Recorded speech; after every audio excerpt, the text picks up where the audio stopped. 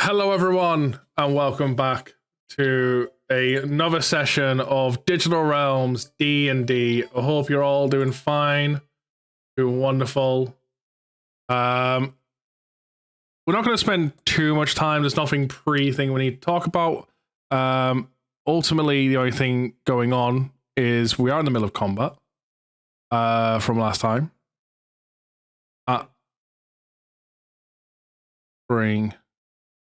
I need to rerun that command. Cool. /play. Thank you. Fucking you update every time, bot.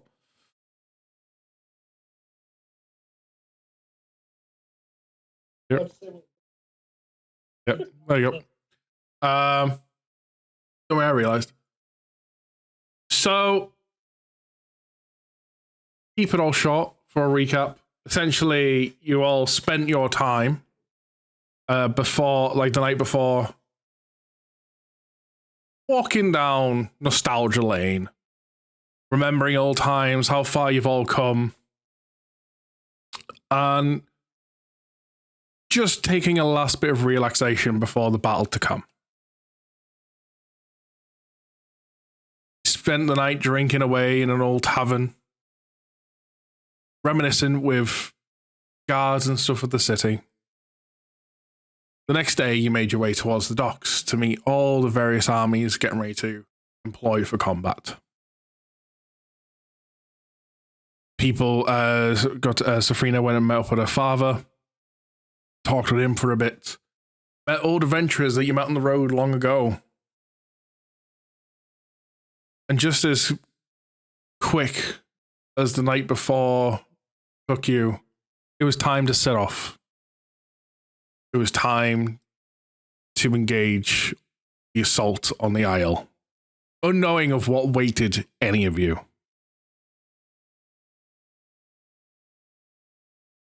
Alistair had plans in place to protect all the ships, and they all launched into the air. Unable to make replica ships exactly like his, he managed to develop a system that linked all the ships to his ship's power source, giving them all the power of flight and a shield against dragon breath attacks by taking away your necklace you had to protect you. The assault began, and throughout all of it, you could see the massive armies on the ground. Alistair started splitting groups up, make sure they were getting all across the Isle, and his one ship goal was to get you as close to the fortress as possible. Before you could even reach the volcano, though, an attack was launched, breaking the barrier around the ship, which damaged the core, overloading it, causing all the ships to start falling to the sky.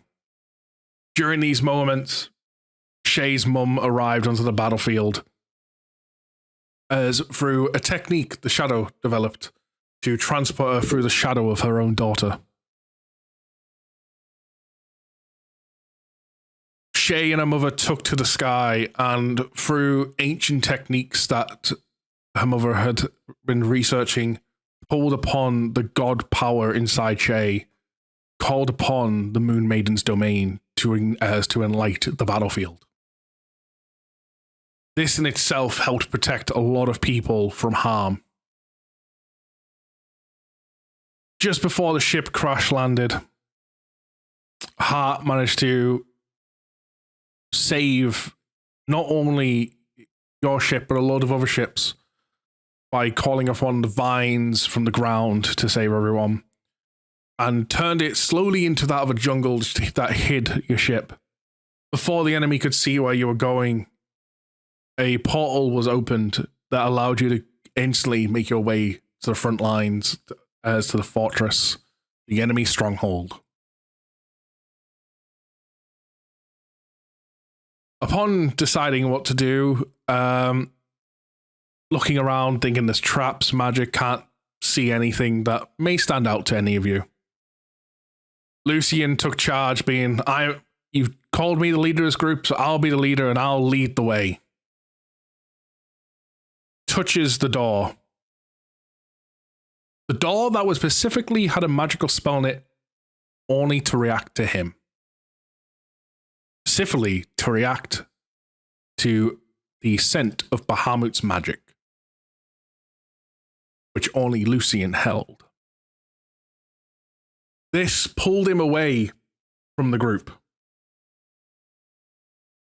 Hart is quick thinking that give everyone leaves to cast a spell to try and immediately pull him and the group to Lucian. There was interference.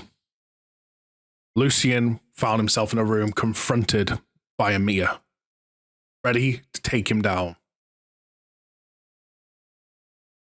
Lucian took this opportunity and thinking back of all the stuff that Amir's done.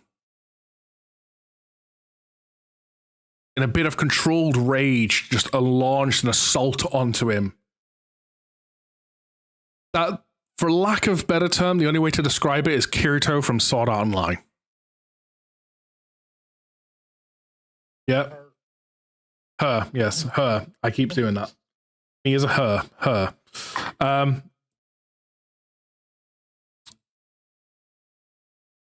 Being severely wounded, Amir was beyond belief of what's happening.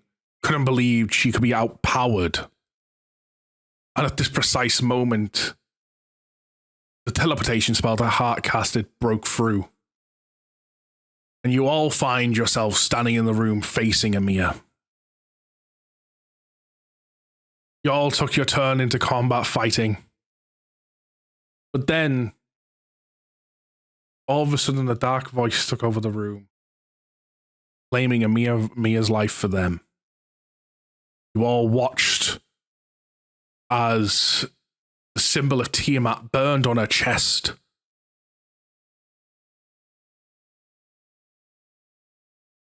The life was pulled from her as corruption slowly took over her entire body.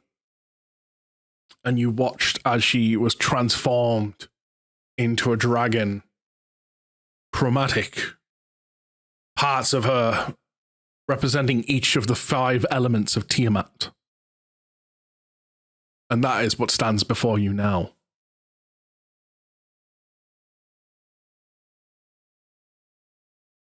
You all get a point for inspiration.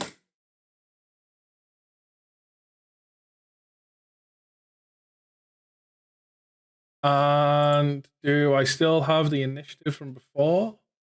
I do, but there is not this on.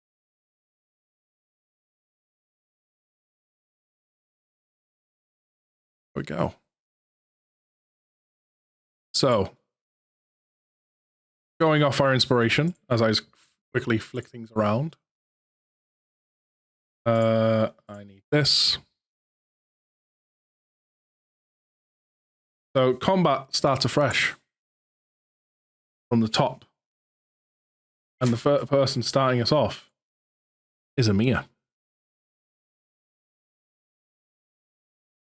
Yes, what used to be Amir. Yes.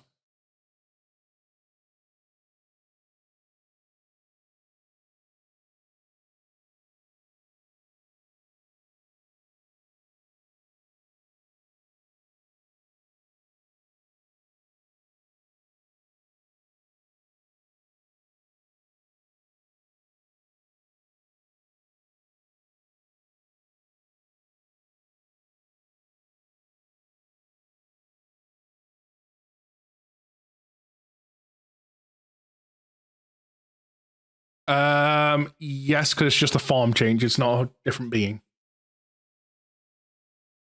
Hey. So, start off.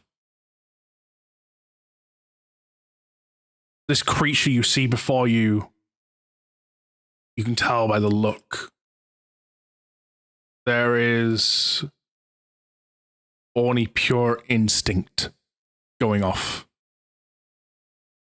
And with the faint bit of memory still existing, the instinct calls out to the one danger she's aware of in this room.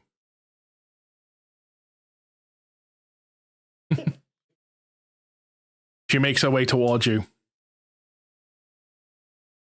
And in your face, her breath, as her mouth just screams at you, and you watch from inside her mouth. If anyone else is speaking, right, there we go. Looking if they haven't said anything yet, well, at least anything important.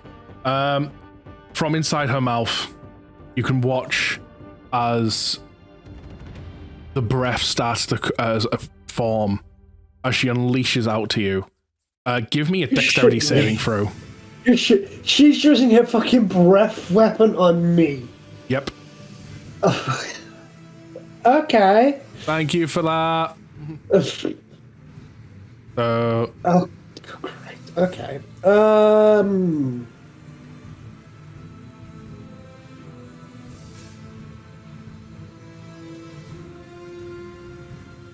going to use my inspiration to reroll that. Yeah, I would highly suggest that. But yeah. Apparently, we don't all want to play Indomitable because fighter. What's that do again? I can reroll a saving throw that I fail, and I must use the new roll. Okay. I can do it at 3 times per long rest. Okay. In the meantime, I'm going to get ready for these dice. 21. Let's go. Okay, that's a fail. I figure it's a mirror. It's a mirror, indeed. A mirror for blind range. I can certainly do it again if I want to burn more points. But I don't think it's going to get better, so, So you're accepting that? I guess I'm taking a full breath attack. Hopefully I don't die here. Cool. You ain't dying. Like I say, it's purely instinct. There's not much thinking about previous attacks. It is 89 points of damage. 89 points. What type of damage? I was about to say, that's necrotic. I'm immune. I know you are. I said it's pure instinct that she's going off. Okay, cool. Her instinct's just to harm you with everything she's got. There's no instinct about talking about, hey, I tried necrotic before and it didn't hurt you. However, I can imagine Emir making this breath attack, and Lucian trying very hard and doing quite well to avoid it, but still just getting overwhelmed and hit by it, only to then realize, oh, this is doing nothing to me. bonus action What a time. waste of effort. As the breath hits the back wall and sees you still standing there unharmed,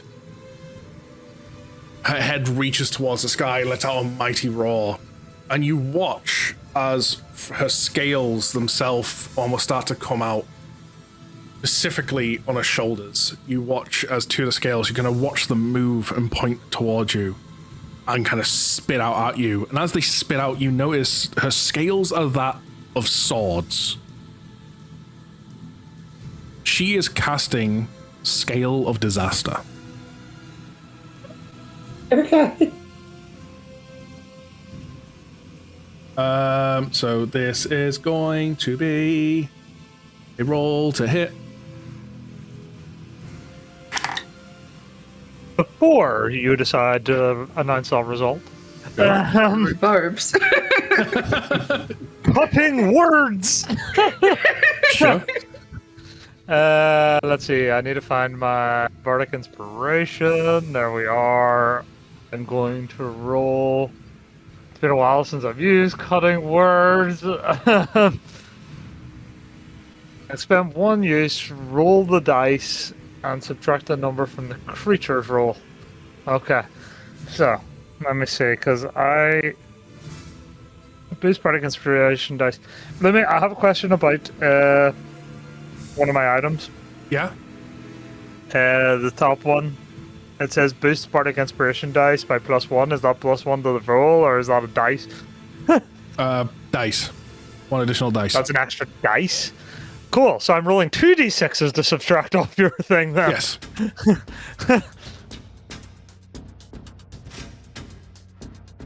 The first one is a 3, and the second one is a 2. Okay, so you're taking 5 off? Oh, because I'm I'm sitting taking in... 5 off the roll to hit. Yeah, that's fine. I'm just trying to, like, because apparently I did not note this down, so let me quickly... Is it on her sheet?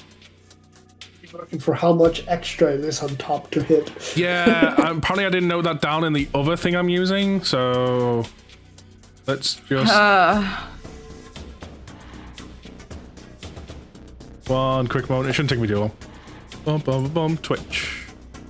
Right, I want because then I can go from D&D Beyond. We don't interrupt the combat. I am loving this music, by the way. My homebrew collection. Mia. Right. Definitely made a Mia. Mia.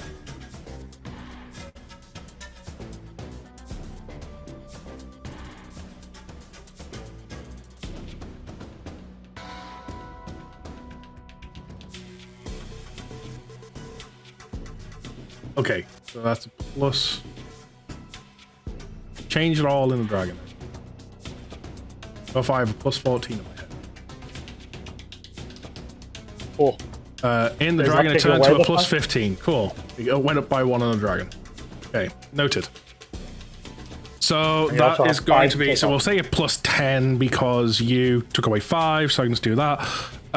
What is your armor class, Saul? 22. 22?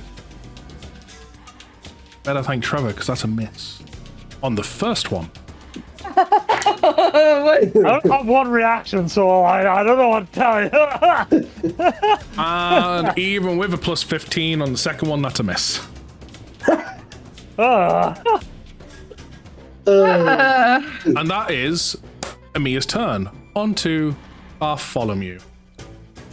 Yeah. Let's see. Okay, sheet. Coming up next is Lucian and Eldon and Shay. Right, we're like fucking 3 people in the same initiative. Okay, let me think. Okay, I've still got my scroll active because that's active for 8 hours. Why is Shay just went to 0 HP? Because she does that. It's fine. I was looking through my items and realized I didn't add in that I have resistance to additional stuff. So every time I try to add it in, it's like, well, it's like D&D Beyond has reached done something like it. I don't know. I rolled a 1. Yeah. Okay. I figure out what I want to do. That's a D10 plus 6. This might be my best thing to go for, actually. Has it fixed on your end? I mean, I open your sheet. There we go, yeah. Yeah, cool. I just looked at the combat thing and just watched your HP drop from 121 to 0. I'm like, what? It did. That was the second time. Okay. I'm going to stand here and just shoot the bitch. Okay. I have advantage due to the scroll that's still active. Okay, yeah. So, advantage, roll. Wow, that sucks. At the 19 to hit. That's a 19. really bad roll. Actually, I'm tempted to use my inspiration to reroll that. Am I allowed to do that? Yeah. Okay, then I'll do that. Let's see. Crossbow. Reroll. Still not great. 24 total. Is that the one you're A taking? lot better. Yeah, that's the one I'll take. Cool, that's a hit. Sweet. This is where you turn around and be like, by the way, the first one was a hit too, dumbass.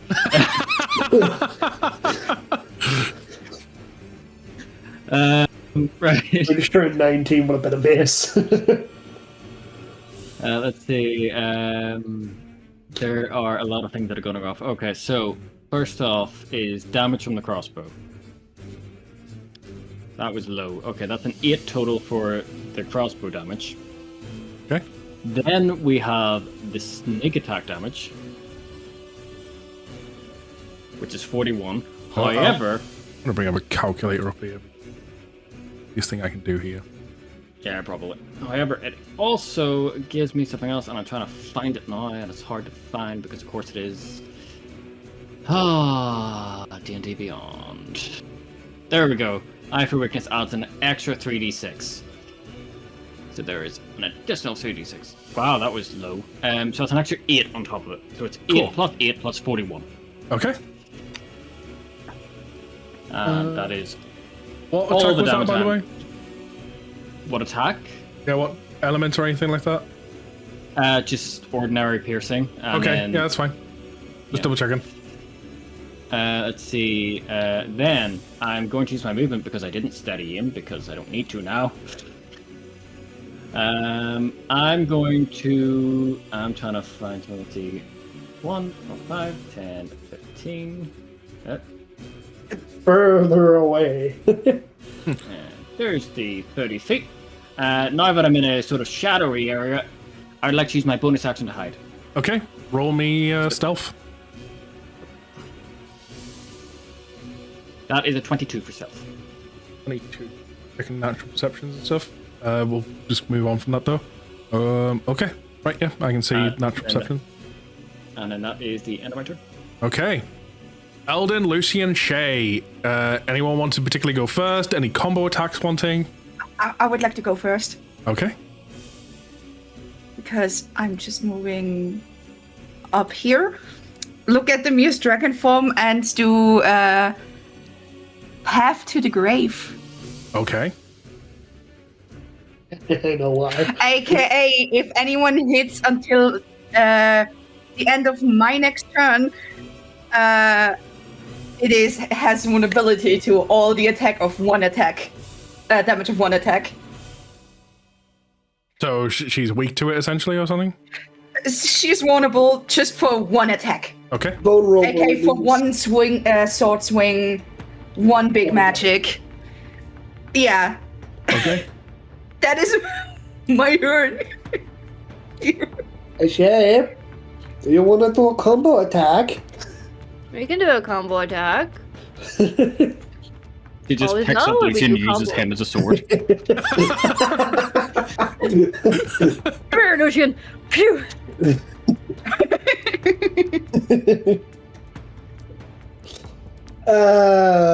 What can your dragon self do? Because I haven't studied your sheet. Well, first of all, her dragon self has access to all of the spells her normal self does as well. Here. So I have all my normal stuff, and then I've got additionals. Yeah. We're not.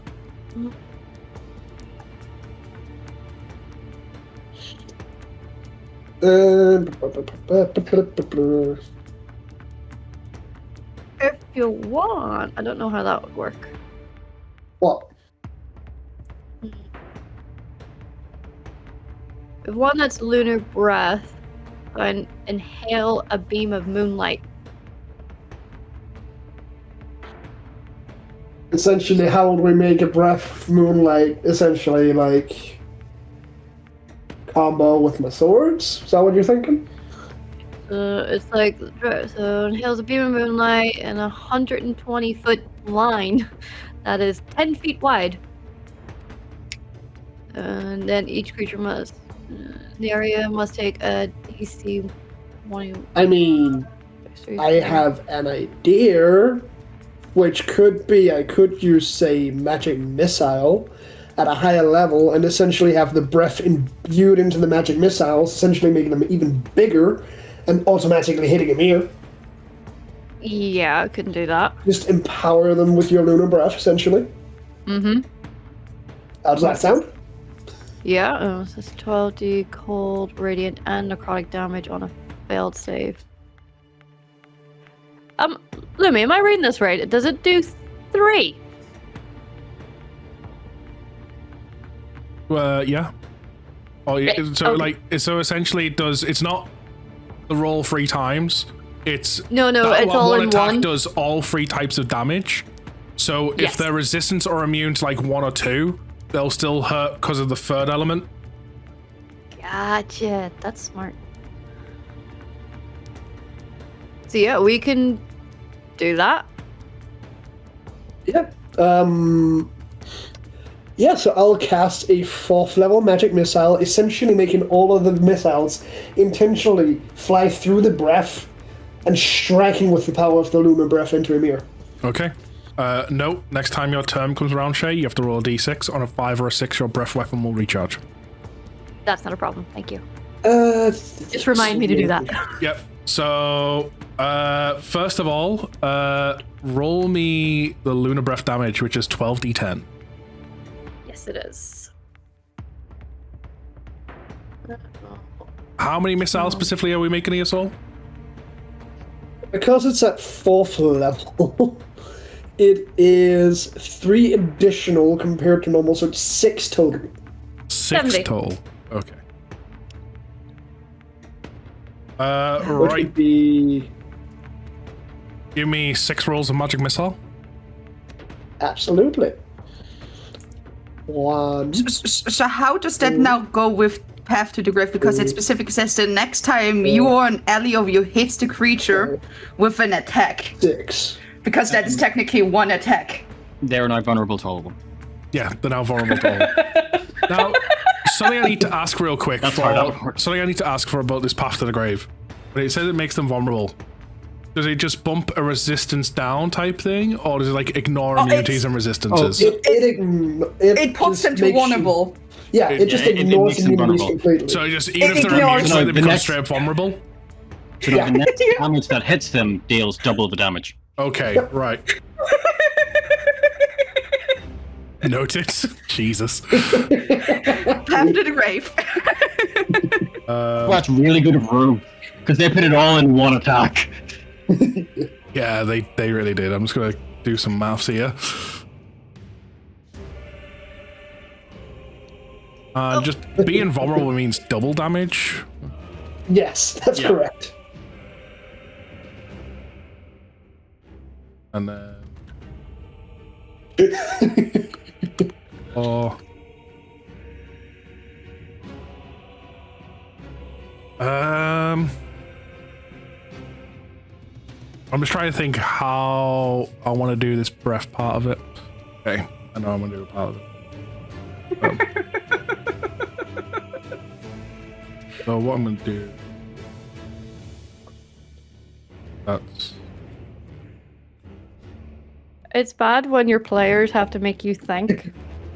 So... Be the other way around. No, it's just maths and stuff, because obviously the combo moves is something that we uniquely do. Right. Something I have not taken into consideration there, so I need to do that. Actually, yeah. I was about to say a final total, and I realized I forgot to put some stuff on. Okay. Let me go back to my other calculator that has the HP on it. Plus... Love you, Lumi. You're in one shot. So, Lumi, what's that about not doing half the health pool?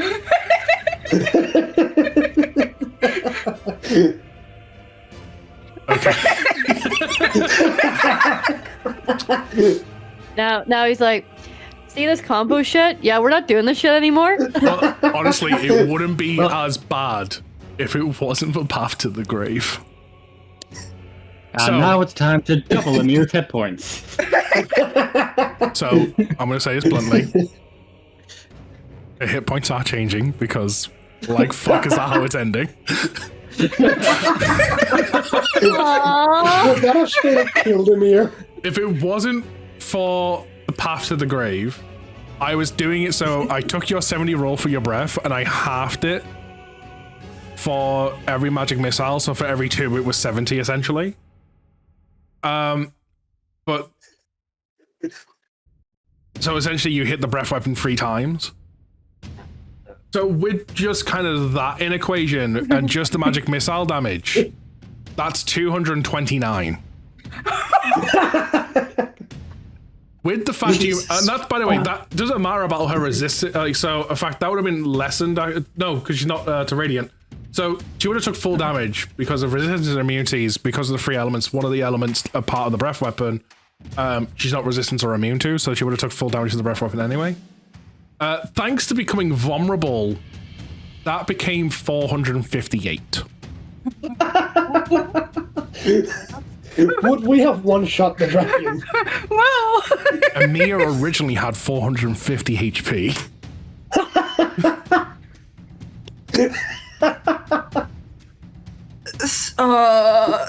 So thanks to You me, three it are a would have deadly been a combo. one.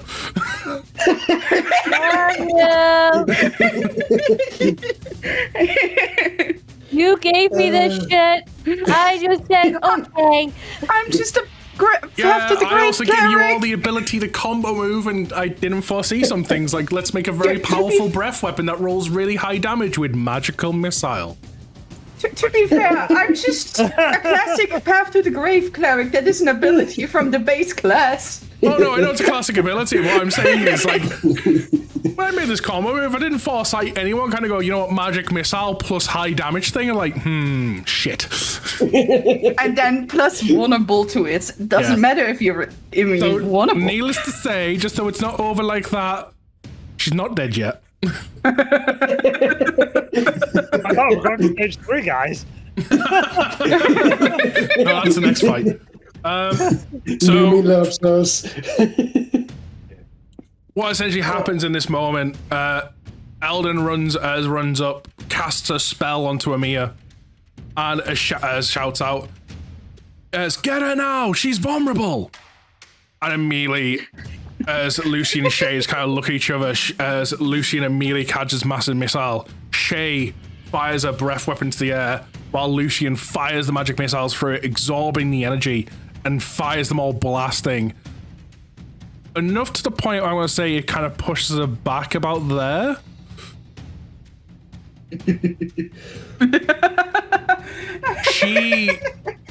You can see patches where there would be scales that have now clearly the scales are hanging, falling off, blood pouring. Let out a mighty, what the fuck is this? Fuck. Okay. I was just checking something range-wise. Don't worry about it. Please tell me you care how big the room is. I think the room is Let out a To be mighty, fair, his form. yeah, let out a mighty, mighty scream of pain, and in doing so, is also doing a legendary action. Why do you have to be so speared right now? Like, I could probably end this fight in the next round. So who's up for playing a mere volleyball? Because you've already tossed it back to us. Can everyone, No. apart from Lucian, because there's no point, you're immune. Give me a Constitution saving throw. Constitution. Oh god. Why? What you doing? She is What, unleashing 30, a 20? blast of dark magical 19. energy that comes out from the body. That's a 19. I'm fucked. And I'm not getting better than that because that was an 18 that I rolled. I only have a +1. What is it again? Constitution saving throw. I have a +1 as well. Safrina, roll for Lilu as well. Can I use an inspiration to roll again? Yes. Thank you. Dice? Ah! What happened? Maybe these actual are not detected. That's think not so. enabled on the character sheet for Buffy to function properly. Yeah, I just lost. Where's my sheet? I'm gonna reload here. Yeah, I'm doing the same thing. I rolled worse. Okay. I was sitting between a 4 and a 14, and my dice just decided to break the Don't worry, the entire flipping battle thing just kind of went missing for me. Yeah, every character had X over there. Every player character, like they died. Oh my god, This ability she used. Not one on connection there? Yeah, very much so. I'm still not being able to connect. Apparently, somehow Hart rolled a bark of inspiration dice that rolled a 0. No, I rolled a Constitution saving throw and about No, way above. Yeah, you rolled a bot against reason. How the fuck did you roll? I managed to roll a number that's not on the dice. Does that mean I'm Above the VTT kinda is breaking currently. Yeah, I'm Yep. seeing that. That's what I can see at the minute. Also, do not click the Constitution 0 again, yeah. or it's gonna break again. Also, someone has connected to the server and does not have a profile picture, or that it's bugged as fuck. I'm back. Oh yeah, I see that. Whoever's below Lucian. I will try a con save again, I guess. Why am I on 0 HP? Because I think it's disconnected you from the server or something. Okay, moments. This is called technical trouble. D&D Beyond did not like the fact that we did over 400 damage to him. Okay. Heart No, I rolled an think- 8 to a total of an 8. So I believe that's Okay, everyone I rolled. According to mine, Back on the table. according to mine, I rolled a bardic inspiration dice for 0 again. Don't worry about it. Just Don't don't fucking do shit about that, just don't please. click on it. Don't Right. click it. You all I need failed. to use. I'm not. I have inspiration. If people want to use Even- inspiration, you feel free to use them. Even with a 19? I rolled an 8. Even with Eldon's Only 20, one she fail, failed. remember. It's okay. I can roll a not 20. I believe. Do you believe in a thing called love? No, I rolled a 7. This is around my yard. And apparently I rolled it twice somehow. So Lumi, No, I rolled both it's normally a bonus action, but could I, as a reaction, throw up the aura of Murakumo? I'm going to say no just because you comboed this turn. Fair. That is technically giving up your bonus action. True. Right, let me just. How much damage are we taking already? And you're all dead. Get fucked. I rolled a 7. Apparently I rolled an 8 and then I rolled a 7. You will all take 49 points of necrotic damage, and you will all be blinded for a minute. So 10 rounds. Oh, not 480, 49. You can retry your con save at the start of each of your turns to not be blinded. Yeah, but I don't think there's a way I can because it's above 20. You're rolling out 20. Yeah. I have something for that. Also, just to throw it out there, you could try speaking to the God of Truth, you know, he give you eyes. That's true. Let's just look through her eyes. True. Okay, cool. Cons of the combat tracker, which didn't reload properly. You're all on 0 HP. No. There we go. I'll have you know I'm 114. Also, cons of the combat tracker. So yeah, that person's getting connected to the server with no picture. The combat tracker is identifying it. It is Eldon because it has no clue who the fuck Eldon is. Like literally in the combat tracker where it says your names for Eldon, it's got question mark, question mark, question mark. I could have sworn I had a fucking spell for this and I can't find it. The fuck is the thing? I definitely had a spell that removed conditions. Okay, so before we move on from that, because that was a legendary action, Shay and Lucian are, well, I mean, you're blinded now, but did you want to try moving?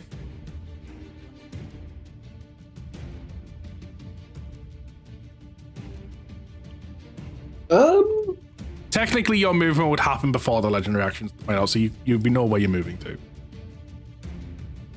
I mean, I'm pretty big, so I don't know where I'm going. Yeah, you are kind of big. Yeah, it's like I take one large She got a big round thing. She got And now my name is Backup. Yes. Don't worry. Kidlin, I can cast a large on you.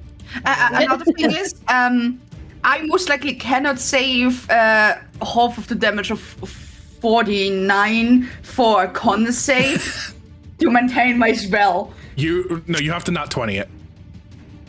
I have advantage because of Warcaster, Well, so let go me on, try try. roll a nat 20. What did Lion do again? Let me see. No. Cool. Speaking of hope drops. Lucian, are you wanting to try and move?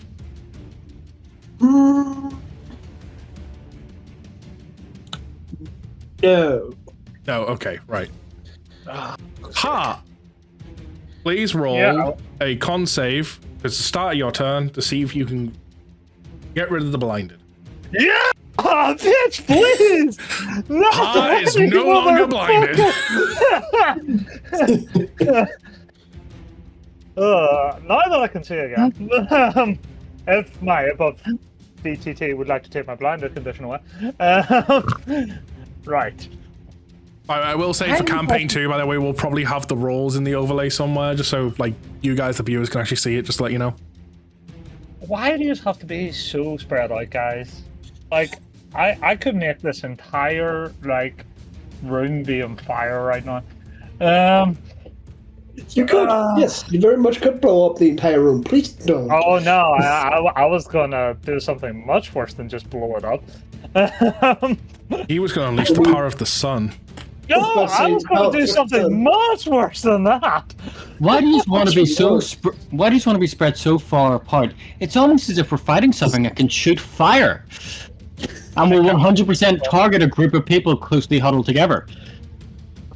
I mean, to be fair, you're only so spread out because you all did surround Amir in like her dragon form, like a dragon bot thing form.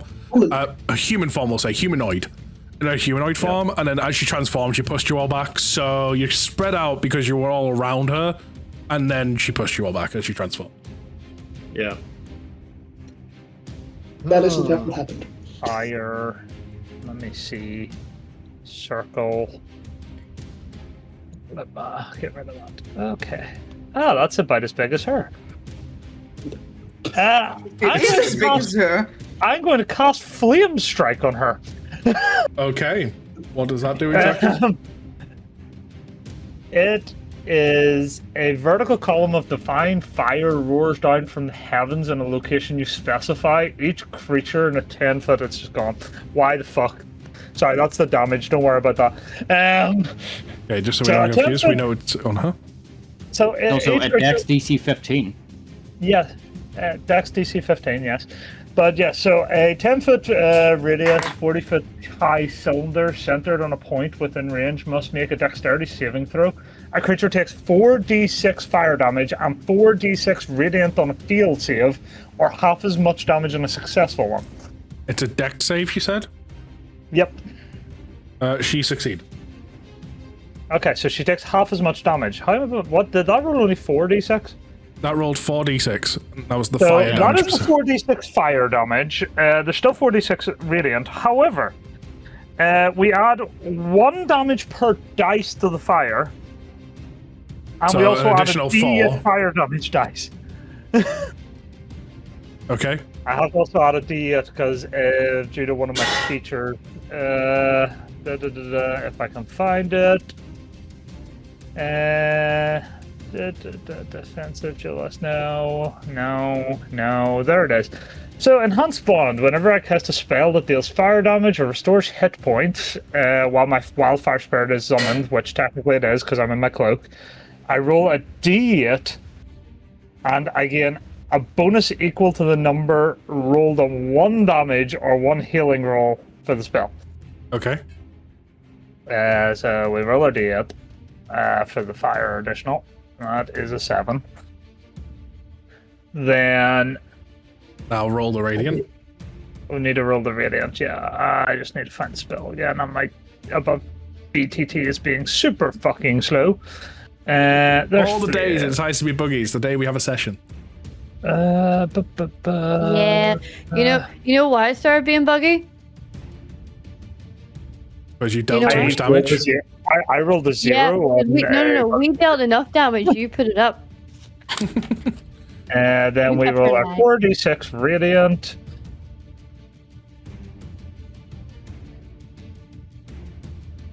Okay.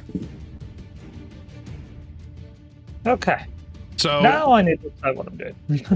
from essentially the sky, you can start hearing crumbling of the building as Hart casts this spell. And so, as you watch as from above Amir, the ceiling starts to crack. And all of a sudden, as it looks about, it's just about to give way, it suddenly bursts as this beam of fire comes raining down. Yep. You notice some of the flames seem to almost brush off her Like, they're still inflicting wounds, scarring, but not as much as you would like. Right, let me see now. Do I dual cast? Does she have my resistance to necrotic and radiant? I'm debating do I dual cast right now. I need to see what one I took that from, what spell tree I took that from. I think it was Druid. I think it's from one of your actual items you bought in the store that gives you dual No, cast. I think the Flame Strike is Druid. The dual cast lets me cast Druid and Bard, so if I'm going to dual cast, it has to be a Bardic spell. Yes. Is why I'm looking.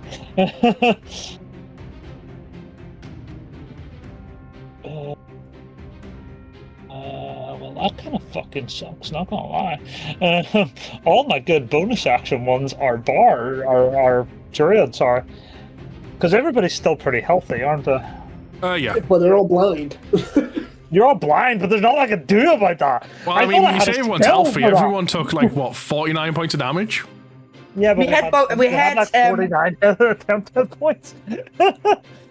And a lot of us had temporary HP because of the speech loosen held. Yeah, that's what I'm saying. Yeah, because it was like 40. It was 48, I think. Temporary. It's 45. Or no, I think it's 46 actually. Yeah, so like all of us are pretty much max HP still. Yeah, I'm on 114 out of 117. Inspiring leader is a good thing to have. Yeah, I don't think I got slightly confused there for a moment there, Bartholomew, because you said you're on 14 out of 117. I was looking at Hart, and he's on exactly the same. I'm like, what? We have the same hit points. Yeah, and we had the same temporary hit points, hence why we're on the same. No, but I mean, you've both got the same max, and you're both on the exact same HP, and you both have the same max HP. Yeah, that's what I'm saying. We have the same max HP, and then we both got the same temp HP, and then we both took the same damage. So we're gonna be the same.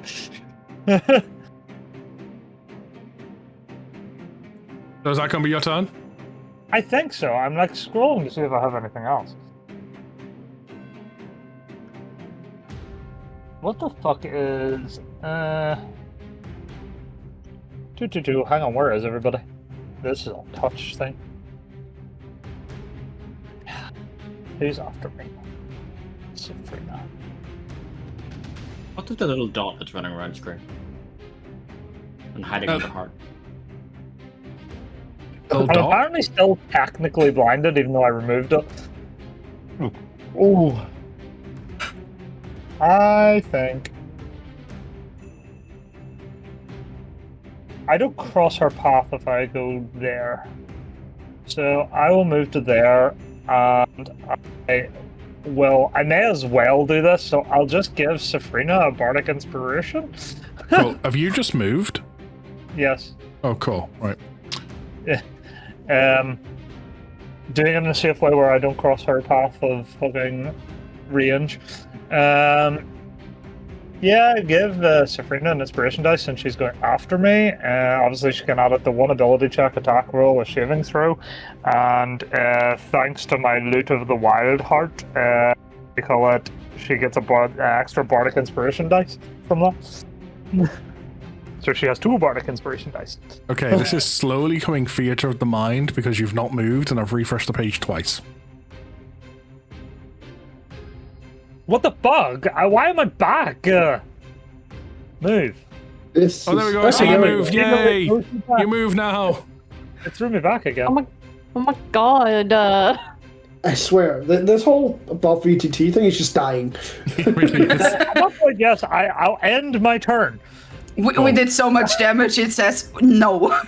I didn't mean to send it in, sorry. That's fine. Yeah, it's a fun one. It's Sabrina's turn. You have 2 Bardic Inspiration dice, Gideon? Okay. Hi. First I of can all, be heard, at the right? start of your turn, can you and Lilu roll me Yeah. where's my legendary actions? The Constitution saving throws, please. There's mine. You are no longer That's a blinded. 27. Good. I'm scared for my dragon.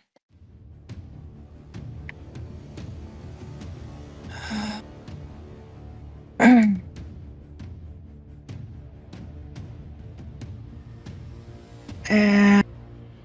Lilu's is a 19. Lila is still blinded.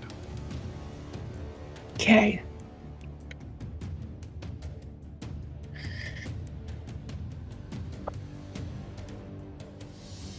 Fuck. Just to let people I've know, literally been sitting here yeah, this entire time and I still don't know what I'm doing. just let people know, after Safrina's turn, we are back to the top of the turn order, which means it'll be Amir, and then we'll be on to Bartholomew.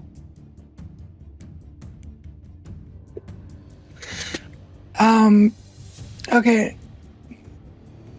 To start with, bonus action to initiate my lightning battle form. Okay.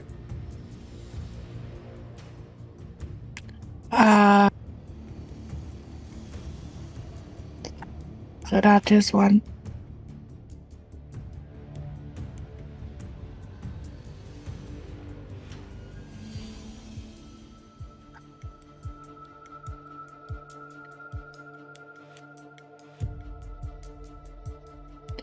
The second thing I am going to do is I am going to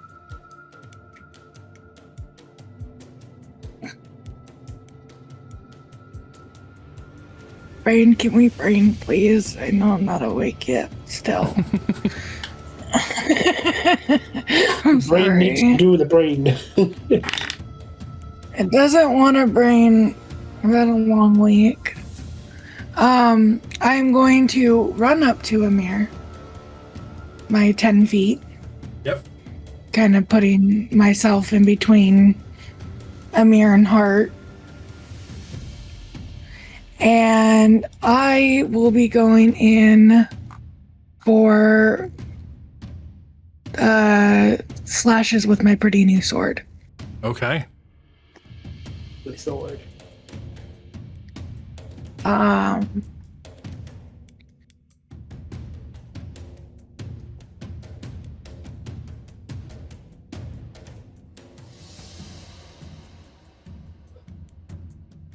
Yeah.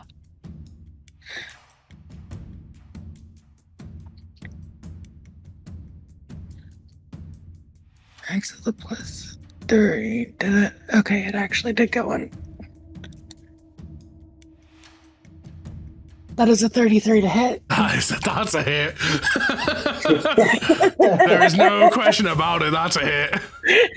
That is a hit and a half. I rolled a 19 plus 14.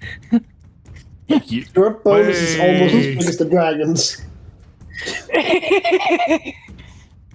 Listen, with whatever happens during my turns, blame Lumi. He gave me the toy.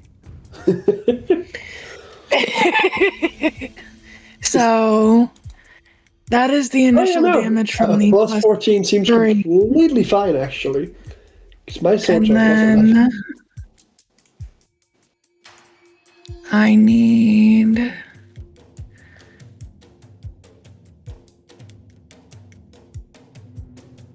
extra d6 lightning from my lightning battle form. And then another 2d6 from the sword. Hey, Safrina, if you wanted, you could add another 2d6 to that. That's right. Bardic Inspiration dice, so there's another 2d6. Didn't know you could add those to damage. That's fucking cool. Yes. Well, normally you can't, but it's the thing No, I you don't can't. remember at the very start when I told everyone to take additional class features. The Bard's additional class feature is it allows them to use Bardic Inspiration dice to add the damage. Oh, that's fucking cool. So that's been a thing since the start of this campaign. That is kind of cool. I didn't realize that was like a thing that was Yeah, in the it's fucking not book. normally a thing, but it's an additional feature. Because normally you're only allowed to add it to rolls and things like that. That's kind of. So I'm just quickly checking something. Because it's called It's called magical inspiration. If Yep. the creature has a bardic inspiration dice from you, or casts a spell, and restores hit points or deals damage, the creature can roll that die and choose the target affected by the spell. The number rolled is bonus. I'm just quickly needing to check through class here. Purely because rolled a 19. I know this class is mostly based on a fighter. Oh, and you're checking if 19's a crit? Yeah. On the page now, I'm looking. I do not think I count 19s as crits. As a Draconite. I'm just double checking to be safe. Like, I don't think so either, but the fact there's a 19 involved, I just have to be sure. Because, like, obviously this is a fully homebrew class, so we couldn't put it all into D&D Beyond.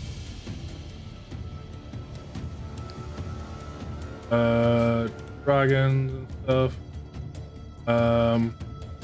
Probably better off doing this. Control F. Look for 19. Pops up there. And pops up there. Right. Yep. Cool. It's not a crit. Just have to double check that.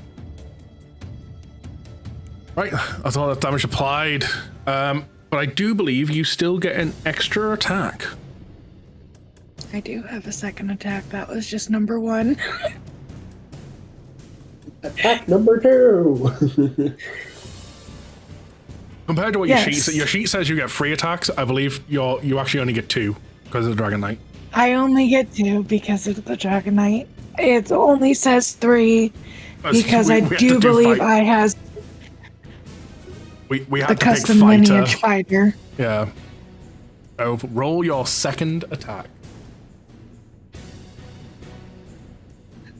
That's a 32 to hit. Jeez. Safrina, the damage dealer today. So why can't you do this damage? Jesus Christ. Here's What one. was that? That was a joke. There's my D10. And Nice. then it is the D6 from the sword. Is the sword not 2d6? And the, No, oh yeah, no. no, sorry. my sword is, from what I wrote down, it was only a singular D6. Dragon's Might. This weapon features a +3 magical weapon and additional deals additional 2d6 damage. Yeah, you're thinking of your lightning. It's your lightning is one. Okay. Never mind. Listen, we don't talk about it. I'm not awake. I already warned you guys. Brain's not braining. Brain don't brain. We got your back. Specifically, by the way, the 2 additional d6 associates with what element her dragon is, so it's additional 2d6 lightning damage. Yes. So there's the 1d6 from my lightning battle form, and then the 2d6 from the sword. Slashing into the back leg of Amir, you hear once again a mighty cry come out as a few scales and blades drop to the floor from where you've slashed.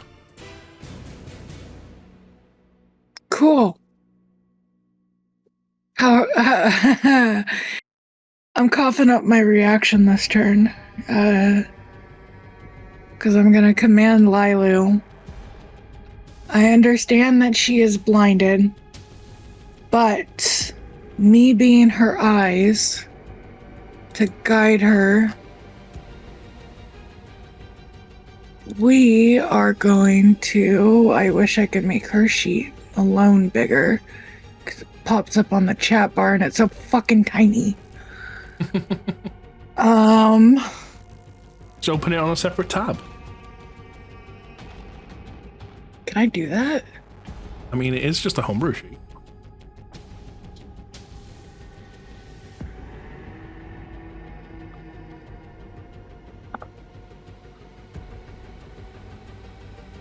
Okay.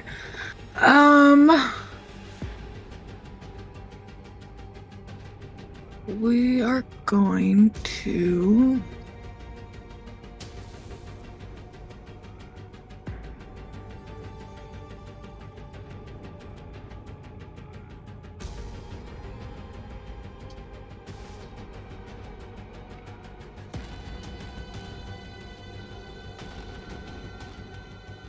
I can't remember.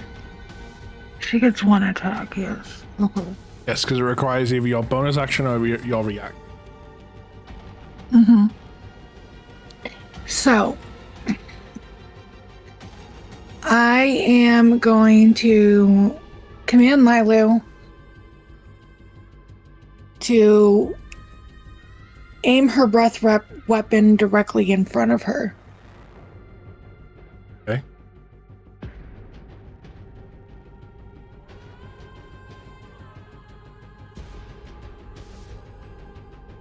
Yeah. The straight up breath weapon. I'm thinking about using her special breath attack.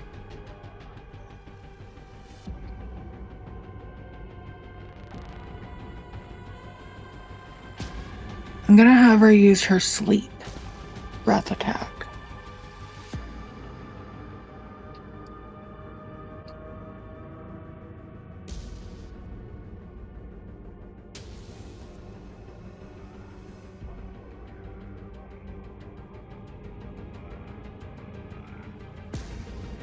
These do not deal damage. Mm-mm.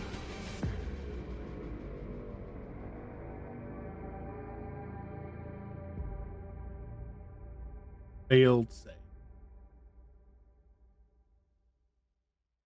So, What what was is that? your spell DC? 'Cause that's what will go off. I am looking for my spell DC. Yes, it goes off yours. My spell DC is a 15. We succeed. So, Okay. she is not asleep. You watch Lilu let out this breath of magical mist as it covers Amir, and Amir just shakes it off.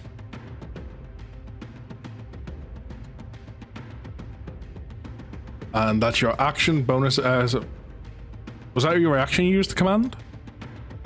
Yes. Yeah, so your action, bonus action, so that's everything. Unless you want to move anymore. Nope. We're good right here. Amia's turn. Again, looking around as purely acting on instinct once again. Locke's eyes with Shay this time. Excuse me? Hello. Dragon on dragon combat. Purely seeing the breath that you unleashed during your last turn, feels threatened at that of another dragon.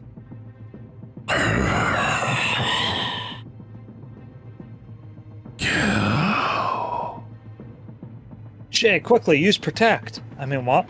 I thought this was a Pokemon battle. I currently can't see shit, so. Okay. Just in case. I doubt this will be a thing, but.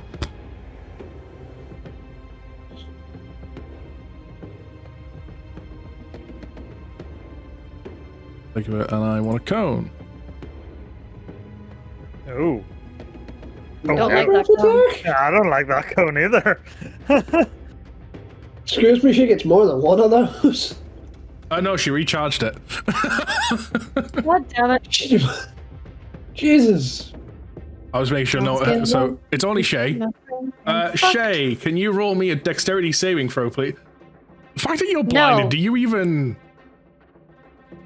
You would have disadvantage on it. Yeah. On being blinded? Yeah. On a saving Dex throw. save. So roll 2 dice, and we take the lowest. 2 seconds Okay. into checking. Although if she has something that's giving her advantage to it, then I'll cancel out.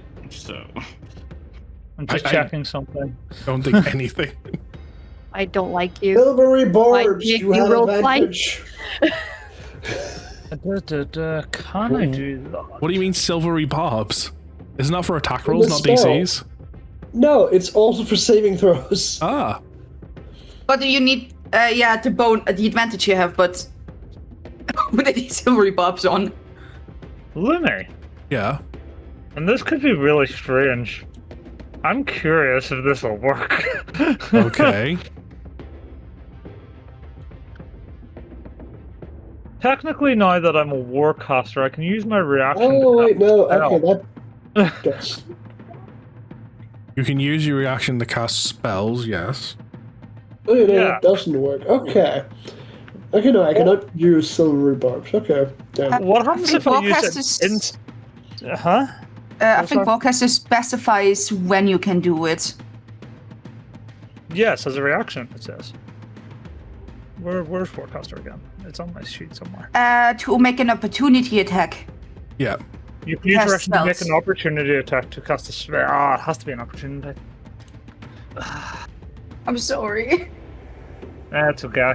It was going to be a really out there one, but yeah, that's okay. Nothing I can do about it. Thank you for keeping me right, though, because I've never been a warcaster before. Okay, so with all that done, Shay, No. No. unaware of what's coming your way, you just feel this breath suddenly hit you. Let me just double check your sheet before you say. Are you feeling hot? Feeling I hot, feel hot, Cold, hot. I'm immune. It's not cold, no. Feeling hot, hot, To the fire. Product. Fuck Yeah, you. feeling cold. When she starts breathing heavily on you. Are you resistant or anything to necrotic? Nope. Okay, cool. So you're taking full damage. Fire, force, lightning, psychic.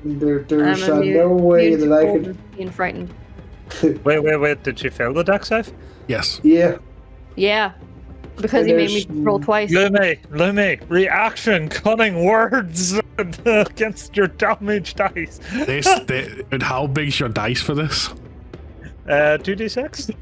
You might save her here. The fact that the breath weapon is that big means I don't think even I could try and intercept it. Goodbye, with my immunities. last I'm not big enough for that. I mean, you don't have any auras up, do you? No. Yeah. Okay. No. And there's like, I can't intercept Well, it that's from not here. gonna help, no! No. Nice! Lumi. Yeah. Lumi. Can I do my legendary resistance? Yes. Yes. Yes, you can. Yeah. Yes, I got it. So I rolled my second one. It did roll a 4, but it's just not registering. I am so you happy only take you have half as much legendary as a succeed resistance. then, so it means when it doesn't negate his thing, so it still lowers it So it lowers your damage roll by 4. by 4. Yeah, Okay. because I rolled a 1 and a 3. So originally you were going to take 80 damage. You use your legendary resistance, which makes it 45, plus Heart's interference here makes it 42. Sorry, no, that's going You and up. your I'm sorry, fools. 38. Lumi, 37. you said it was a dex save, right? 37? 37 points of damage. Oh, Right, I'm hearing No. 37 once, 37 twice. Yes, it's 37. Right. don't rogues have a thing to 36. take like no damage from dex saves? That's higher level. What level is she in Rogue? In Rogue, I'm level 7 Rogue. That's high Does she- enough level. That's high enough level for evasion. But I'm blind. Does it only trigger And something you can he see? needs to. No. Evasion. Begin at 7th level. You can nimbly dodge out of the way of certain air effects, such as an ancient red dragon's fire breath or an ice storm spell. When you're subjected to an effect that allows you to make a dexterity saving throw to take only half damage, you instead take no damage if you succeed in the saving throw, and only half damage if you fail. This evasion is not reliant on sight. It's uncanny dodge is reliant Yeah, on sight. evasion's kind of relying on other senses, so at that point, because she succeeds, she would actually take no damage. You're welcome. Thank you. I forgot about that. I love how Amia's launched this big giant breath weapon twice, and both times it's done nothing. I love you, Numi. I'm just I imagining. mean, I'm imagining this tiny little Lucian and his giant fuck off dragon just standing there, just going, "Square up, bro! Come on!" Well, it's more like Lucian just stands up there like, what, is that all you got? Shay, while blind, is just like acting like fucking monk dodging as a dragon, like, no, fuck it. Whoa. I have become the Matrix. If you've ever watched Dragon Ball Super, you know, like that scene when Goku goes to as Kamehameha, Klefka in Dragon Ball Super, that's Shay, like, as the attack's coming, just kind of dodges out of the way, like, perfectly. Ah, yes, Ultra Instinct. Yeah. there's a reason why we're called Bahamut's Chosen. Just the name alone, Shaolin style fear. Still got bonus action, and you watch again, there's 2 more scales, well, those that can see. Watch there's 2 more scales, point again in Shay's direction, and fire out. So the first one will be... plus... That is... 26. Is that a hit? On Okay. me? On Shay. Yeah, that's a 26. Ooh.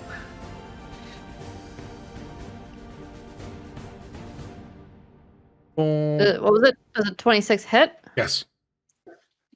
Yes, not with my armor class of 18. Oh. And for the second one, just to get them both done.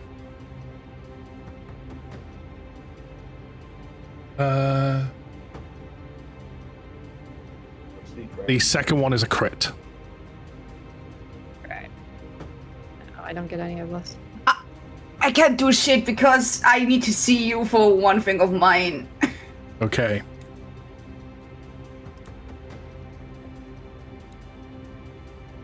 Right, so that's what... Oh, good lord. So first of all, slash, roll...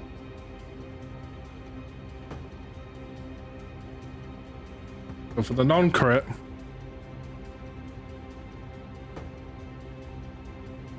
Helps if I write in the right stuff. There we go. For the non-crit, that's 21 points of damage.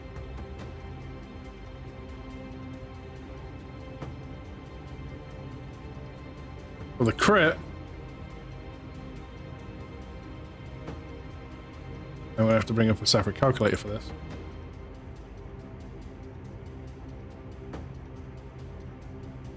This is gonna be a lot of damage. It is.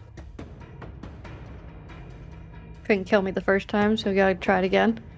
Really? I didn't try for a crit. Look, it's not my fault that if she rolls an 18 or higher, it's not my crit.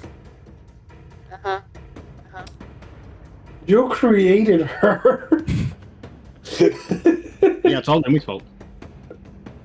Yeah, it is Lumi's fault because technically, because I'm in my dragon form, Technically, a she could get dragon form has a hit points of 330. Well, just take that in consideration. That's how much hit points you should have.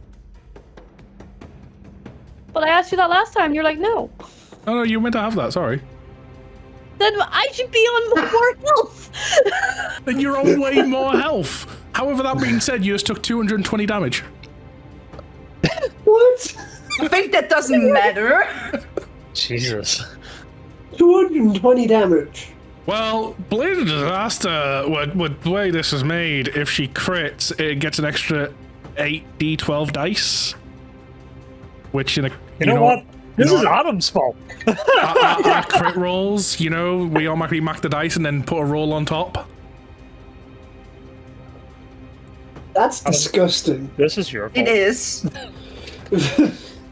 No, because you should already be dead. He's got a point. He's got a point. I'm going to say she is close. She is close to die. Now. So, yeah, I mean, you're still alive, right? Well, say I started with 330. I was already down, I don't know how many hit points. So let's see. So your hit points currently, you already took the 21 off, right? From the first damage roll. Yes. Cool. So 130. So you maybe at 330. So 330. Take away. I do different maths here. 136. Take away 58. That's how much damage you've took so far. Plus 220 equals that. So if we do 330, take away 298, you're on 32 hit points. I'm on 32. You're on 32. That's from your 330.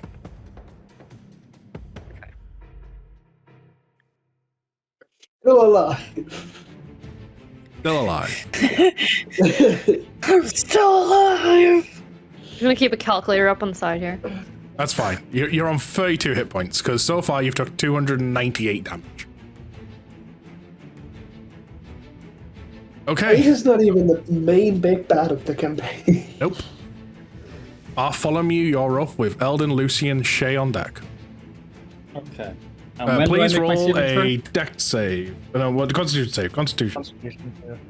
Does it have to be at the very start of my turn? I mean, that's what it says. Okay, then yeah. Well, there is one thing. I read through my scroll of foresight and realized it affects every ability check, not just dex, so I should have rolled that with advantage, but I'll roll with advantage on this one. Nope. In that case, just roll an extra d20 now, since you were meant to roll with, because it doesn't affect anything with your turn. Still no. Okay. But yes. Now I need to make a decision. Because I can either drink a potion that I was saving from a fight with Malik, or I can try some bullshit. You mean I can easily heal Shay next turn. My next turn. It's not a healing potion. Cool. Do what you need to do. I think I'm gonna try the bullshit, but I need to ask Lumi to see if it works first. Sure. Because it is a lot of bullshit. So, the effect that I have active right now are True Seeing, which is doing absolutely nothing because I'm blind. Foresight, which is still active, and it is currently cancelling out my disadvantage, but it's also cancelling out my advantage, which means I can't hit with sneak attack. Mm-hmm. Which sucks. So, what I'm thinking is, can I, calling on the power of truth, look through everyone's eyes, and also, to basically tie all the abilities together, use an ability of mine. So I'll use a bonus action called, where is it? Eye for Detail. I can use a bonus action to make a perception check to spot a hidden creature or object, or to make an investigation check to uncover or decipher clues. Basically, I'm trying to look at the battlefield, see where I am, and try and see just how I need to position myself to actually shoot her. While also looking through their eyes, and also using my other ability to see into the future as I slightly adjust my aim to see if I hit or miss, to try and remove my disadvantage for this turn only. Caused by the blindness. I want you to... If you're trying to call upon truth, I want a religion check. Yeah. And I want you to tell me, what do you say to try and tell him your plan and call upon it? Like, what do you say to him in this moment to try and call upon this power? Oh, okay. The Bartholomew's not used to praying. Ah. You would know how to pray because Eldon was. Well, I know how to pray. I am very proficient in wisdom.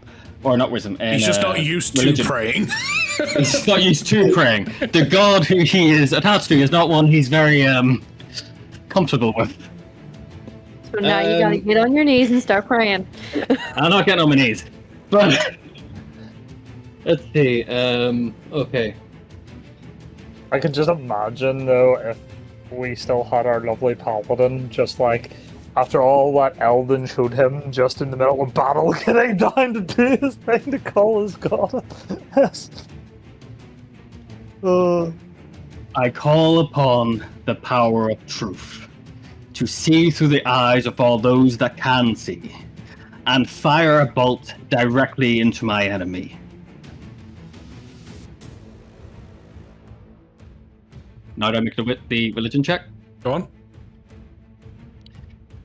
Oh, hold on, I need to read Foresight again. The attacker ambush surprise has advantage on attack rolls and ability checks. I love this scroll. I'm gonna be sad in 8 hours when it runs out. Okay, religion. Advantage. Roll. That's a 13, which goes up to 22. Okay. This brief moment, you just hear in your ear, drip, drip. How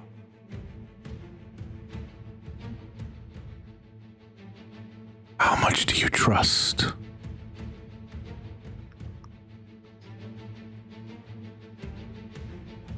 Is that all he says? Yeah, he's asking you a question. Okay. How much do I trust? Well, my life is literally in your hands.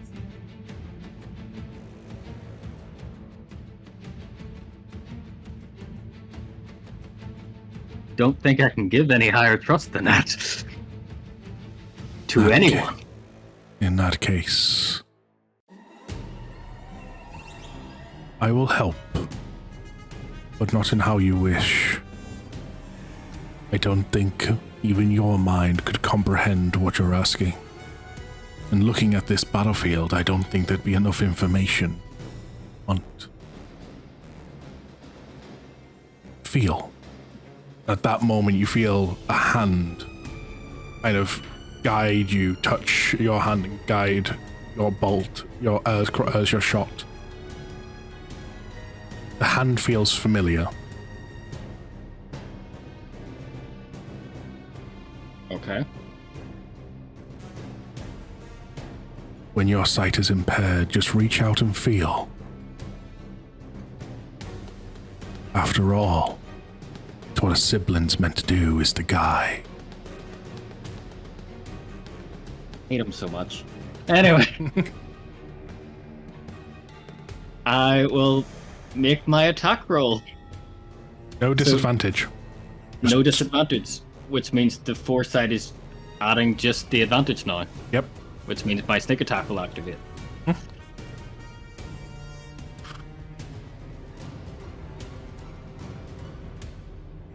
The 24 to hit. That's a hit. Okay. That's a 14 for damage from the weapon. Plus 40 damage from snake attack. And features and traits. Where is it? Additional 3d6. Feature attack for weakness. That is an extra 10 damage. Okay. 64 in total. As you pull in and fire the bolt, sight regains in one eye.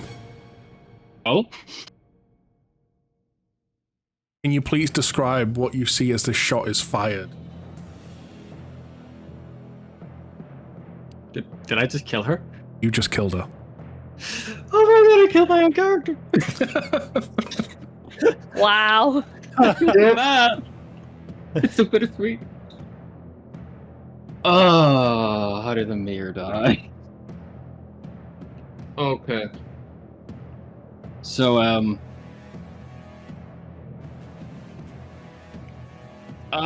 whose perspective do I see it through? My own eyes? As I say, one of your eyes regains sight. Okay, so this is what I see, okay. I see. As my sight begins to regain, I'm holding the crossbow, and there's a sort of an almost there but not there hand of a woman just slightly guiding my hand. As the bolt releases, fires forward to the area which the magic missile bolts had severely weakened, piercing straight through and into her heart, severing it, piercing into it and severing it from pretty much the rest of her body. With that, you all hear, as those that are blind, you just hear scream of agony as this dragon roars, and you hear the voice get weaker and weaker. You hear the thud as the body just limps to the ground, and you start to regain your sight as the magic wears off. Before you all, you see the corpse of Amir in front of you.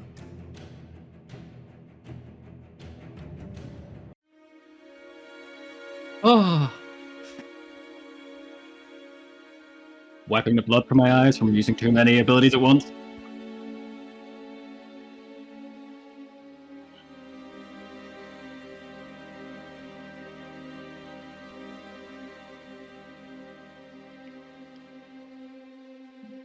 Thank God the fight is over.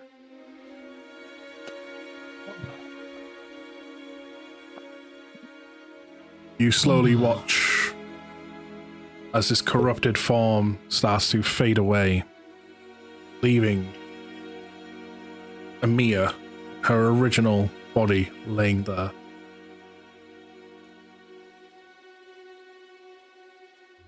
I will say, she is, because of the corruption stuff, she's not got any armor on. She is very much naked, laying there. She's scars all over. Beforehand, where you could see parts of her body in the past, you can see clear, like, veins of corruption. A body very much mutilated.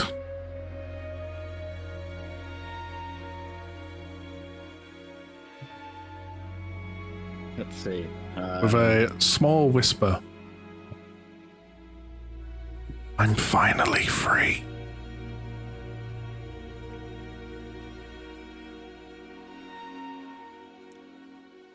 I'm going to take my cloak and cover her body up.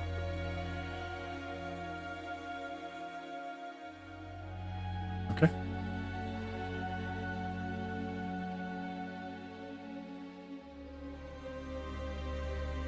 I have to.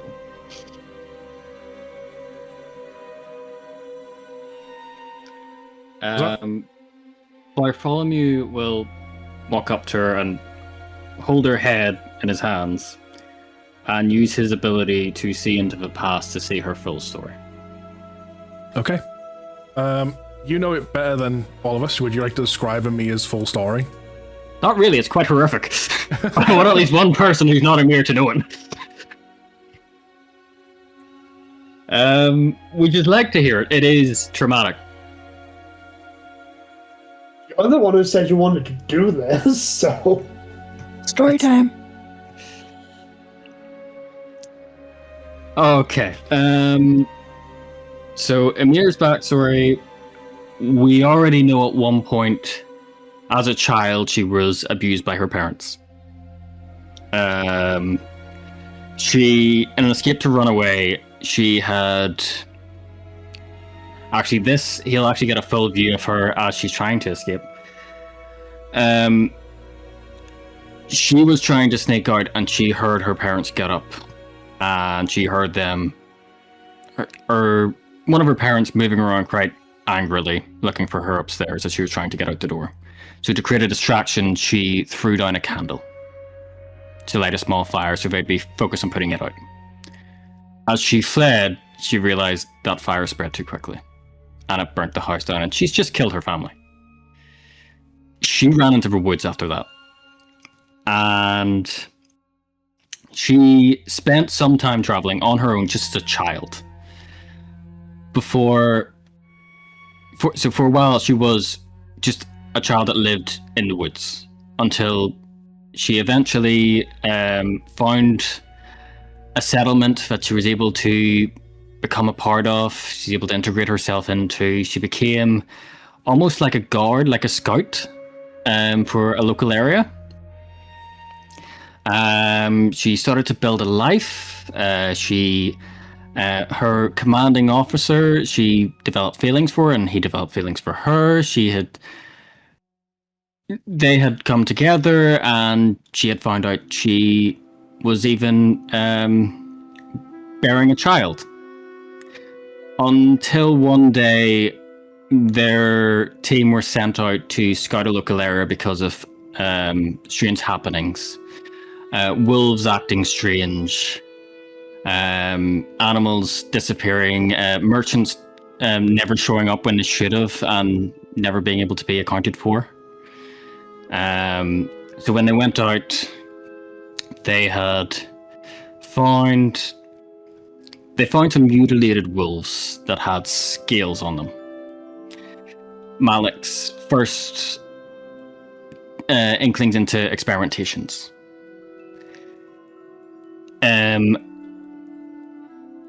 Then some came out that were alive and aggressive, and they started to fight them off, and they were doing well until a shadowy figure came out of the woods. And within an instant, 3 of their team were already decimated. The order was given to retreat. They ran. 2 guards told Emir and her husband to run, but they would hold them off. And as she's running, she can hear screams in the background.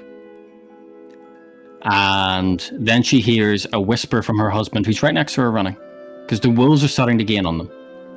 "I'm so sorry." And she feels a push from his direction. And she hits the ground and sees him fleeing into the distance as the wolves catch up to her. They grab onto her legs, onto her arms, and start pulling. Until Malik, the shadowy figure, catches up and says, "I could use you." The next part is more of a blur, because that's when she was tortured and experimented on. She's barely conscious for some of it, and some of it's very repressed. But eventually, there is a day where she has some clarity, and there doesn't seem to be as many people around, and her chains are looser than normal. And she's able to get free, and she escapes. She doesn't know how much time has passed. But she flees back. She's able to find her way back to her old home that she had with her husband. And she sees that he has another woman and a child. The man that betrayed her, that left her for dead, moved on. And she can already feel the corruption starting, because she's already been experimented on at this point, and she loses control. She destroys that man's life, to put it in a better term. She makes him watch as she kills his family before she finally kills him. And upon doing that, she finally realizes what the hell she's just doing, and that's her first snap back from corruption as to, what have I done? And now she's scared. She has nowhere to go. If this whole place will turn against her if they find out what she's done. So she runs back into the forest, back to the only place that she knows left, and that was the house she burnt down. Only to see it rebuilt exactly the way it was. And she loses it again. And she burns that house down and kills everyone nearby. And it's at that point she doesn't snap back from corruption. And Malik has finally gained full control of her. And he takes her back.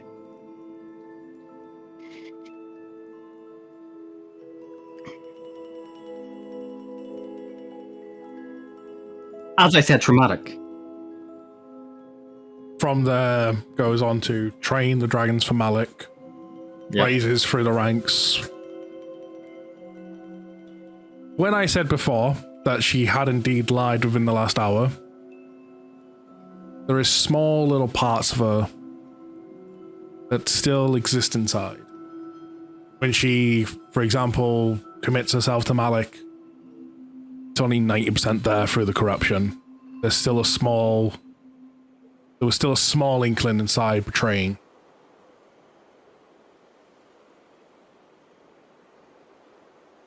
Not enough to free her. Enough to maybe have a small bit of humanity.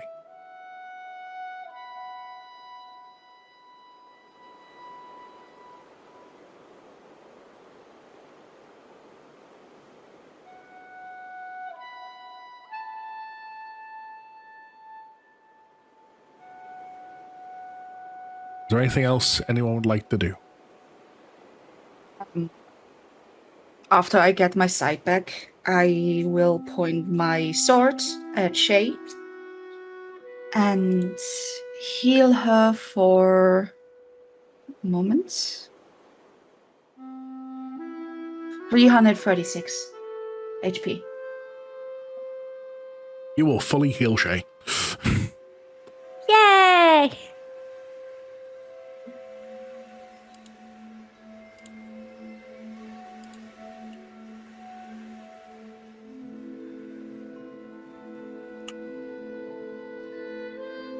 About this point,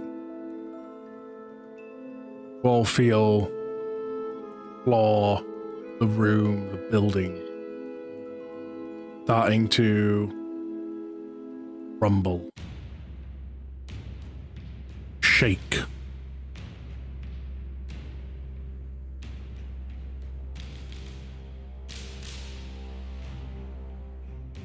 You can feel power building from the next room.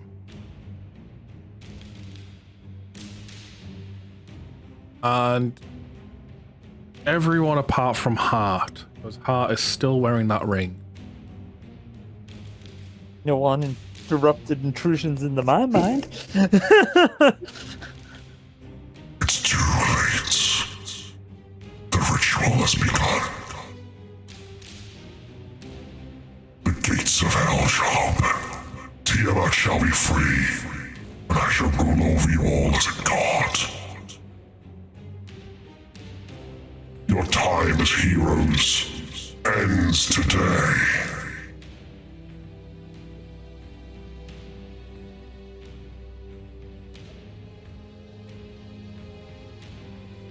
I hate when he does that. The last fight starts now.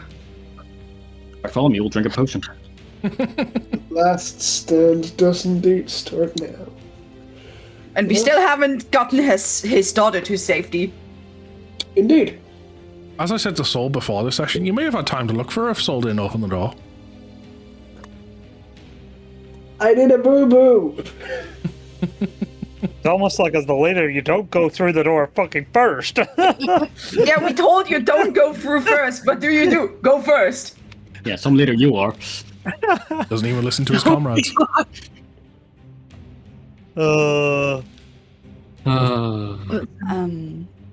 Before we go through, Alden would place a hand on Lucian's shoulder because currently it's more like they are attacking him than the others. And I cast Death Ward. Also, Lumi, can you guess which potion Bartholomew is drinking? I can't remember what's in your... I can imagine it's a very powerful one, but I can't remember all of them. The Elixir of Fate's Favor. I am drinking the elixir of Twilight Fortitude. Look at us in our elixirs. Right. Sorry, Hannah, for doing Wait. that. I got one thing to do. I've got one thing to do before this starts. Okay. I'm bringing out the elemental gem. Oh. Yay, finally! but before you do anything, I'm going to drink a potion of arcane harmony. Okay.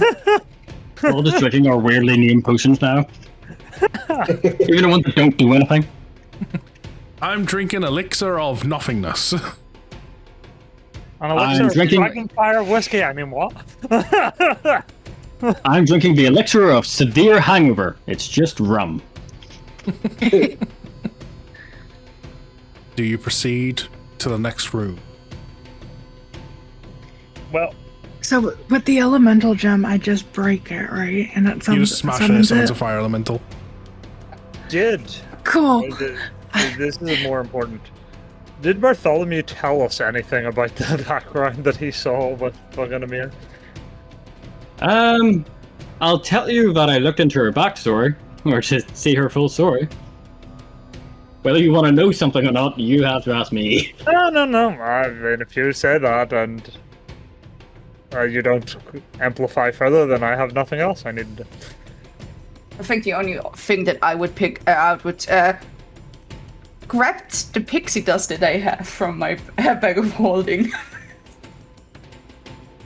Okay. With all that done, is people starting to move through? Yeah, I'm gonna walk up to the door, and I'm gonna ready one of my pellets of dust of dryness and my slingshot. I hope Lucian is readying the Orb of Bahamut as well, because he was the one that we declared that he is the one I attacking. am in fact reading the old Bahamut. I'm gonna turn around to Lucian, by the way, since he's right behind me, and say, by the way, I'm opening this door so you don't disappear this time. Fair. Before any of us do anything, as we're all bunched up about to go through these doors, I guess I just put a teal on everyone. Well, I mean, what's about to actually happen here is I'm going to put you to the next map. Just because then it saves me making tokens and stuff. And then you're going to decide your formation from there. So everyone, please come to the exact same room with Amir in it. Well, sorry, with Malik in it this time. I'll say before anything, everyone has got a little cloak on them now. So again, as before, move yourself to anywhere within that AoE. What's up the oh, and the area, okay. It's where we can be to begin this. Guys, for fuck. Oh, hold on. I placed myself. I need to go to the toilet. Okay. Close up. I do too, but I need to be close enough to everyone. Fuck's sake. That's out of the AoE there, Shay. 15, 5, 5, 10, 15. Safrina. Are you within my range? I'm over here. Let me. How far do I get for each time? Like, I have upgraded the. I'm sure these tentacles are these, like, tentacles. These flippin' teals have definitely upgraded over the time, right? Because we have not come up with any upgrades on them. No, we have not. I'll say you got a little bit extra reach, but it's going to be impossible with, like, everything here. I think, especially now there's a fire elemental in the mix. I did not realize that's a large creature, by the way. I don't care about the fire elemental. The fire elemental can go fuck. He is not my concern. Already immune. Okay. Put your tail on Tiamat. I'm back. Welcome back. Technically, I kind of need to know what I've got at the minute, maybe range-wise, because originally... When did we originally give you this? What level? Lumi, we gave this to me, like, ages ago. I know. Can you remember the level? Not even. I think we were fucking back in Souls Town. What's the original distance? 15 feet for 4, 20 for 3, 25 for 2. And actually, you're on Crescent Isle. Yeah. The second time. When I first developed it, yes. I wasn't Crescent Isle. Yeah, that was a while ago. So what's the original distance? The original distance was 15 for 4, 20 for 3, 25 for 2, and 30 for 1. I definitely did at one point, though, hit everybody in the party. So I don't know what way you want to upgrade these. I mean, what level were we back then? Not that far, because Second literally you Timberwood. went from Crescent No. Isle of that instance to Tarragon, then to here. No, because it was the first time we were on No, it was Crescent the Isle, right? second time. I think we were level 13, maybe I'll tell you what. 15. For the one person being 50, being 30 foot, that's now 50, and take away 5 foot for every extra person, like what we did beforehand. Alright, okay. So 50, that becomes 45. That becomes 30. No, wait, that's not right. 5 foot for every extra person, you said? Yes. So that's 40. 50, 45, 40, 35, 30, 25, 20. Yeah, I'm just trying to get it 35. 30. I'll do this, just work away. Okay. Just I'm going to take away the AoE. And I'm also, if you look inside the group chat, this voice chat, standing before you, you see Malik. Oh, yay. Oh boy. Behind him, what looks like a door on the map, but I couldn't make it up. I couldn't find anything that looked like portally. Behind him, see a big circular, almost like looks like a portal starting to form there. A big stone circle. Think of Stargate kind of thing. And around the edges, you see the orbs of Tiamat.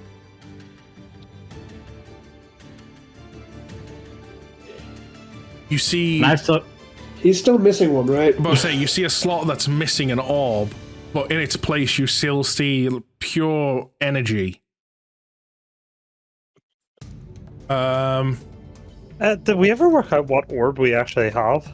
Yes, I do know which orb you have. You have... The white orb. Yes, you have the white orb. Maybe? Yeah. This is very important. How long was the entire fight with Emir? Both phases. Both phases? Both phases. I would say... Because a fight's generally over pretty quick.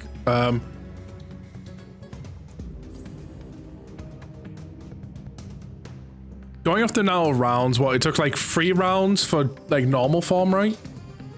Yeah, no more than that. I thought it took 1. Oh wait, no, because yeah, Lucian had a few rounds. Yeah. So like 3-4 rounds there. So that's like 24 seconds. And then what, we went 3 rounds there in the dragon form? Yeah. Yeah, but then you remember people were blinded that took 10 rounds as well. That's like a minute though. So let me pull up my calculator. So we'll say 24 plus 24 plus 60. So that's it in seconds. 108 seconds. Okay, so not even 2 minutes. Cool. No. Take away 60. So 1 minute, 48 seconds. We'll say. Cool. That means I have 8 minutes and 12 seconds left on my boots of speed. Okay. Because when I've used the property for 10 minutes, it stops for the day. So again, so in this thing at the very top, you see what is the clear orb, and then going around, you see what would be all the other elements of Tiamat. Again, where the white orb should be, there is no physical orb, just wild, traveling in like a sphere-like formation of energy. See. You can see the portal starting to form in the middle. Slowly.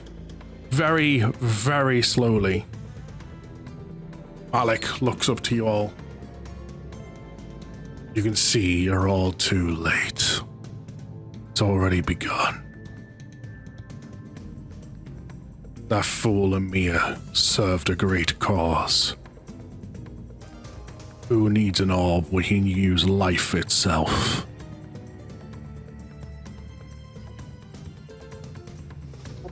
Obviously, open life, gotcha.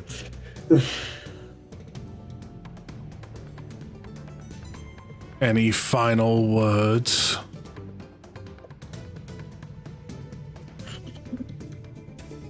I don't know, I think you used them all up. I'll be sure to write that on your gravestones. Your tyranny of Lunaria is over. You fall About to regret today. everything. It's only just begun. You gotta get on our gravestones. Malik's a bitch.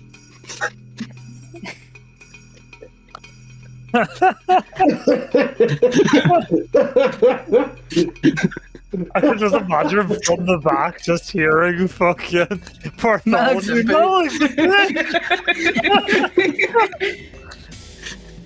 And it would be Bartholomew to say it. Oh yeah.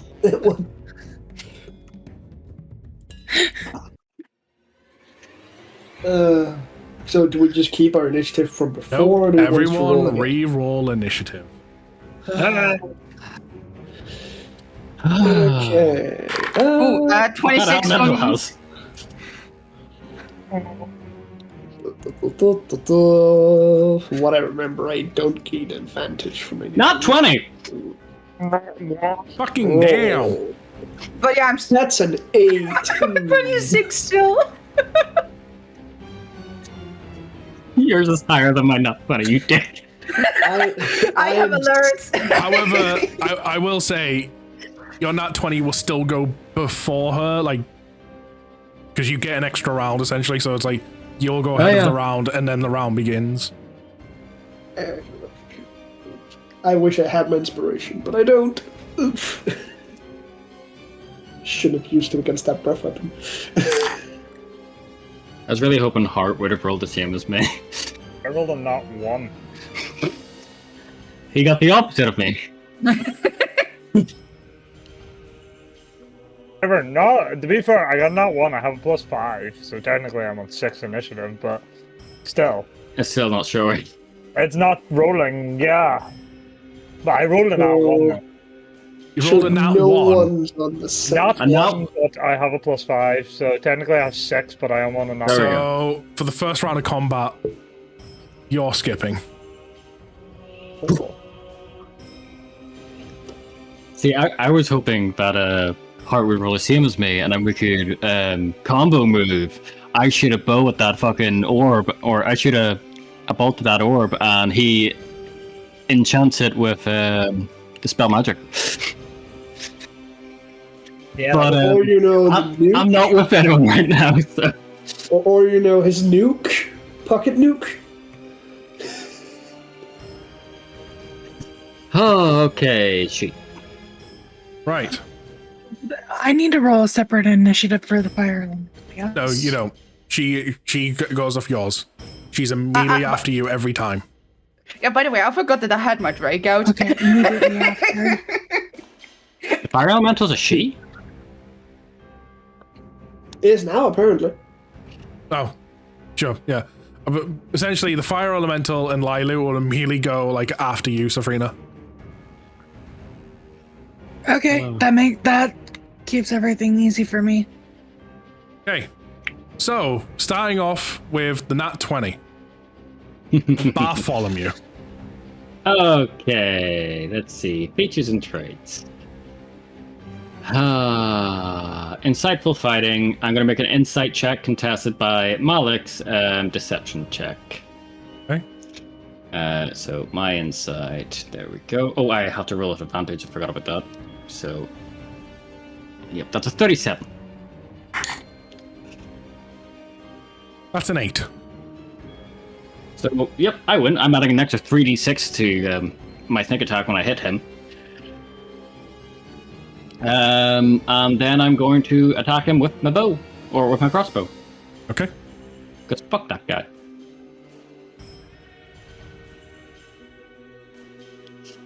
$24 to hit. 24. That'll Yeah. indeed hit. Oh, thank God. Okay, this is my weapon damage. Oh, it's 2 for an 8. Okay. 8 weapon damage, plus sneak attack, traits, and 3d6. 11. So 8 plus 35 plus 11. Da-da. So 40. Let me pull up my calculator again. 54. Yeah, 54. 54. Okay. You see it kind of hits him, he just like kind of shrugs his shoulder like, okay. It's kind of Then stares I at am you. my Because turn. we need to hit him with the Bahamut's special weapon first. Yeah, I forgot about that. Right, Eldon, we're at the top of the thing. Then I'm fine. Hold on. And the person with the weapon, that's Lucian, right? Yes. Yep. And he's thought right the at the boy- bottom. Hmm? He's right at the bottom of initiative, just above Heart. Yeah.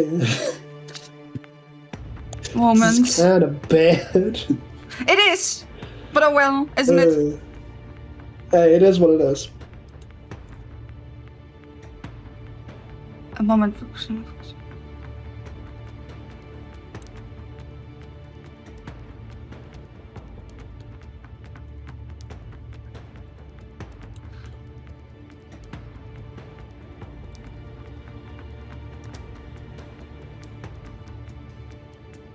Well, I need to. The range of that, right? What's the range? I cast Speaking of Hope again. Okay. And that is an action.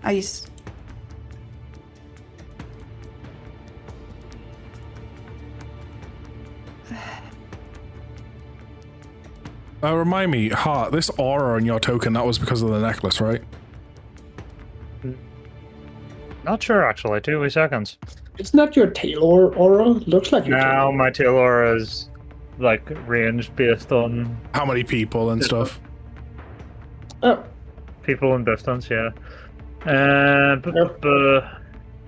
I'll just double check. You can go ahead while I double check. I need to figure out where it is. And that's a bonus action. I need to see if Malik is in range for that. Okay. Yeah, hunt the smoke on Malik. No, it's concentration moment. Beacon of Hope's concentration, no? Yeah, hunt the smoke as well. Moment. Just remembered.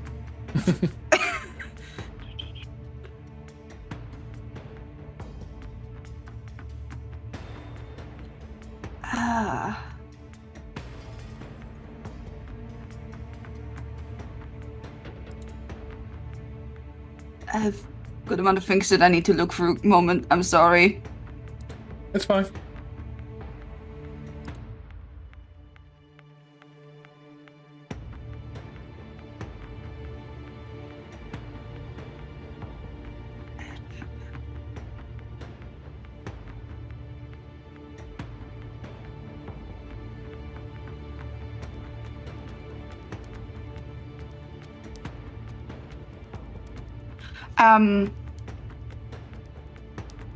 Yeah, that's my turn.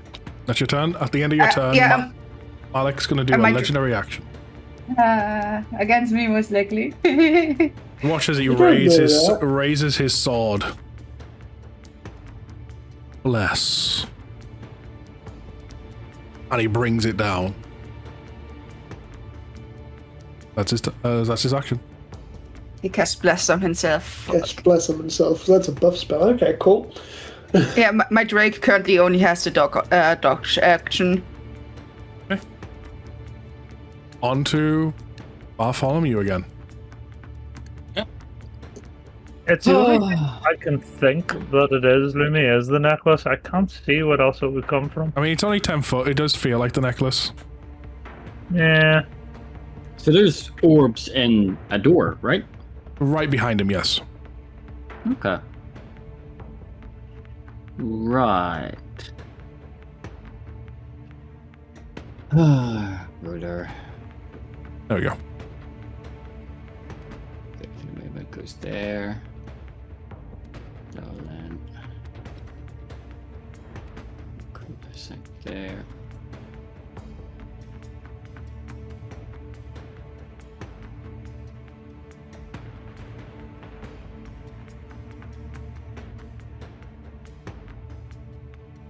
Okay. I move my movement. I then pull out my crossbow. And instead of shooting at Malik, I'm going to try and shoot at one of the orbs to wedge an arrow just into the side of it to try and pop it out. Okay. Give me a roll. What? Why not? Give me a roll. Let's see. That's a nat 20. Damn. Okay. Jesus. And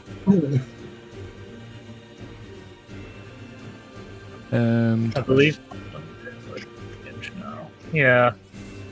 I've lost one tail being attached to someone, okay. and it is unfortunately Adam. 'cause he- Don't worry about this. It's just a mark, General. So, Pulls out an arrow away. Don't worry about it. no. So, the square that's inside the map, that's kind of the area of where like the portal and stuff is.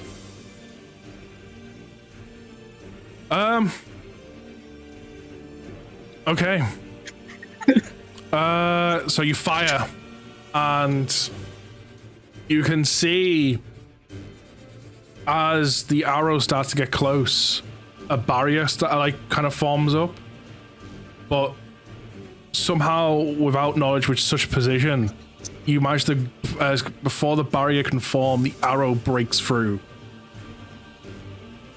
and you see. Which orb color are you aiming for? I'll go for red. You're gonna go for red? Okay. Yeah. You manage to wedge it perfectly in between the red orb and the gap. It doesn't fully come out as the force of the magic itself is trying to suck the orb in, but you can see it's displaced from the socket, and you do notice, because of that, that portal is forming ever so more slowly. I'm gonna get fucking attacked by Malik, and I'm pretty sure he's the one going next. He just kind of looks over at you. He's just like, tut, tut, tut. I'm so dead. And yeah, that's I haven't used my bonus action, and I'm in a shadowy area. I'm gonna hide. Okay, roll me sneak. Oh, okay. Sneak. Stealth. In Malik's domain. Good luck. I'd say 24. Okay. And then I am my turn.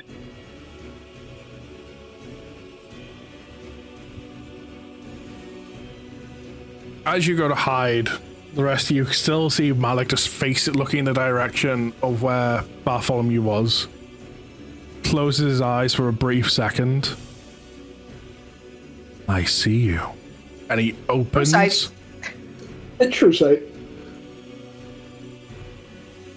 And it's almost like a blink and you miss it moment, and he's suddenly across the room.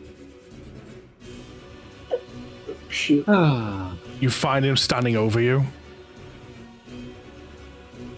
Thought you could get away. I never left. This guy's a fucking idiot. He goes to swipe at you. Oh, he's gonna If it's and it's 20, I would need to know. Okay. Well, there's 3 attacks coming his way. Let me read.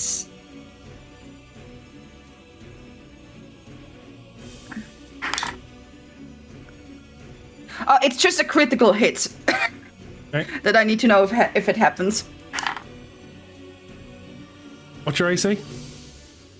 18. 18? Yeah. 2 misses and a hit. Okay.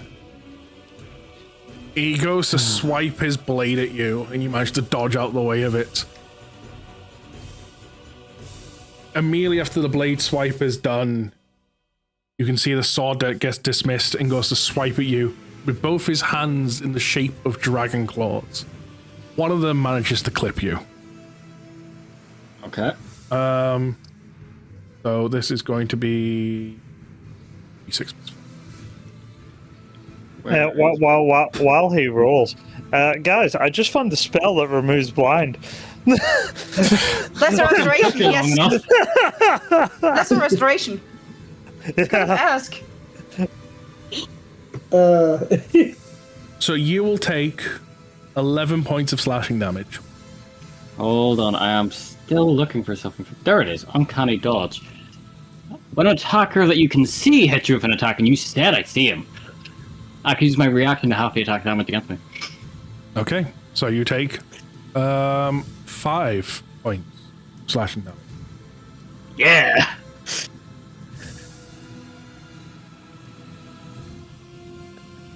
He will. Also, you will feel... Oh, he's using a smite. Question is if he's a paladin. He is. He looks paladin, true. Right, yeah, he is, right. We fought against him once. In the one shot, he's a paladin. He's gonna use a fucking smite. He does use the divine smite on you. I don't think I was there when you guys fought Melly in a one-shot. No, I think, to be fair, even though we fought with him, Soul, in one where you were there. Yeah, he was a paladin then. Yep. So that's 7, half that, so that's 3 points of radiant damage because that's still part of the overall attack. Yeah. And then as a... No, not as a bonus action, he doesn't have bonus actions in this stage. That'll be his turn. Yeah, divine smites are not bonus actions. No, it's not about that. I wasn't about he's going to do a bonus action. I'm looking like, nope, that's not this stage. That's future stages. Safrina. With your fire elemental and Lilu, and then Shay is next. Okay. So we need this. Perfect. I have enough speed.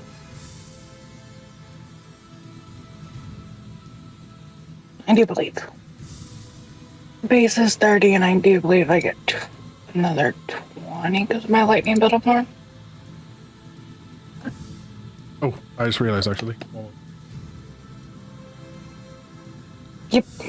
Me and my Luke gain an extra 20, so I have a total of 50 feet of movement. So...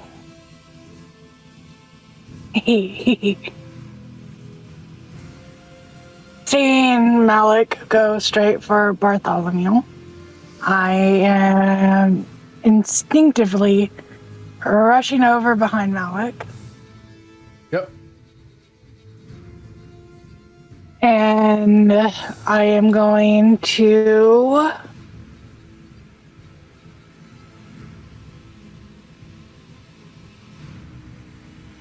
go for strikes with my sword. Okay.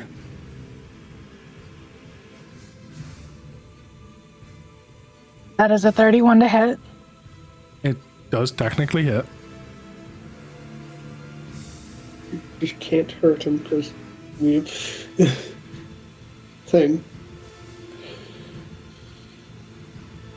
Okay.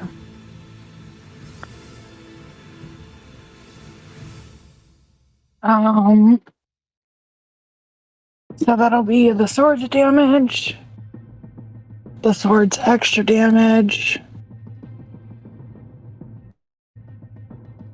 and then the damage from my lightning battle form.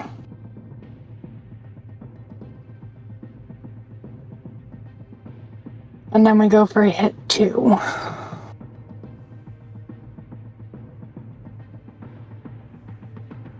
So that would be 20 points total. Yep. I've got that. You watch as like you go to slash and everything, and Firebolt 21, that will be a hit.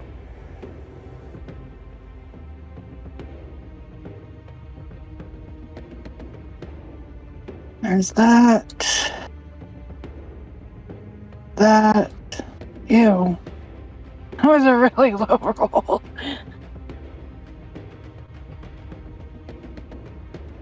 For another 23 points. Yep. So you go slashing onto him behind, and you can feel your sword making contact, and you can feel what should be like going in and wounding. But as your swings are finished, you see no damage. You see him just kind of stretches back a bit. It's more I'd rather get it. It's more I'm trying to get his attention focused on me. Okay. Fire Elemental and Lilu. Well, bonus action as well for you as well. I'm not running bonus. I'm not moving anymore. Lilu, I am going to command to take the dodge action. Okay. And the fire elemental will hold his action until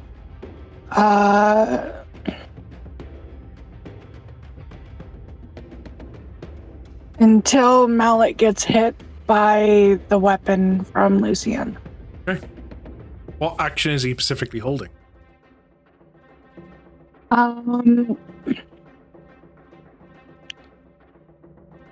It will be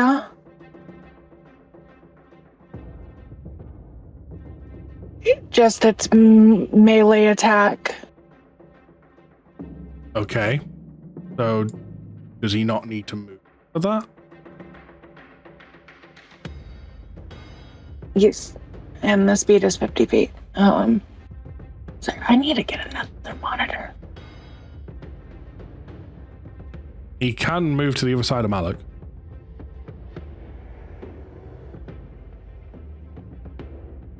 Over closer to me? Yeah, he can move to like here. Okay.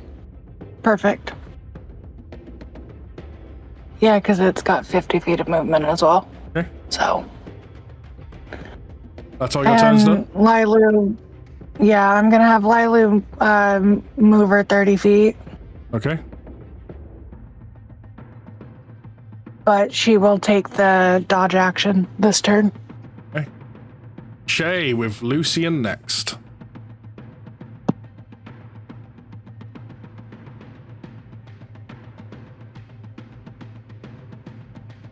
Alright.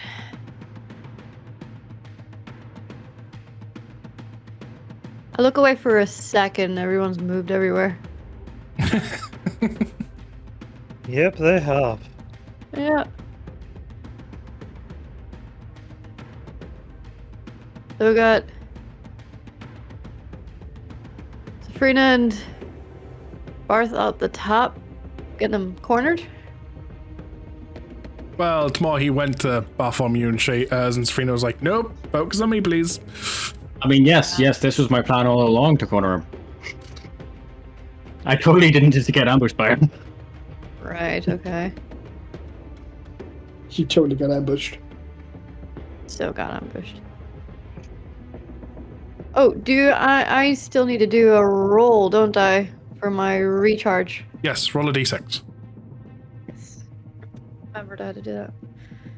Lumi, just to note, I am holding the orb when we enter the room, in case the orb wants to change form as we enter.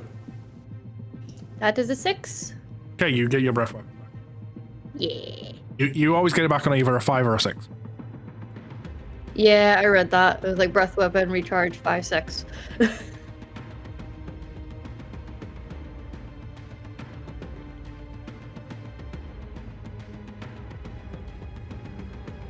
I'm just trying to think of what to do because these are all up there.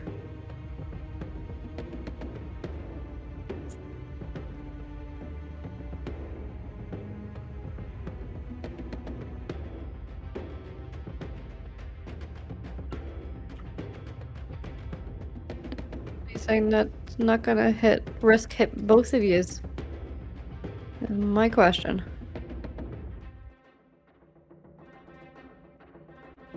The breath weapons would absolutely hit both of them. You'd hit all of them. Oh wait, no, it's a line, right? It's a 10-foot line though.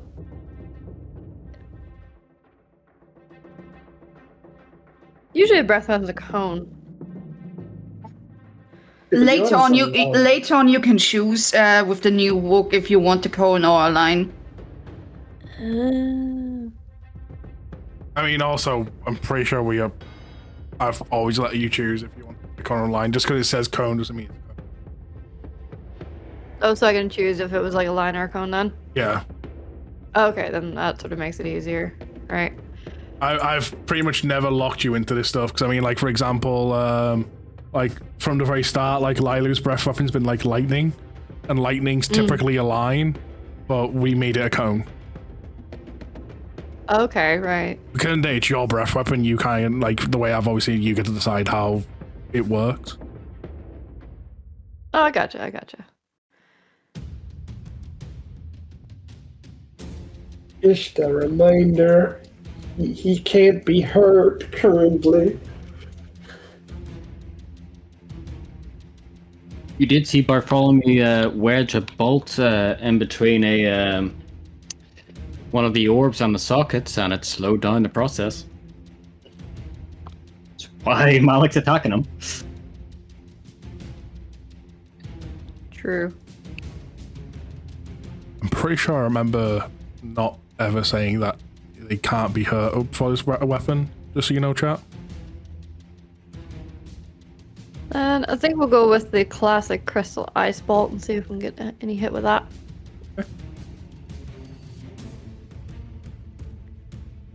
Or attack roll. Or was it a deck save? I remember crystal ice bolt. That's a roll. Does that hit Lumi? No. Can I use one of my inspirations to try it again? Sure. Thank you. Come on.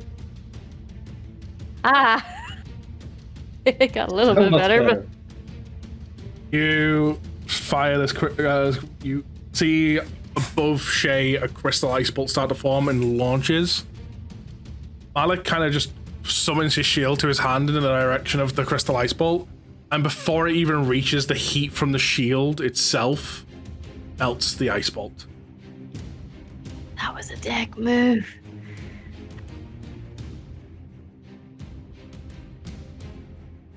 well, aren't you a big meanie? Alright. I'm gonna move myself out here.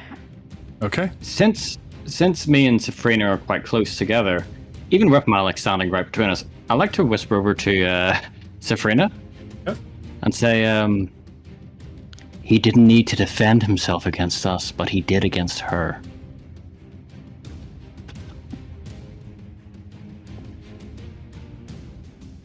I just snicker a little bit.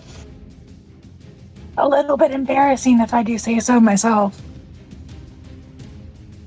Guys, you still have the earpieces. We can all hear you. Uh-huh. And with I heard that. With that, he's gonna do a legendary action.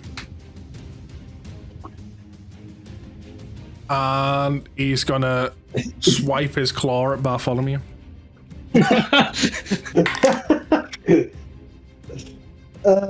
Stop insult. You brought that upon yourself. At 20. This is bullying. Oh, fuck. Is it an 20? At 20. Because I don't know if the sword has any special ability. I'm using one of my abilities. It's his claw. This is not his sword. Okay, so I don't even know if he has special things with that. Okay. Because as a Sentinel Death Star, any specific effect that's triggered by a critical hit is cancelled. Because I don't know if he has anything specific. Okay. I'm not dealing with that. So we're just doing the rolls. You're doing a normal classic critical roll, but one example would be the Warple sword. That at a 20 would decapitate. That would not happen. So special abilities don't happen. 13 points of slashing damage. I've already used my reaction, so yep, that's a 13.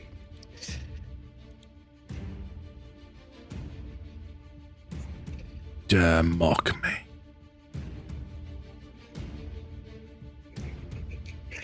Lucian, your turn. So does the orb transform since I'm holding it? Yous were told how the orb operates. Was there a command word that I needed to say? Fuck.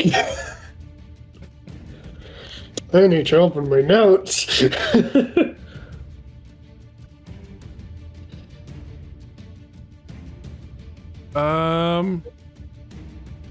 Someone has keen mind, don't they? Yeah, me. Yeah, cool. So I'll give it to you this time.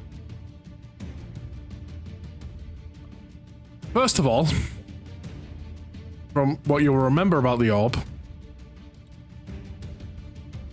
it was never stated that he could not be harmed before the orb hit him. It was stated he couldn't be killed. Right. Secondly, it had to be the decisive strike. Secondly, you had to form the image of the weapon you wanted in your mind while holding the orb. There was no command word.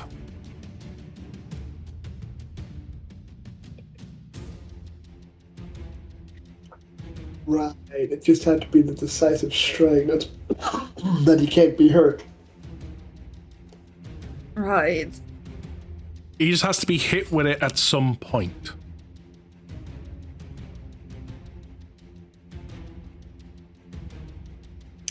I'm not gonna worry about it and just use my own two swords.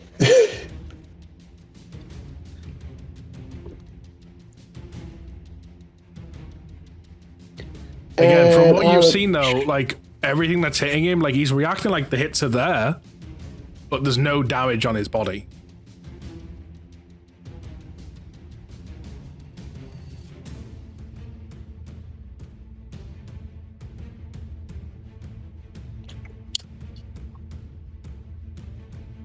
The only thing out of the ordinary in the room is the big portal thing with a barrier, right?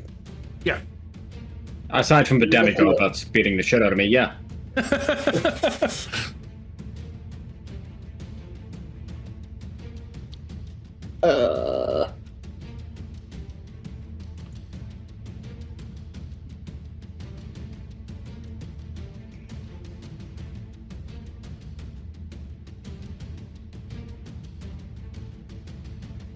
Will be killed with a film. What the heck? Is he just that chill? He's like, this doesn't hurt or something? Like, what the fuck? Oh, he is resistant to a lot of shit. I'm thinking it's just resistances. I'm just gonna rush up here with my own two weapons in hand and start slashing with advantage. So you put the orb away? I put the orb away. Okay.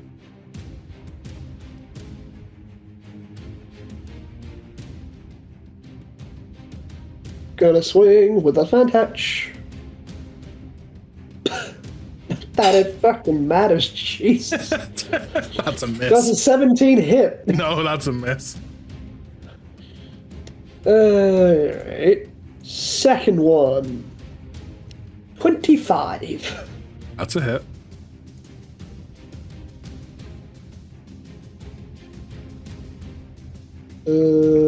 Plus that one. Radiant, so that's 9 slashing and 3 radiant from his magical swords. Okay. Then offhand swing. That first strike hits, you can see he almost tries to dodge out the way of you, like he doesn't actually want you to touch him. You manage to react to the point where you manage to like scratch for his armor. And at that brief moment, you can briefly see a small, tiniest of barriers around his body. No one else can see it, only you, due to the armors sharing similar aura.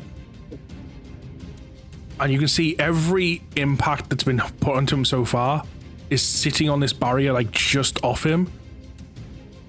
For your experiences of travel so far, it's almost like another self of him desynced from time.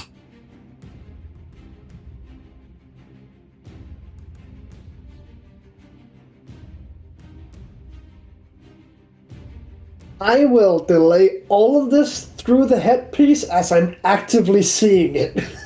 Like through the earpiece, so everyone knows. That's a 23 to hit with the offhand. That's a hit.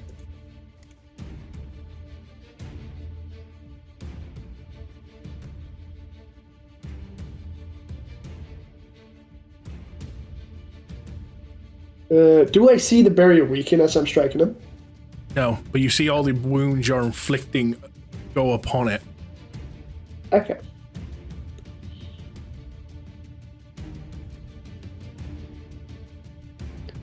$24. That's a hit.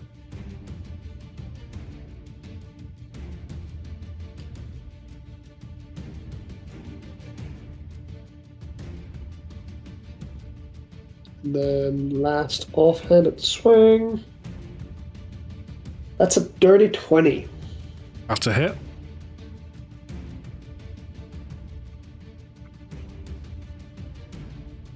Slightly jealous now. Still can see something I can't.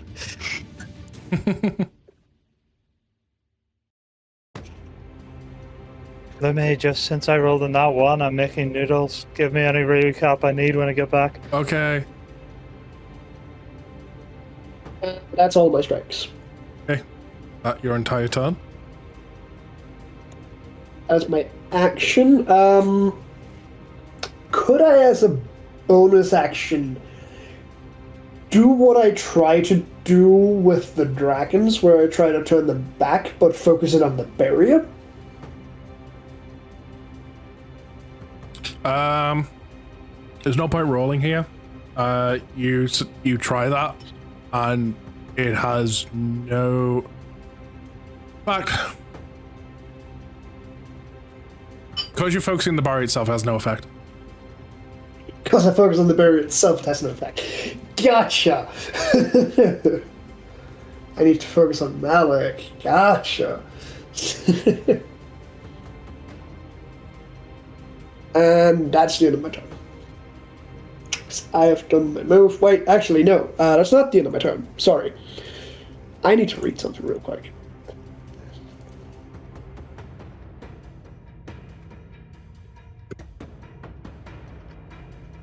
I'm going to move 20 feet away. He will take attack of opportunity.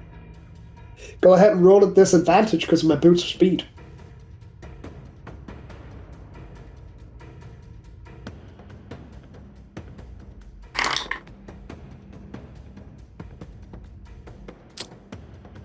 Uh, 22.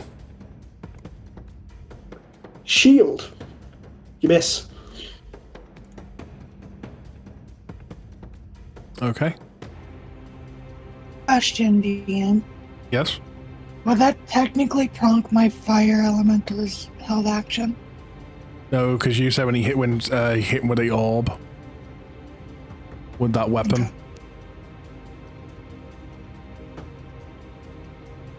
Okay. So my That's why AC is I now was asking. 27 until the start of my next turn. Oh. That your turn? That is my turn. As Hart enters the room, he kind of just stumbles while like everyone else engages, like kind of gets pushed by people and like has to regain his footing real quick. Back to Eldon. So what did I miss? You You stumbled. tripped. Oh, shame.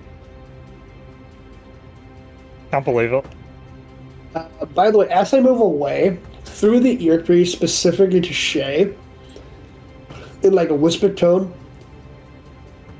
try and focus on Malik like we do when we try to cure the dragons of their illness.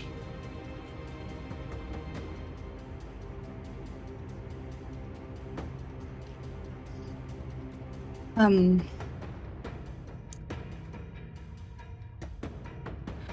know he most likely has it in spades, but can Malik make me a dex save? A dex save? Yeah, DC 18. Not 20. I figured he has it in spades. That was a knot. Was it not 20?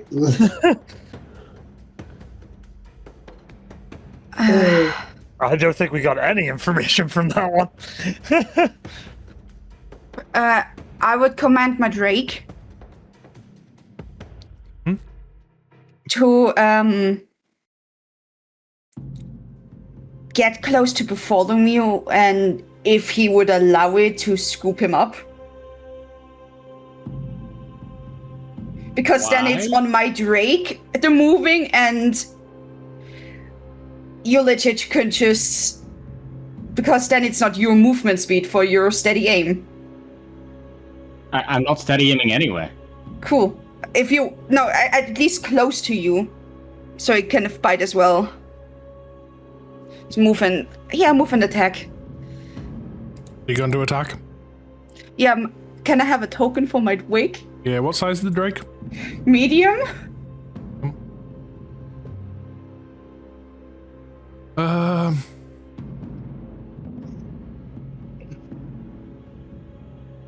just pulled a random token, by the way. That is a big token. It is. I need to shrink it down. There's your... Cool. What is my Right. Drake's movement speed? Because again, it grew.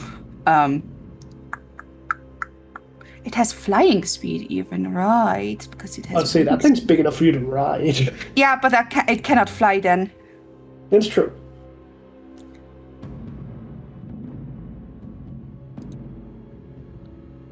Cool, because I had it next to me.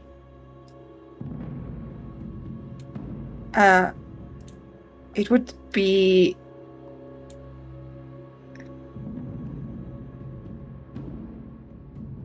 Yeah, I think he would be here, but in the air.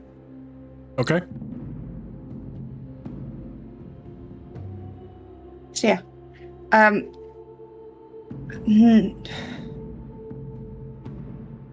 No, he doesn't attack. He goes just there to make sure that for his reaction to be easier. Yeah, that's it. That your entire turn? Yeah, because I had to command my Drake. That's Okay. a bonus action. I'll follow you.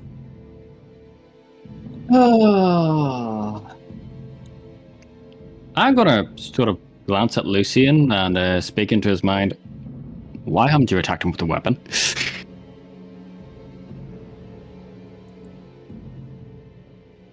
Back to him.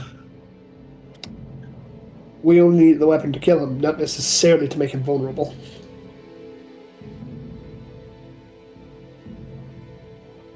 Were we not told that he's immortal until we hit him with the weapon, though? We were told he couldn't be killed without the weapon. Yeah, but they only have to hit the weapon against them once, since we are all near pieces. It doesn't matter, be it the first It doesn't bit of have to be damage the or last what. blow. It doesn't have to be the last blow, just one attack that hits. Because another way to interpret that would be changing the changing his hit points from an infinite amount to 100. To something tangible, that's true. Because even if he has infinite hit points, we're still dealing damage. It's just not doing anything.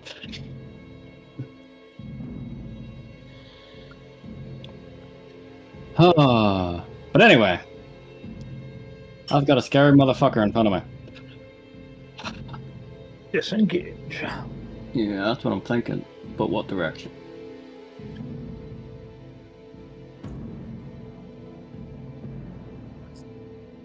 And I can't use my Dust of Dryness or I'll kill an elemental.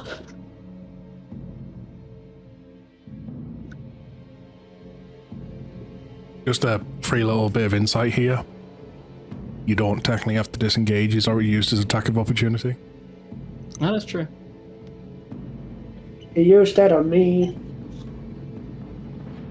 And I made him miss. Okay, let's see. I'm gonna go to my sheet. Inventory. After this, it will be Malik's turn, and then Safrina after.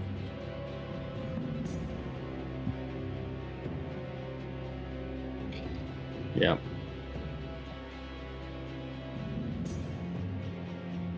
Okay. I'm gonna do something just because it might help, it might not. Right. I'm gonna make an attack.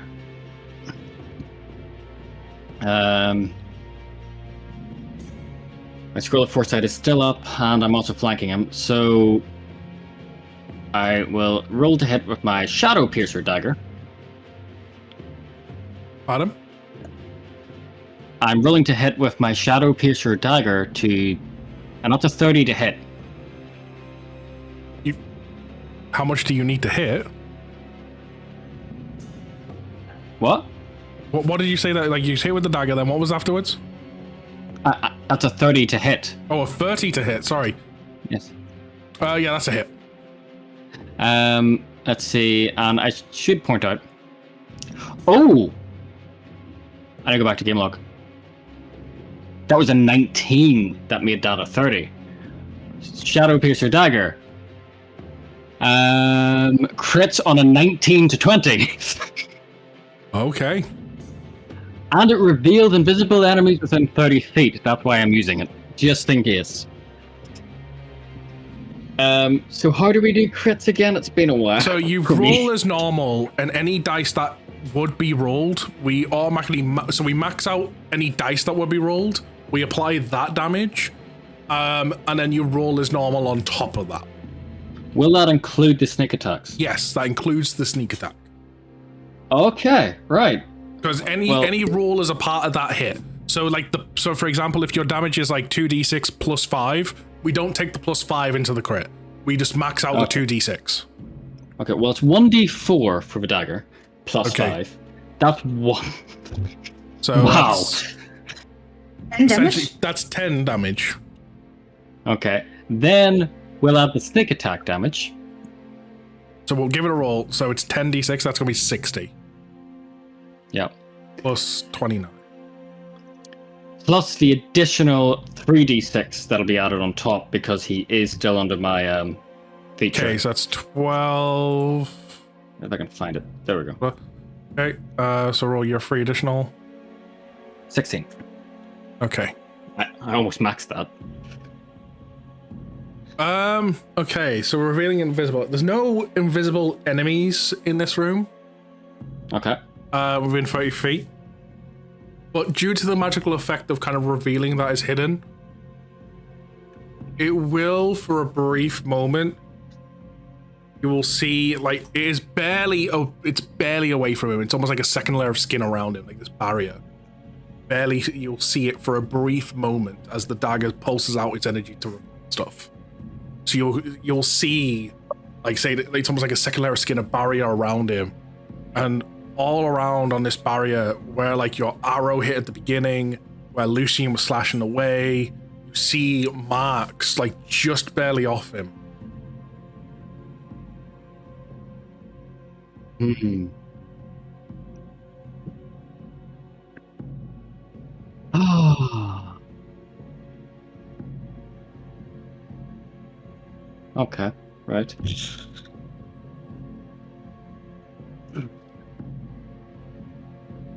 At your turn? I still have movement to take and bonus action. I'm trying to think now.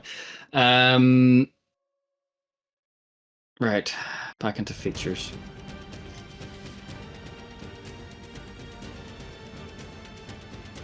Right. I'm going to use a bonus action to use my Eye for Detail ability. In order to make an investigation check to uncover or decipher clues. I want to know what this second layer of skin is actually doing. Basically, my thought process is if Lucian hits him with that weapon, this barrier will disappear. So you don't have to roll anything for this, just to check. It's just I make a bonus action to make a perception check or an investigation check.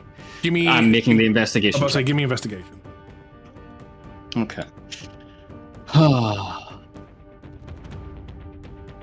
That is 35. Yeah, it's more than enough.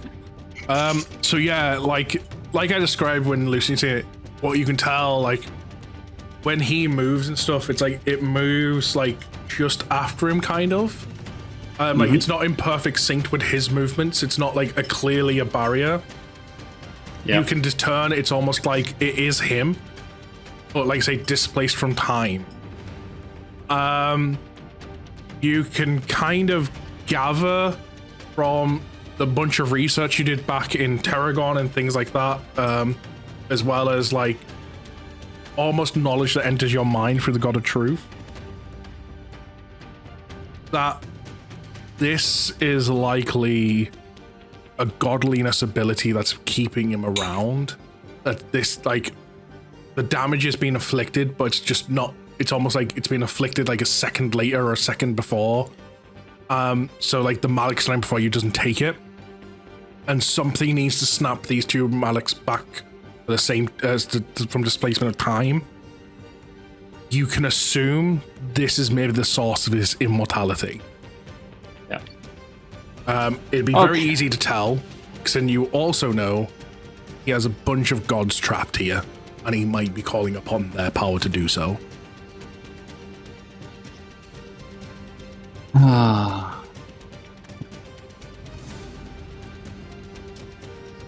Okay.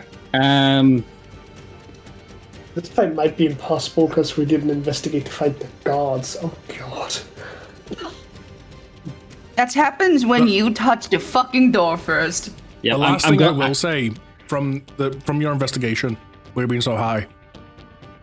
When the barrier kind of slightly forms, like I say, you can see the marks, but properly using this investigation, you can see where Lucian slashes, there is blood from it.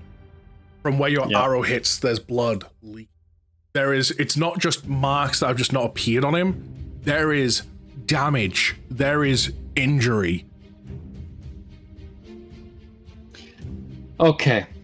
I want to say this through the earpiece so everyone hears it, but then Malik will hear it because I'll have to speak it aloud. So I'm not going to do that. I'm going to speak in Lucian's head again. So Malik doesn't hear it, hopefully. It's only just occurred to me, he is using the power of gods, he might anyway. But still. I'm going to tell Lucian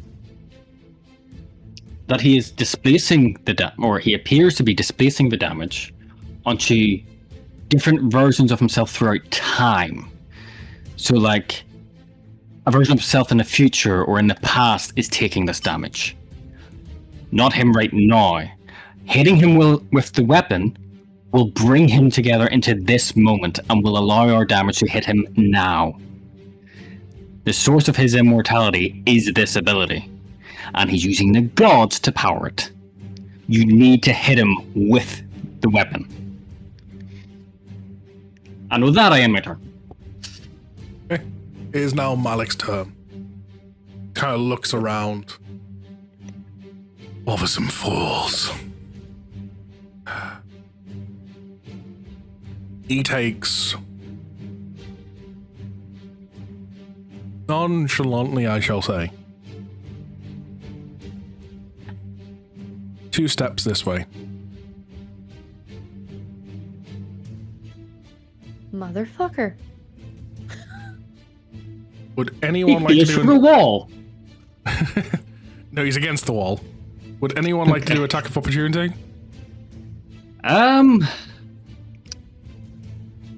Yeah, fuck it, why not? Specifically, Safrina, Fire Elemental, and Bartholomew, that is. Yeah. Yeah. Okay, I'll use... I've used the dagger. This time I'll use Veritas.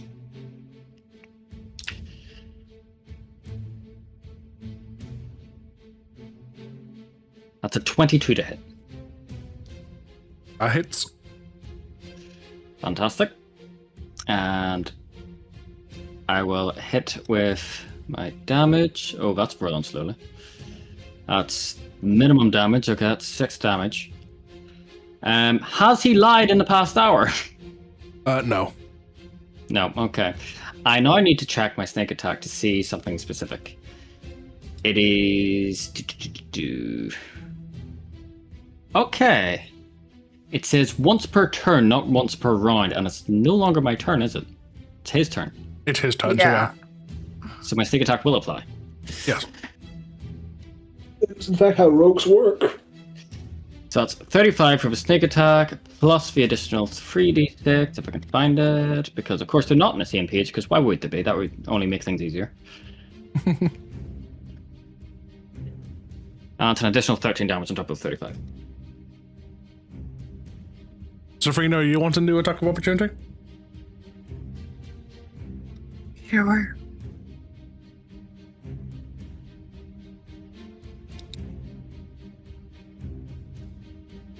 $22. That's a hit. There's 14. 7. Plus 5. Okay. He'll then turn around.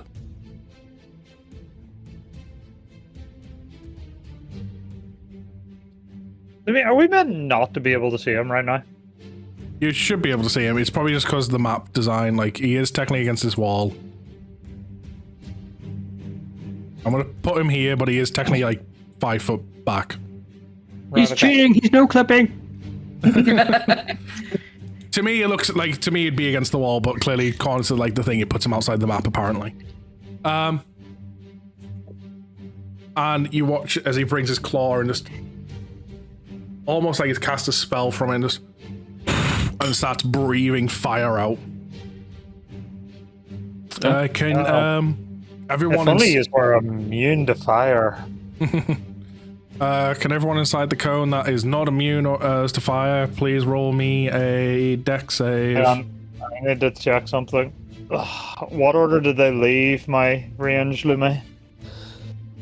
Following you went up there first. So, Then it was Kitten and the fire elemental, and then it was the Drake. Sol also left. Drake doesn't have Yeah, one. Sol went up and then came back.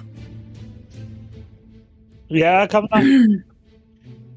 35. Hang on, I need to see because I need to know exactly my ranges here. 17. I lost Adam first because I couldn't keep his range, which dropped me to 5 people. So I have a 30-foot range for 5. Okay. So at that point, So that's 30 foot. so that's my 5 people range. So yeah,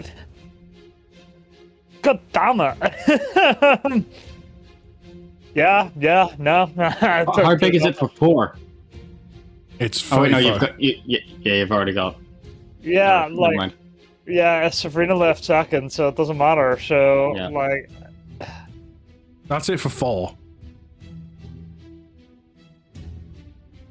It would touch. So, it's so 35 before. you get to choose whether you're giving it to the Drake or you're giving it to an there's- actual party member. They're still connect. I have to use an action to like. I don't know if I have to use an action to put it on people, but I definitely have. No, I do. I have to use an action to put them on people. Okay. So no, yeah, there's nothing I can do there. Yeah, work away. Okay. So Dex saving throw. Dex saving throw. Sweet. So again, my Drake rolled a 17. Okay. That's a nat 20 and a nat 1. Thank fuck for advantage. Okay. Both sides of the You just spectrum. show off every session. The fire mantle's immune to fire, right? I'm assuming so. I'd be fucking confused if it wasn't. It is. It is. Everyone right. It is. It is immune to fire and poison. Okay. So we have a 17 from the Drake, I heard. A nat Can I 20 from please use one of my Bartholomew. inspiration? Okay.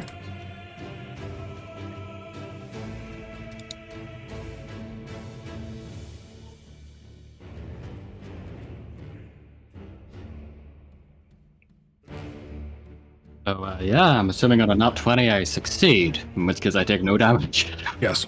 because of evasion. So that's a 10 for your inspiration, correct? Safrina?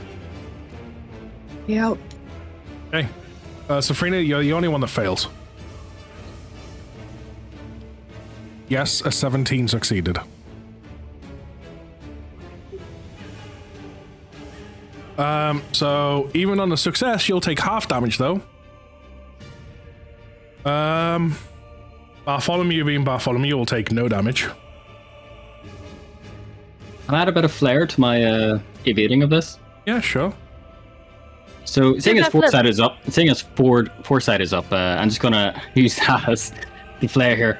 As soon as he starts to breathe in, I'm just gonna step to the side so it just narrowly misses me, and then hold up my sword as it starts to heat up. Just cool. I'm just cutting through the flame. Just got a marshmallow on it while you're at it. Just take the piss out of it. Yep. I could have done a cool backflip. So, Safrina, you'll take 31 points of fire damage. The Drake will take 15. That's fine.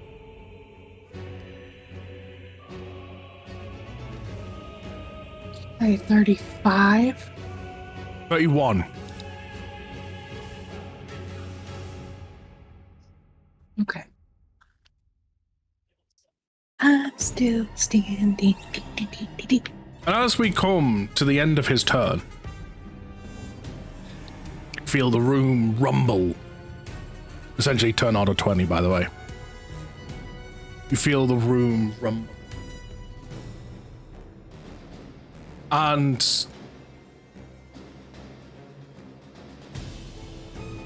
for those of a passive perception, we'll say 14 or higher. Mm-hmm. I notice it. I see something. You'll notice around the room small little dots, little circles. Through them, maybe start to hear voices. Some familiar, some unknown. Sounds of a battle. Some sound like children. Others sound like bagpipes. Of course, you had to throw bagpipes in there.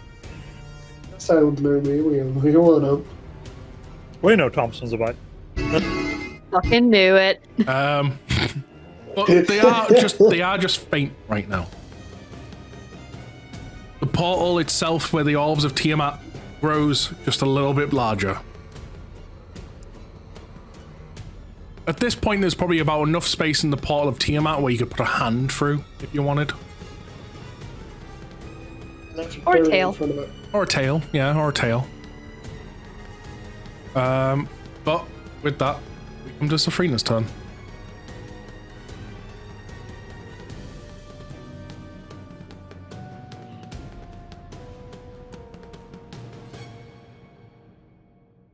Sorry, I had to run away and go put my cat away. That's fine, it's your turn. Kick his ass. What did I miss in like that last? Small 2 little minutes. portal, like tiny little hole portals were appearing. Multiple voices, sounds of a battlefield, sounds of children laughing, sounds of a bagpipe. And they've appeared all around the room. I think you should play the bagpipe for her again. It is faint, you don't hear it this clear. But, yeah. I'm gonna quickly go get a drink. Be back in a second. Okay. I'm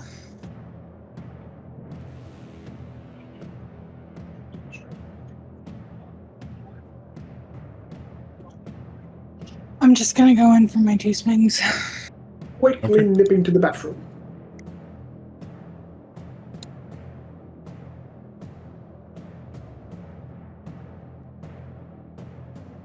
That is a 24 to hit. Yep.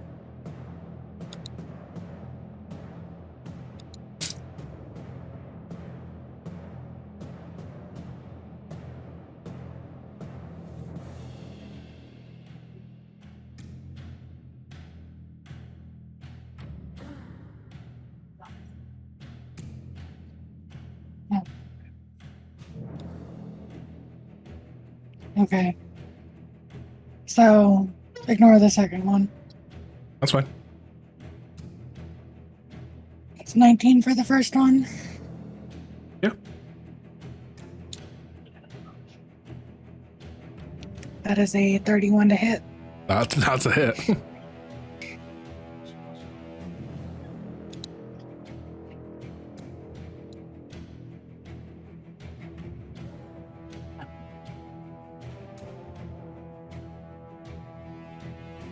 And I'm back. What a myth. So Freena's swinging. And that is another 19. Also, I'm just going to technically move you here for the hit, because technically he is one space back, but if I put him there, he disappears. He's like against that wall. Yeah, okay.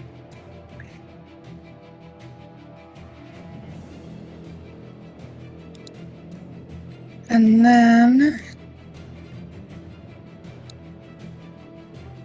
those are my actions.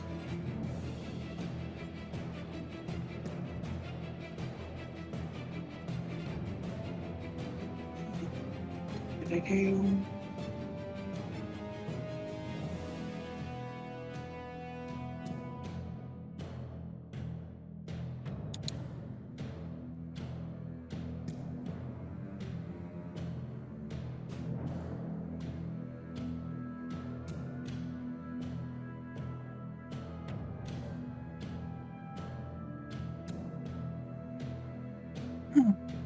Oh.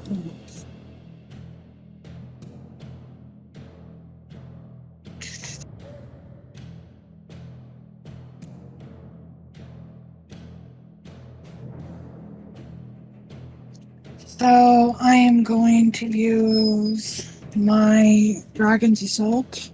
Okay.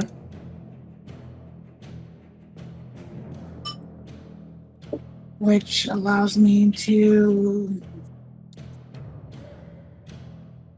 make use of my bonus action and turn it into another action.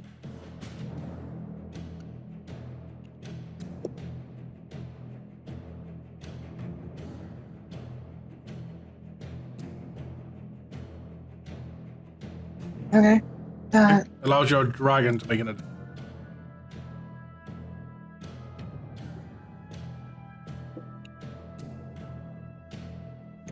So I'm gonna have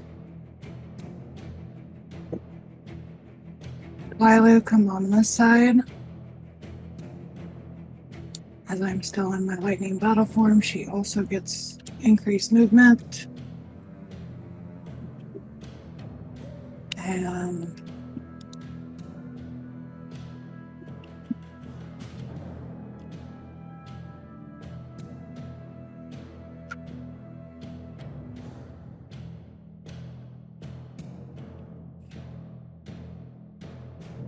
I'm going to have her use her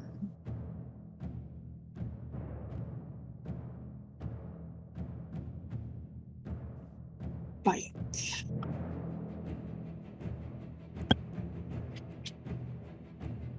No. I'm gonna have her use her claws Okay. against Malik.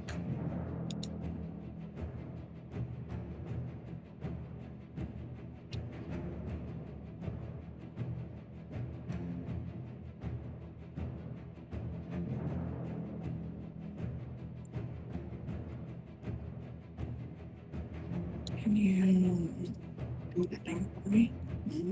My computer lagging.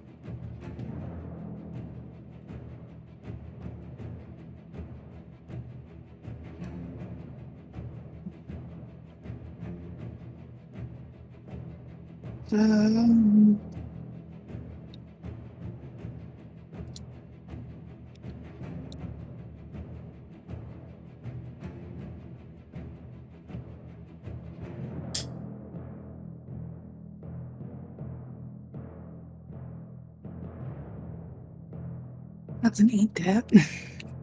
That's a miss. I'd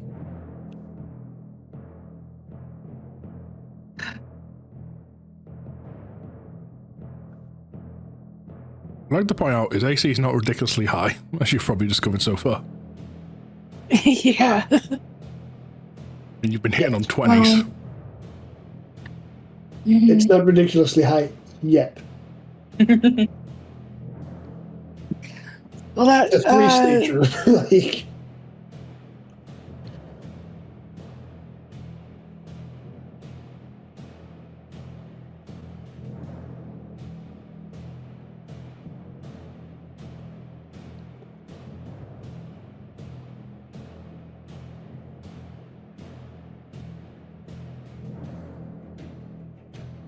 I do believe that's my turn. That's your turn? Are you having the fire elemental do anything? Is there room for my fire elemental to do anything?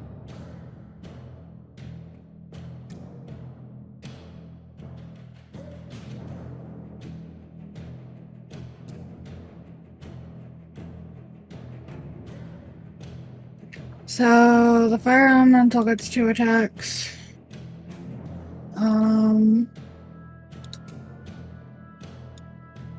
Just squeeze him in right here. Malik is completely boxed in. Technically, there's one space next to you, like one up from you, but yeah. Essentially, he is surrounded at this point. Yeah, very much so. So that is Heads up, after this, it will be Shay. How will Lucian be able to attack him? No, he can fly, right? Yeah, he can fly. it's a 24. That's a hit. So what you're saying is Lucian's coming in from above? Yeah, from above. Airdrop. The airdrop stamp.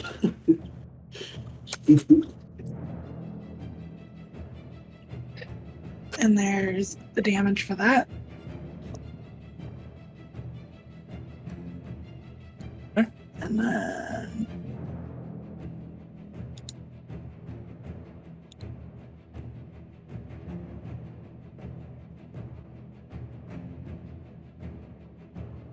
there is attack 2. 25. That's a hit.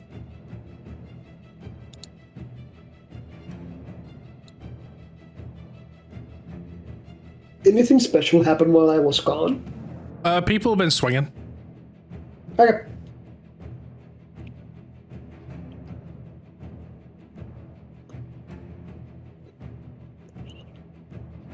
How long were you gone? Couple of minutes. Okay. He knows about the pulse. Now I think that Yeah. Okay. Shay, your turn. now Kill me now.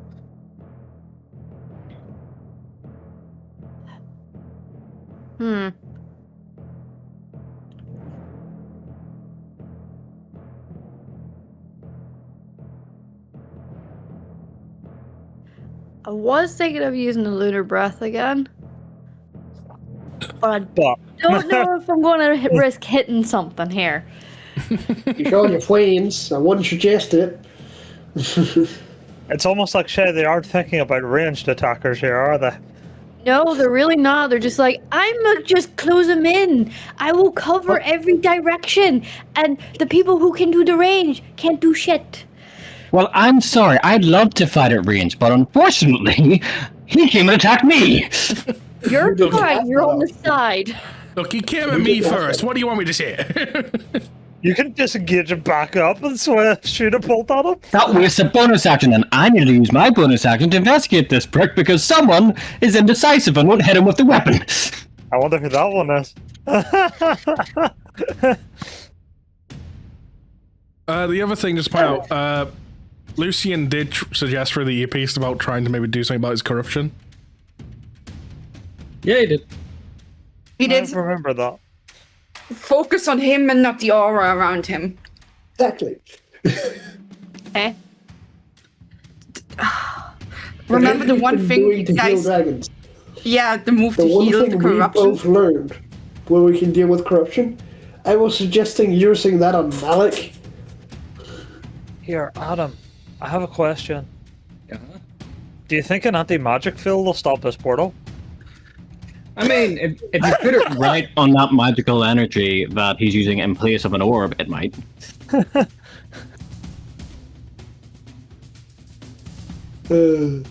Happy kind of funny, I'm not gonna lie. Alright, then I'm gonna need help and suggestions here. Because I'm in a pickle. Realistically, if you can't think of anything to do, there's always the option that Lucian did give, which was try and use that magic for reverting corruption on him. I mean, it kind of sucks, but like you don't really have any angle to fucking attack him. No. Apart from up. I don't know how tall this room is. I mean, how tall is the room? Like 150 feet up. And technically, you could attack him from above, but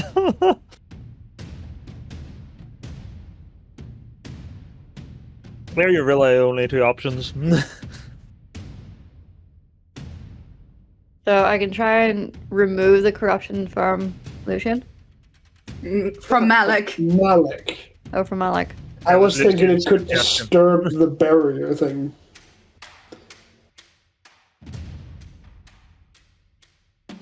That's using that. Is that the ability that I've used before? It's an action essentially. So like both because of your ties to your reincarnation and stuff, and Lucian's powers you got from Bahamut. That's Tiamat's corruption. Oh yeah, that's when we've used it on creatures and stuff. Yeah, Lucian suggested maybe trying it on Malik. Right.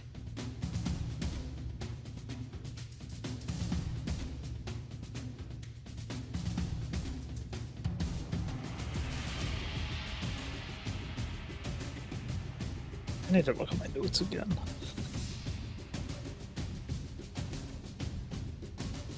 Can I do that from here? Or am I going to have to get close? You can technically do it from any range. Just the further away you are, the higher the DC is. Okay, right. So if I get up closer, It's easier to do if you're closer to him, indeed. I mean, I hate that you've very well balanced my bonus stuff. What do you mean? The fact that attaching the tails is an action and firing a fire blast from the dagger is an action. It's almost like there? Lumi thought of the possibility of using the action economy against us. I mean, yeah, how's that you position? can do it from there, yeah. Yep. Give me an okay. Arcana. Arcana. I say this will count as your action. Does that help? Okay. So you try and call upon this energy inside of you and try and focus it and channel it towards Malik. Try and cure the corruption. Feeling it come towards him, he almost flinches for a second, but too late. You make a connection to Malik. And for a brief moment, Malik kind of almost, you see like the corruption veins are coming up his side. And at that moment, see his body slowly fighting itself as you hear an undeepened voice. A voice you will recognize, Lucian, as the one that spoke to you. You've got one shot! Hear me now! I know you've got it! Bring time together! I've got Lucian!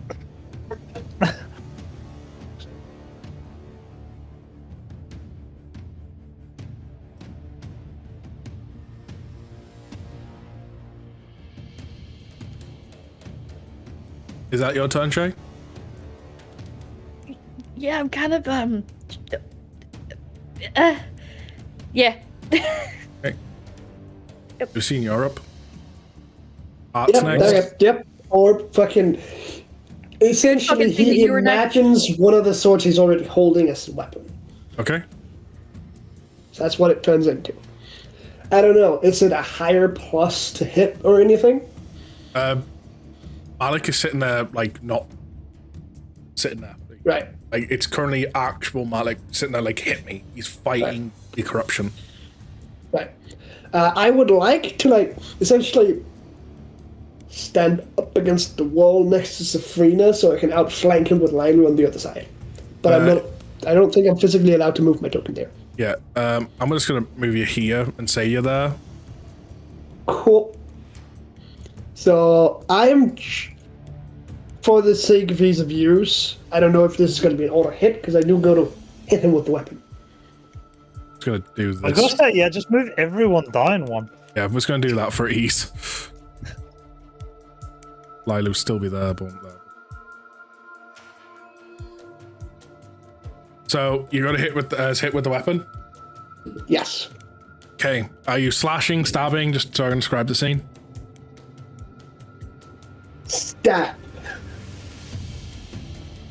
You go to stab, and as you do, you manage to. You see the sword go right through, and at that point, it pulses, and visible to everyone, almost many layers upon layers upon layers of other Maliks all suddenly come together as one. And as they do, you just hear one and his body goes limp.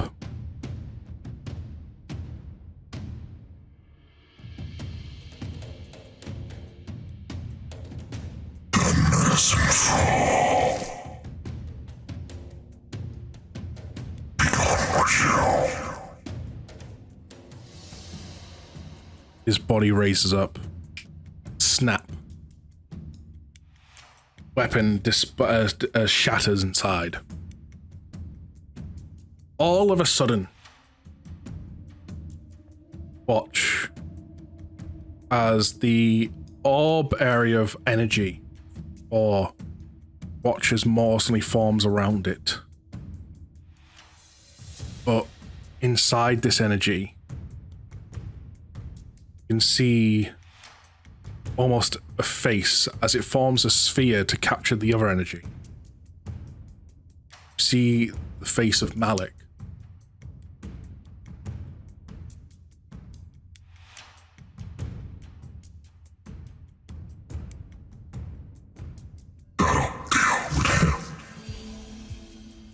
Innocent fools. I shall have my return.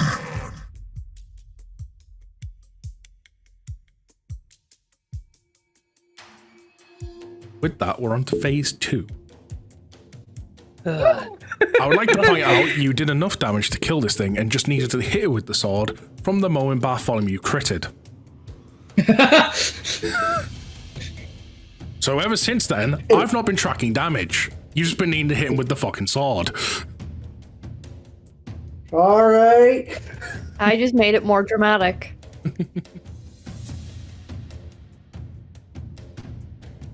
So, you watch as the corruption takes over.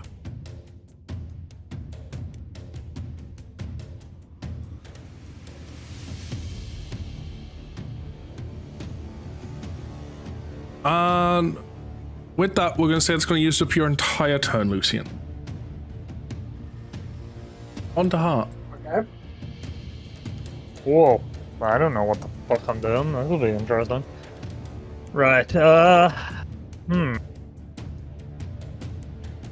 Where to get it? Well, I'll say on to Heart. I'm going to give you two options here.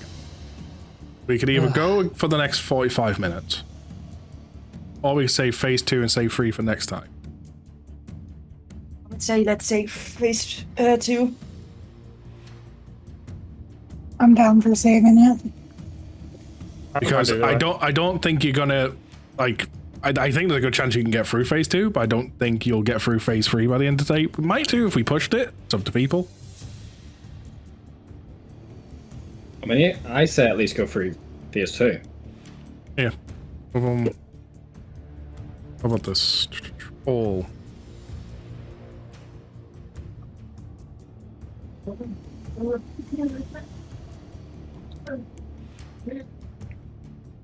Oh, That's about the only place I can be that's going to get everybody in that. Ugh.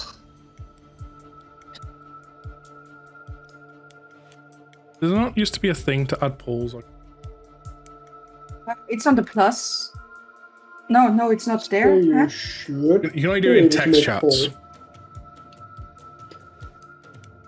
Just do it in the player chat. That's what I'm doing. D&D player chat.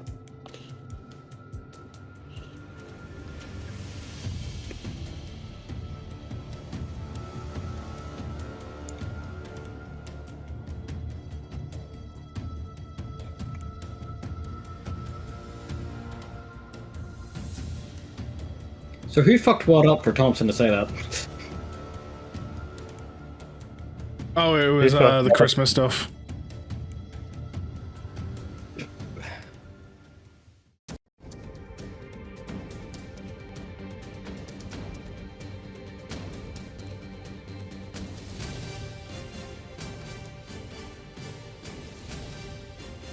Okie dokie, poll going up.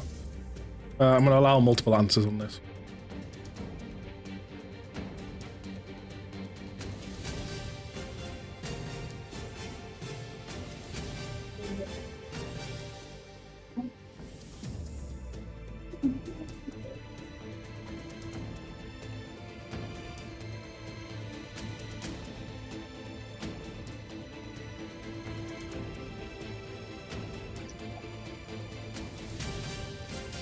Doo-doo-doo.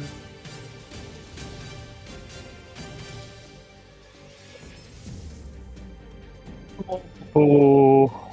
I've seen. Still waiting for a Trevor and wait, there's Trevor. Trevor doesn't care. Waiting for a Caitlin. Oh, for Caitlin, yeah. Trevor probably doesn't care too much because Trevor has done nothing in this Moloch fight so far because That's he fair. missed his first turn. Now we need a seance so that Trevor can do something.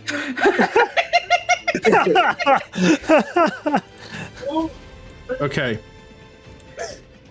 So, real quick We then. continue. We're finishing the I'm game. gonna say because I That do was see such a Chaos, close pull.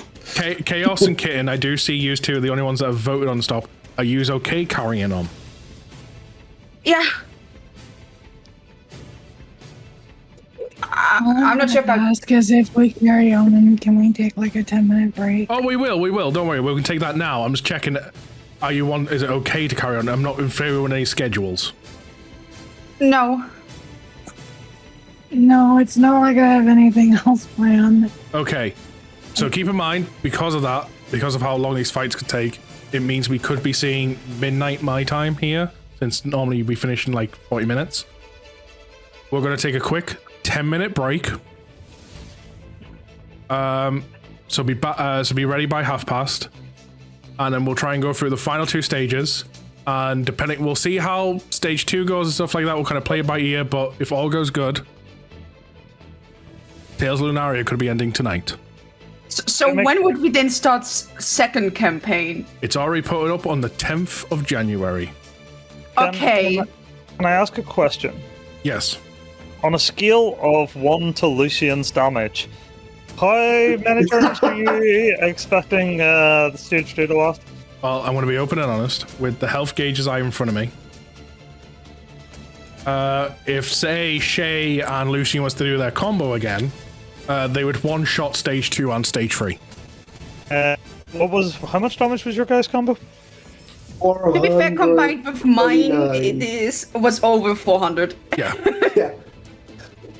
Okay, without the 400. I'll say, like, overall, his health does increase, but not by much each stage. I'll give you a total of how much HP is left to go. You've got a total. I'm just more curious because I might be able to end stage 2 a lot faster. Okay, you've got 650 HP to deal with in total. I don't know if that's enough. It'd be a big chunk. Are you thinking of dropping the nuke? I'm thinking of doing something much worse for him, but... The big thing is you don't need to way- care about my Drake. I can get my Drake back easy. It's a slot that I would use. So Okay. We are back. It is Heart's turn. Yeah, I should have really been thinking about what I was doing. I still haven't come up with a very... And it's the fact that 90% of my spells are one fucking action.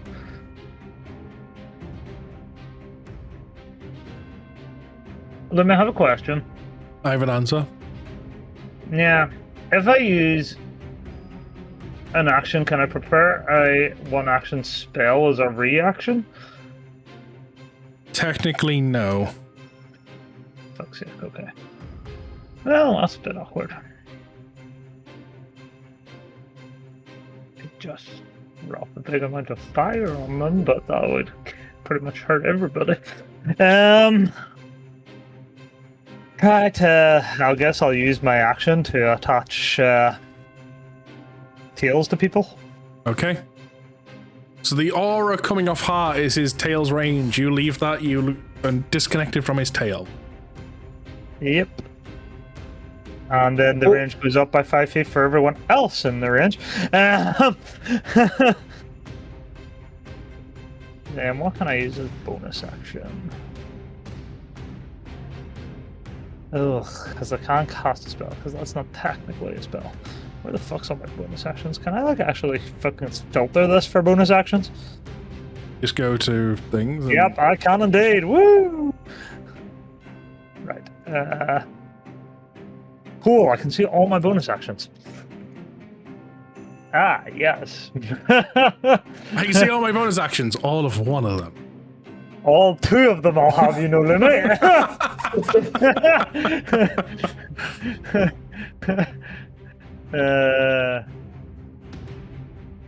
I don't even know what I do from here. You know what? I'm just going to use a 2nd level. How high can I cast this without wasting a massive spell slot?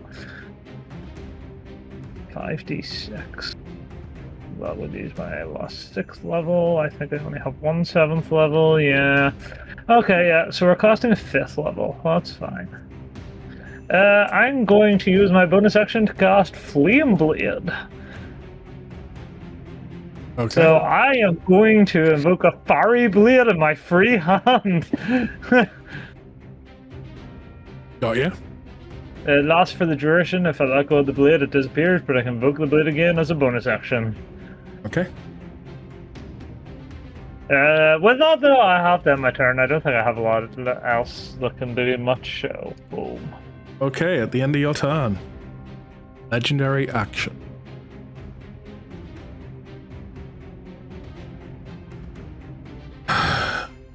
Let's bring the odds more in my favor. You watch as a portal in the middle of the room briefly opens.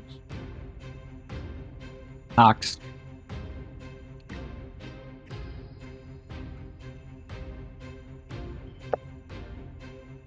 Is that the new Malik or a second enemy? Standing as summoned from this portal is a young black dragon. New enemy.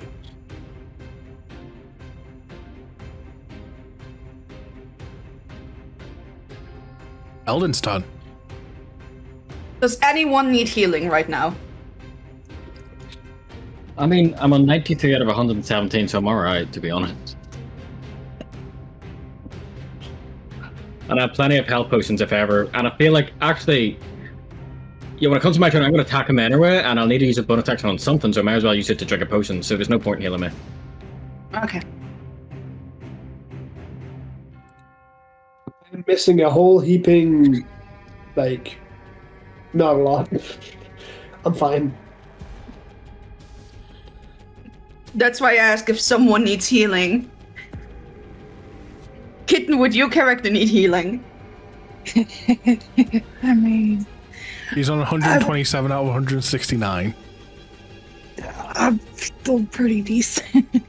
Everyone's First of pretty all, healthy. nice number. Nice number. I know, right? Everyone is actually honestly pretty good. my temporary hit points. I'm on 169. Nice.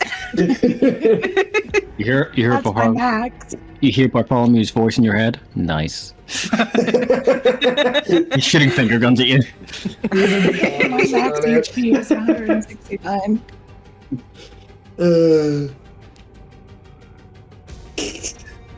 I love this group.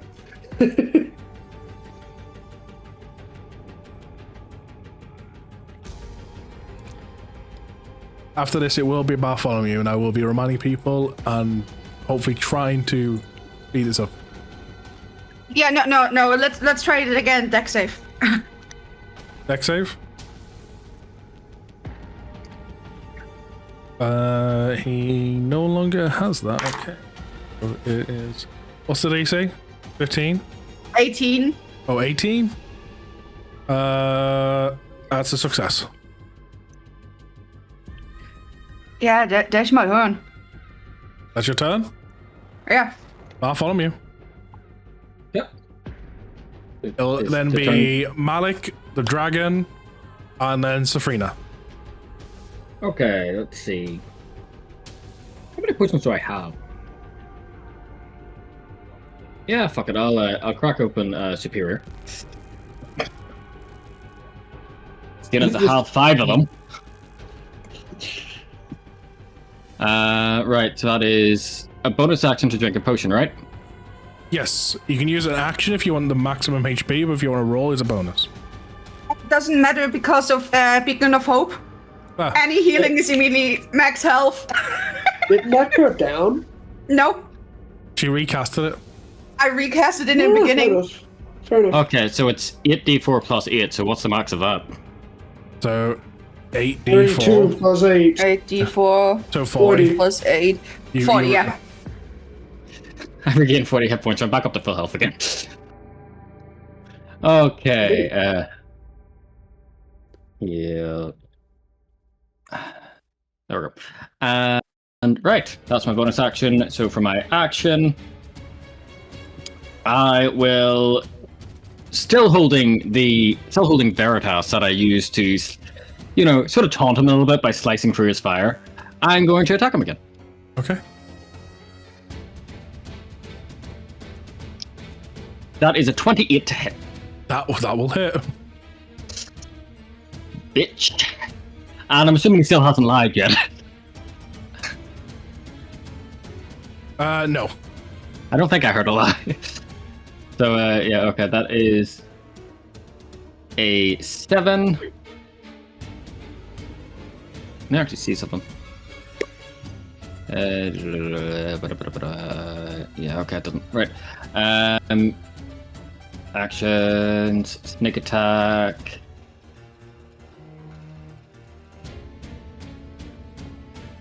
$35 plus additional damage. Features, scroll all the way down near the bottom. There we go. An extra 8 damage on top of that. Okay. And that is my turn. Hey, on to his turn.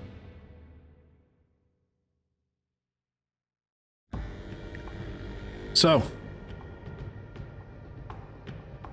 what he's gonna do, he's just gonna look around.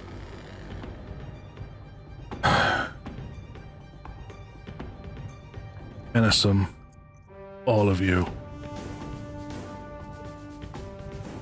Oh, you're afraid you might die. Goes to swipe his blade at you, Lucian. Okay. And that will be a 27. It. Okay. Though I will make it a graze because of shield.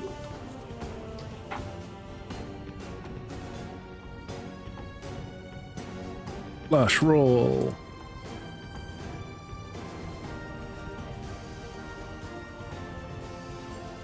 So you're going to take 8 points of acid. This is full roll, by the way. Half of it's graze. Flash roll.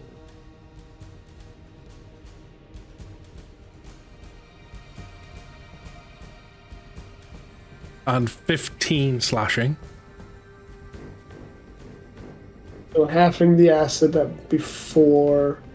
Halving the slashing, that would be what? Do we round down or do we round up? Round down.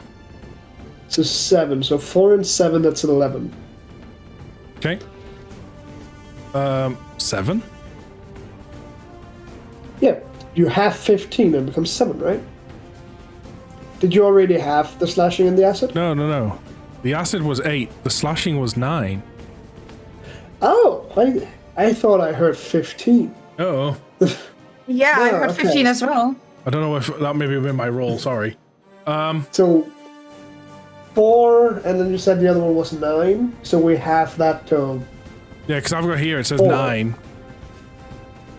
Right, so I have. So no, both it of is them, 15. so No, it's no, 4 yeah, and yeah. 4. Sorry, it is no. Yeah, it's the plus 6. Yes, 15. Yes, it is 15. Yeah, 7. So 4 and 7. 7. 7. Yes. 11 points of damage. He's going to swipe a claw at you. That will be a miss. Immediately, he's then going to fire out a radius pulse that will hit everyone in 15 feet. So that'll be Shay's missed. So Lucian, Safrina, Bartholomew, Lilu, Fire Elemental, and Drake all get hit by this pulse.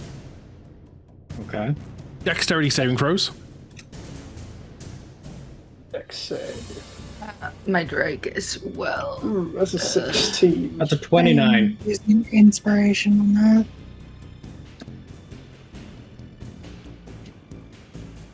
Moment. I need to check my Drake stats. I take it as 16 fails. I'll wait till I get everyone. Moment. 22 for my Drake. 22. Yeah, So, because that's my proficiency bonus as well.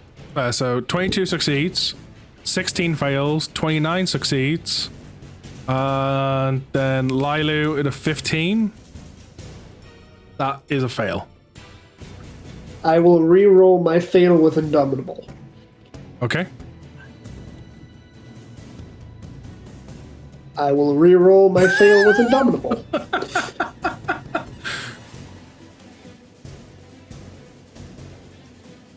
$23. 23, that's a success. So, And that's the fire elementals. Fire Elemental succeeds. So, those that succeeded take half damage. DC was 20. Those that fail take full damage. This damage is acid, cold, fire, lightning, and poison all at the same time. So it doesn't matter if you're resistant to lightning. No. 46 damage. For those that succeeded, take half. 46, 23? Yes. Then, My while Drake is... also facing at you, Lucian, Yes. I want another deck save as he fires a breath weapon. Of course. 9. That's a fail.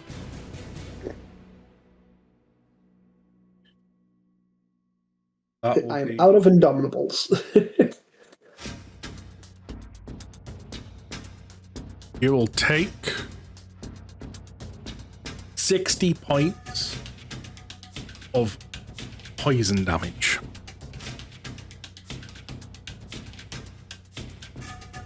Ow. And then that'll be his turn. Onto the young dragon.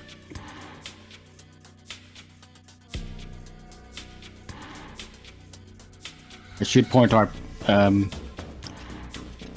Malik will notice that Bartholomew is not damaged at all from that because he succeeded and evasion kicks in immediately from that. Yep. So Bartholomew just stand there taunting him still, just grinning. Okay. This young black dragon Helps if I'm not on ruler setting. We'll run up to here.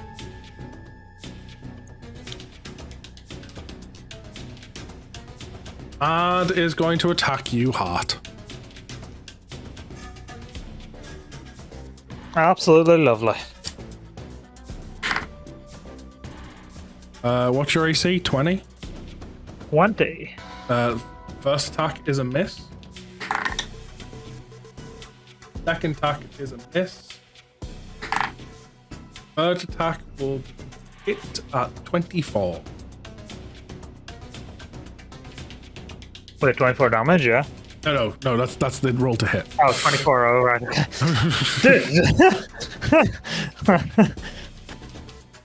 Damage will be, believe it or not, a lot less because it's a young dragon.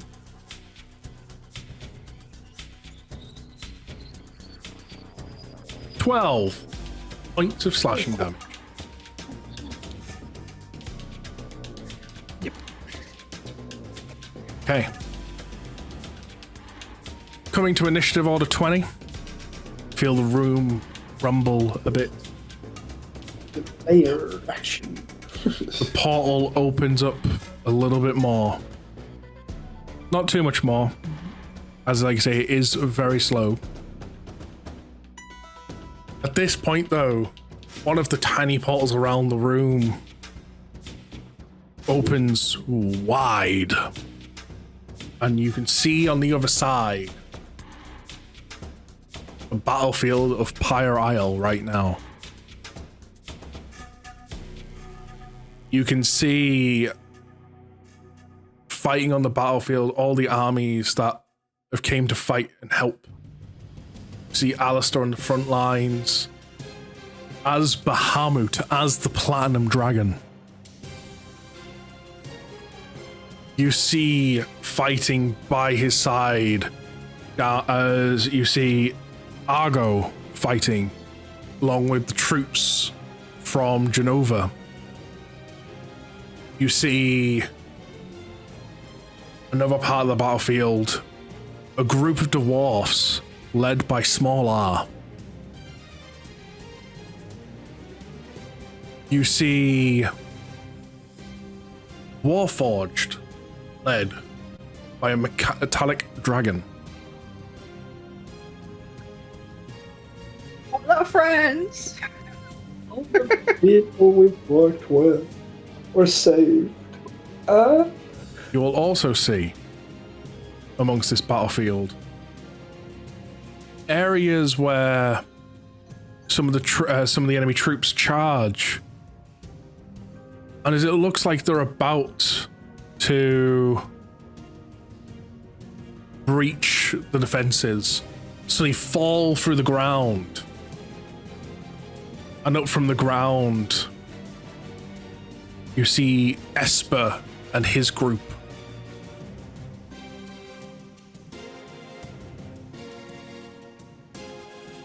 In the distance,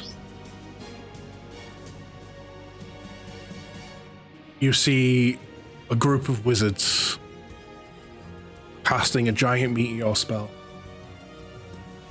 All of your eyes that see this immediately flash back the disaster of Rapture. As the spell looks like it's about to be finished and cast, a lightning bolt fires from the sky. What? Oh, And for the first time since Snow Peak, see Zorus. fuck yeah! That is very inspiring. Damn. You hear multiple voices come through chanting, "We've got them on the run! Keep going, I've got you covered! No one shall fall today!" With that, you all feel inspired from your comrades in the field. You all feel their power, their hope, their dreams.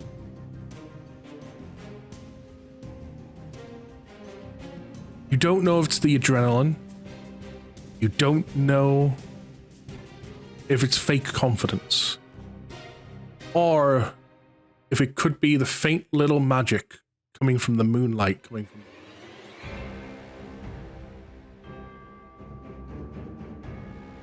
But you will all gain a point of inspiration.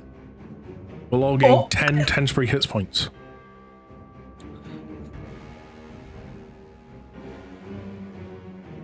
Cool. That's fucking cool. Safrina, you're next.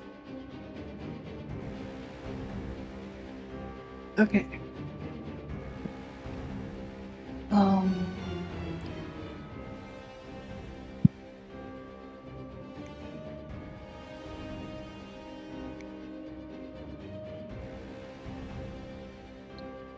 We are gonna go in with our normal swings. Okay. Yeah.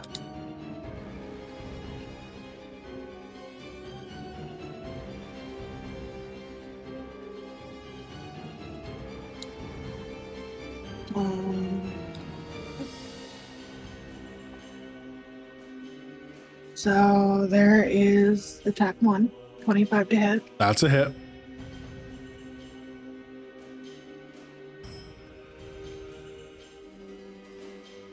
There's that. That. And that. Here is attack 2.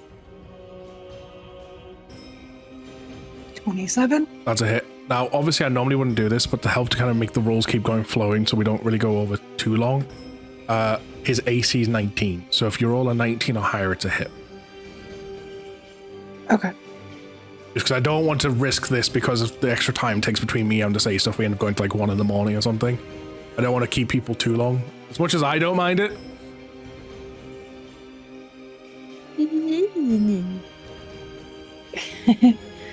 Okay. Been up for way longer, I'll be fine.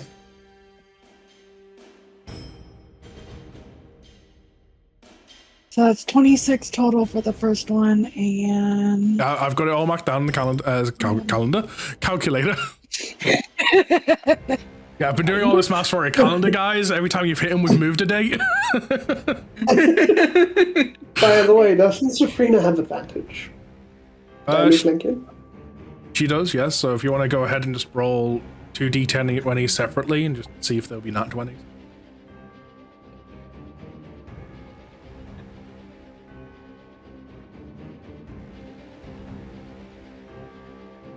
That's a no. And just roll another one for the second attack. nope, both 16s. Wow. Just thought I would say it in case it mattered. Well, the game said fuck you. I know. Oh, the game said, "No, you're rolling fine. Just keep going." Just keep swinging. Just keep swinging. Lumi, have you been hearing fireworks? Yes, we heard them the other night, and we just heard one tonight. Yeah. Why there's a few going off fireworks? in our area? I honestly don't know why fireworks. I'm honestly confused by it. It's called Northern Ireland, and we love fireworks. Yeah, once we get close to Halloween and a certain date in November 12th, Yep. you're just gonna have fireworks constantly. The 12th I understand, because honestly, what you guys had in 12th, I would compare to like an English bonfire night. Yeah. Which we Yeah, have on the 5th of November. Well, we have bonfire night. You should know this by now. Yeah, but I mean, like, what you celebrate on the 12th is like how we would celebrate bonfire night, though. It's just like, okay. Yeah, but we go over the top and keep trying to make new world records for how high we build them, even though the console keeps saying don't. Oh, trust me, I seen some of the TikToks from this year. Like, some people went high. Yeah, next to a hospital. Like, honestly, I'm surprised no one's had a sort of fatal injury yet. No one that we know of. Yeah. No one that's been put on the news or TikTok. What would you like Lila to do, and what would you like the fire elemental to do? Okay. everything. First, I'm gonna use my bonus action to second wind myself. Okay. So that's a D10 plus 16. Okay. Understandable. Understandable. Although I believe it's So max, that's a right? total 'Cause of it's 8. healing.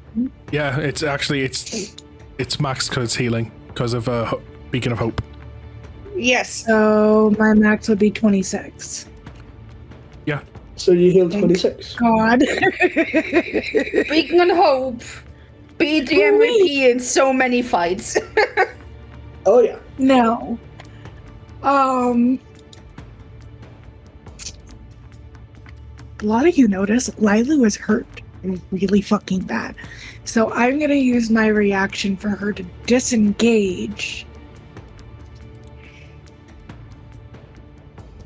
Run to and run. Don't run. Leave the bubble though. No, Don't leave the I'm gonna have her run back to you. Okay. As a firework. Yep, I heard it. Because at the end of the day, I know for a fact that you're gonna take care of her. She still hurts or no? She's at 6. Oh, okay. Okay. Why did You you do say that realize- earlier? Technically, I just want to throw it out 46. there. If you really wanted to protect it, you could just call her back into the bracelet. That is true. But I know she's gonna want to be a part of this fight as much as I want to be a part of this fight. I'll have you know she's a valuable member of this party, Lumi. And don't worry, you've got several healers here, so don't worry. And Why do you Kidman think can I sent you heal, back to I life? can heal, Chaos can heal, Soul can I'm technically built to be a healer. heal. Okay, so that's Lilu's turn. That's your turn. What about the fire elemental? The fire elemental, as I see this dragon fucking come into fruition, I'm gonna have him focus on the dragon. Okay. And he's gonna take his 2 attacks on the dragon. So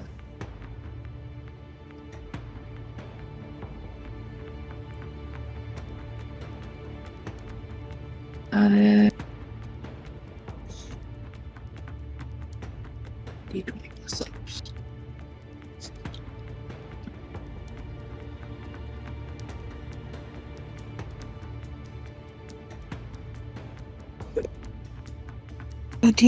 That's a hit.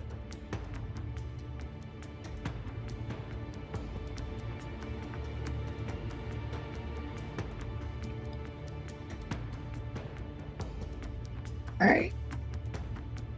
And that is 7 for that. Okay. And then for the second attack. Yeah. Nat fucking 20. Alright. Woo. For another 2d6 plus 3. Immediate 12 on top as well. So 14 So- plus 12, 26.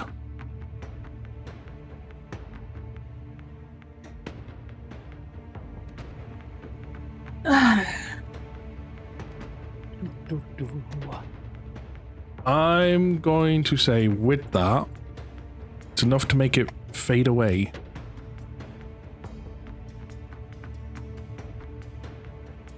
I find that's what I'm looking for.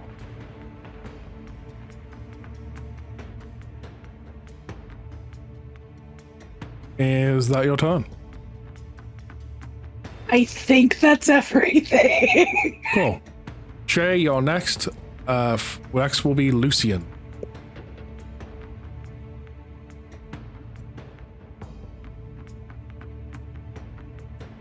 Okay.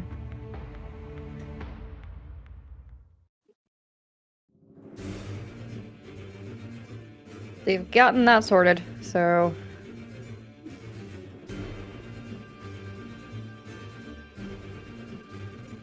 Again, I'm in this predicament again. I don't know what to do, because an enemy in front of me's gone. Focus on Malik. I can do Lilu. That's not the issue. No, the issue is that she focuses on Malik to hit everyone, and he's standing in front of him. Oh, fair. Yeah.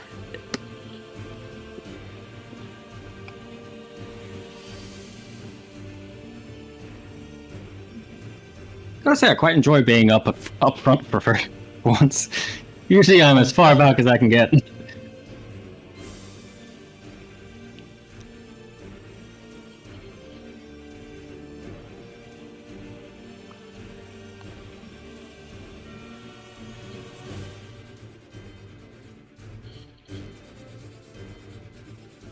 I wondered if I can fly high enough to even just sort of, more focus on him. I mean, you could technically fly directly above him and then go from there. Yeah.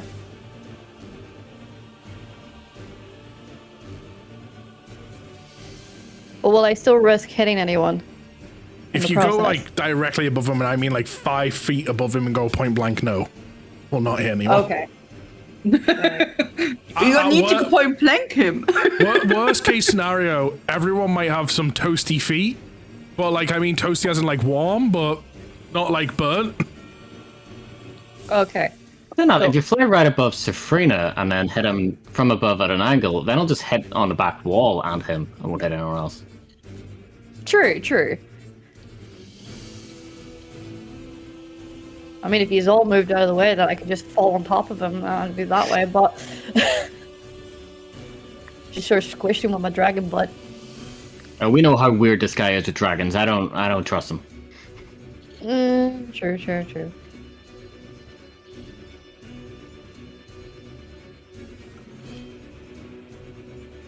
There's no real way for me to actually move my token to say that I'm on top of him, because then I'll be covering you all. Yeah, so if you want to be on top of him, just say you are, and it's just theatre of the mind at that point. Okay, we'll just say I'm magically on top of him. Doo-doo-doo. And I will... I have so many spells.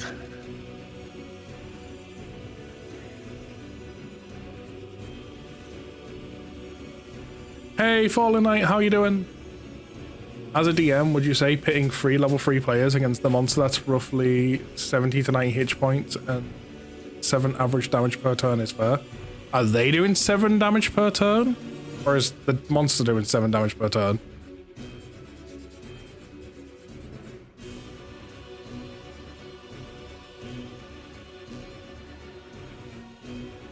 There's one I've seen here, and I can't find it again. Where is it? You know what? Fuck it.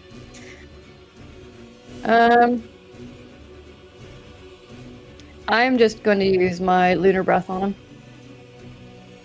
Okay. So, what was I need? I need to roll.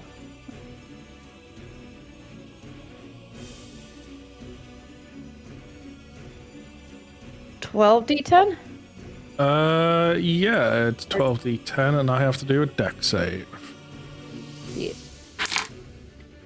Ooh, I think that's going to be a fail. Malik.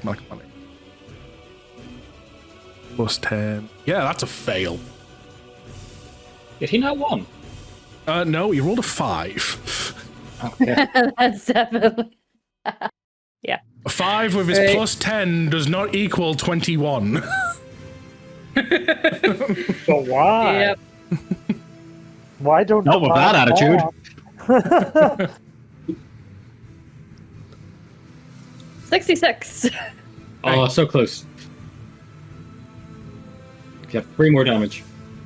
Okay. Or You another set launch, for them. you fly above, and as you get ready, you almost do like a barrel roll in the sky, and as you kind of finish the barrel roll, your breath weapon ready, you point blank blast from above him.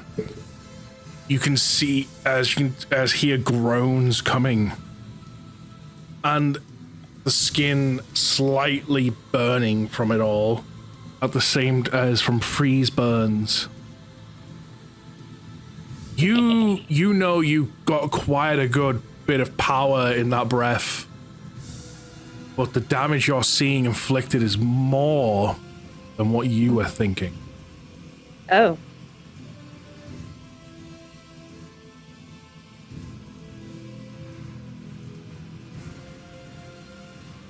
Okay, alright. Is that your turn?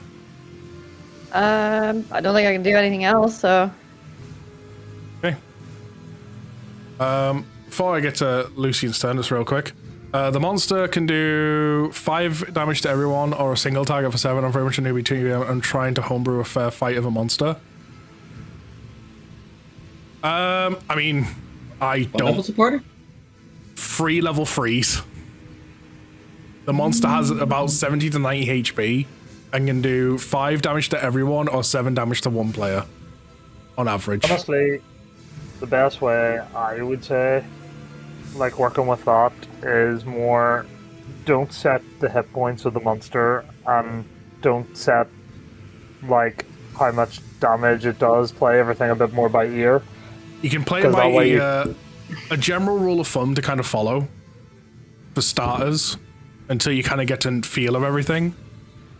The more damage the monster can do compared to the party's HP, the lower HP the monster should have. The more HP the monster has, the less damage it should do, so it comes out to an overall fair fight. Overall, what generally feels better for a lot of people is actually more damage, like with low HP numbers, because it means it can very easily, in a swing of a turn, just kind of swing into something like, oh, this is dangerous, and give the people a challenge, and stuff like that. But it comes down to personal preferences, so you gotta learn. Even we're at the climax fight here, and even I'm still not great at balancing everything out. Prime example, we have a homebrew rule here that my players used, which one-shot the second final boss. So I just I openly admitted to everyone that was not how I intended this for to go. He's got more HP now, because this fight should not be over that quick. So, as the DM, and because your players can't see the stat blocks, you can chop and change. You can chop and change it. You can fudge rolls. Oh, he missed this turn, even though he nat 20'd. You can simply go, oh, he's still got 60 HP to go, but that's the hit that killed him. Realistically, the main aim as a DM is to give your players a fight that they enjoy, right, Adam? Or you're going to say something? Mechanically speaking, it also depends on your party composition. Yeah, if there's a lot of healing available. You can sit there and you can sit there and be like, yeah, he has 70 or 90 HP, and in a party full of rogues and fighters, that might be no problem because of the amount of extra attacks and sneak attack damage at low levels. But if your party's wizards at level 3, they're not going to have a lot they can do, and they're going to have very small HP pools. Yeah, so it's a lot. I'd advise, starting them off with like something small, like goblins. Like just start it very small and see how much damage they can really output in per turn, and then base your enemies off of that. Base your bigger battles off that. I will also say, using D&D Beyond's encounter tool is a great way to see how difficult a fight is. You can also use, I think it's Goblin Fight Club or Cobalt Fight Club or something like that. It's another tool you can use. 1 sorcerer, 1 barbarian, 1 warlock druid, you assume. So there's not a lot of healing options there, apart from the druid is something to consideration. Play it by ear, pick something small to begin with, kind of get the composition of your party, and stuff. Overall, the other general rule of thumb that I learned early on for making fights as a DM,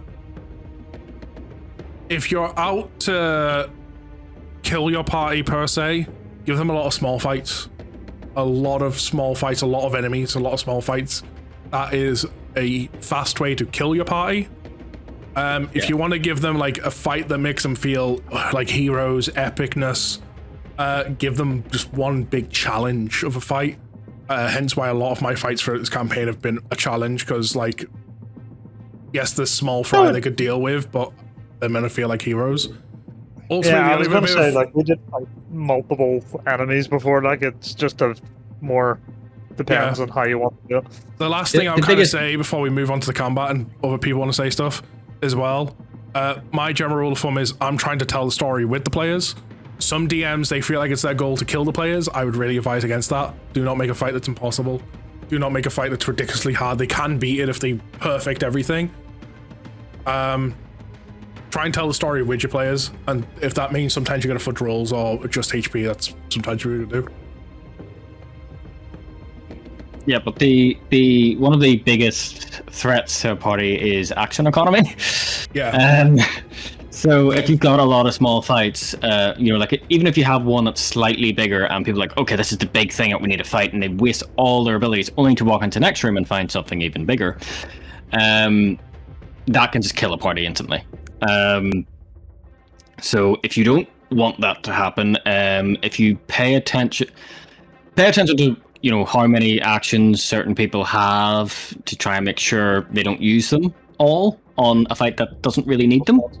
But also, if you want, to convey that in a sort of role-playing fashion, you can look at their passives, and someone could see something or a passive investigation to predict something and realize, actually, I shouldn't use up all my actions. I'm going to need something later I might have an even bigger fight later on. The fights are going to be full of mechanics. All party do active perception checks every time a monster finishes its turn to predict its next attack.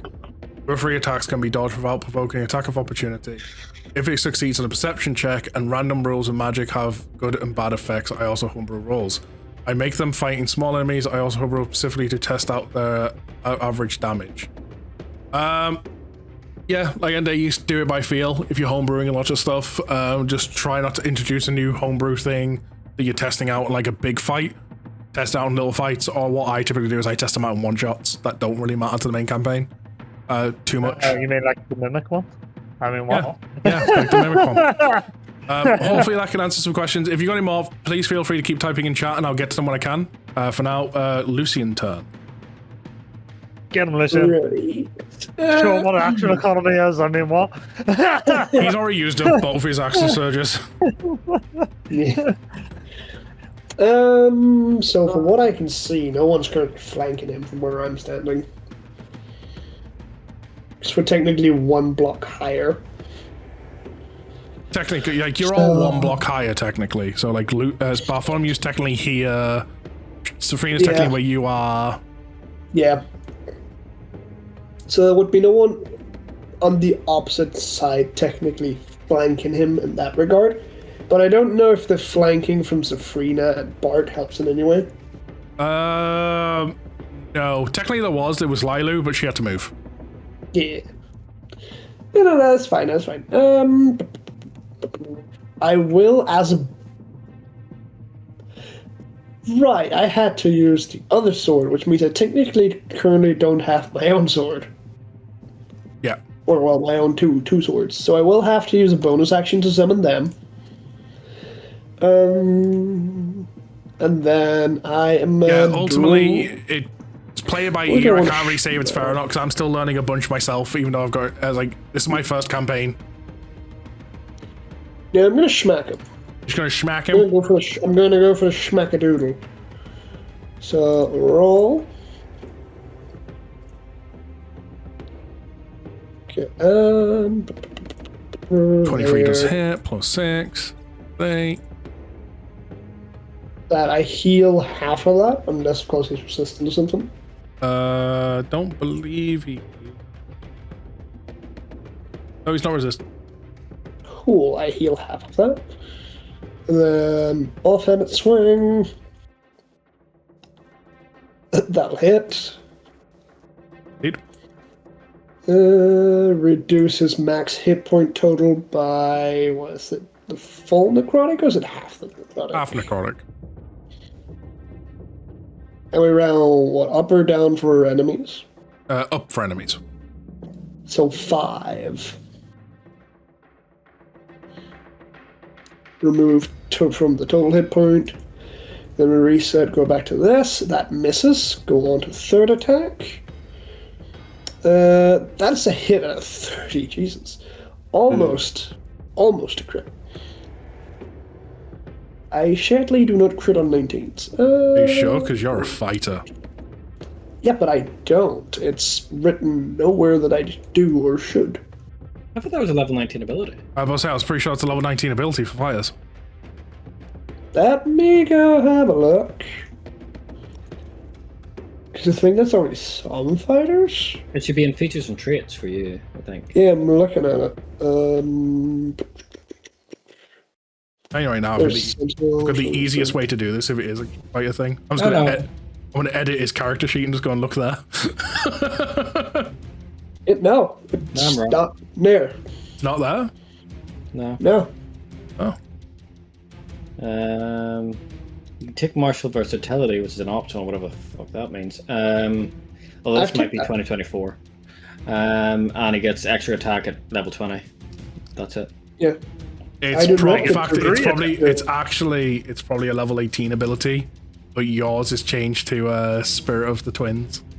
Yeah, mine's changed because homebrew. Anyway, so I heal 1 from that strike. Cool. Offhanded strike.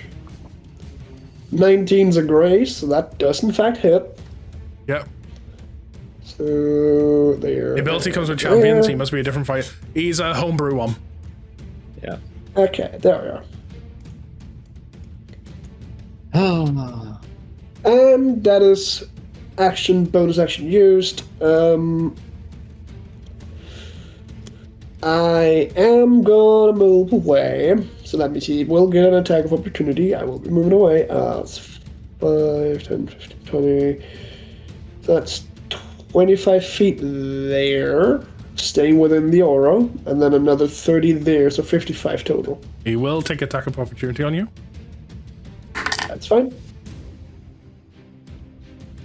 That'll be a crit. Disengage. The crit, you say? That's not fun. Yep, it is a crit.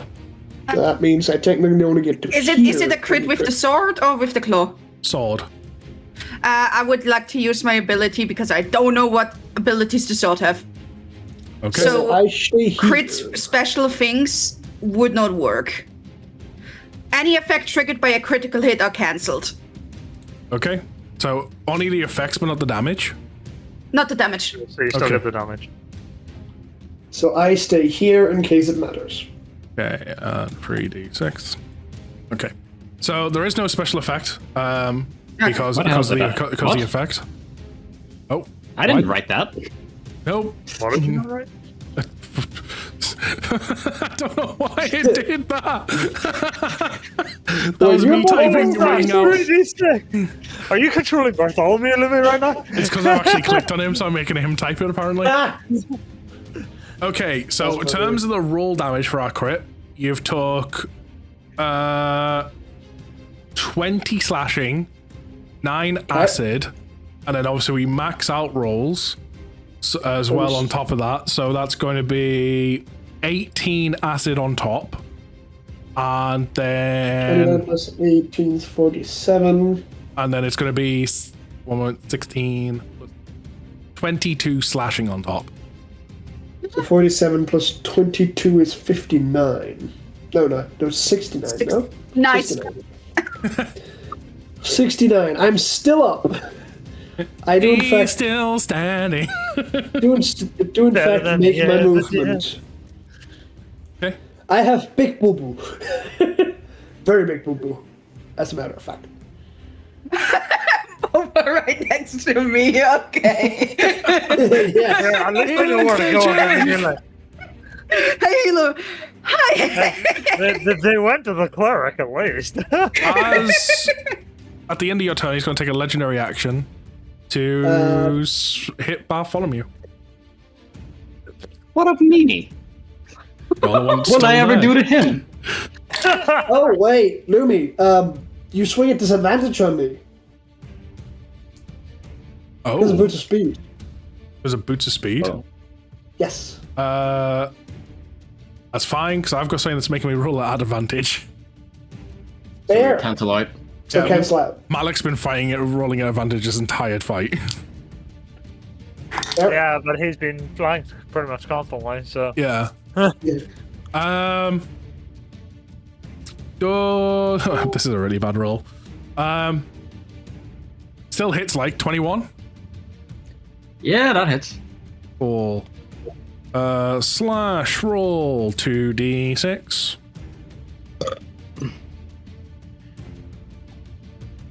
You'll take 16 slashing. I will use my reaction to half that. Okay.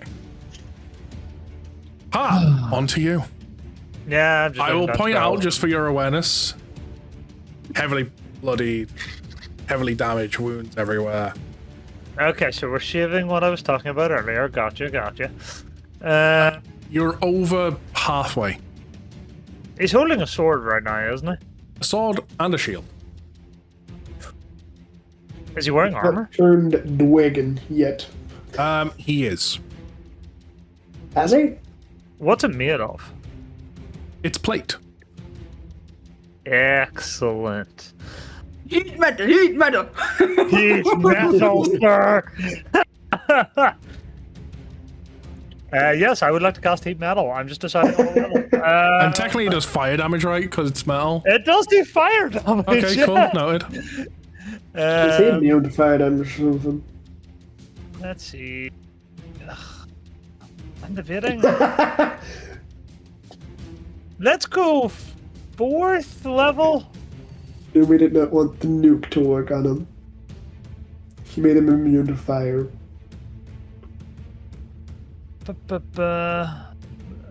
Oh, I mean, he's immune to fire at the minute.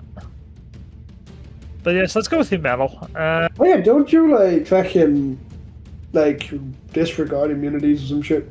No, I give immunity to fire Oh, I thought you also had a thing where like to everyone that my tails is touching. Funny enough.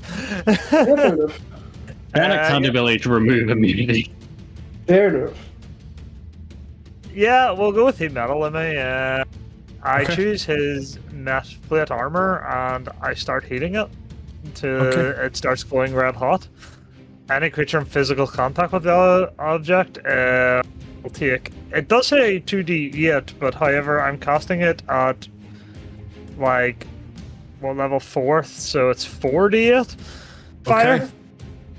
Okay. I need to pull up. Watch as the plate of metal starts to heat up, and as it starts getting to that burning point, watch as literally the energy of flames has come out and get absorbed into the shield. The shield's the issue. Cool. I did kind of drop a hint to this earlier. No, I know. I wanted to make sure that I knew it was the shield. True, you did when he raised the shield towards Shen. Did he take the damage from it? No. No. Okay. Yeah, So he didn't. the shield is absorbing the heat or the fire damage. So I need to remove. I'm also going to say, by the way, from the hit on Lucian, it's not an additional hit because of a crit. It's a hit because of the weapon. His DC is now 21. Oh, his AC. So his AC went up because he hit me. I have discovered at least that is a thing, I guess.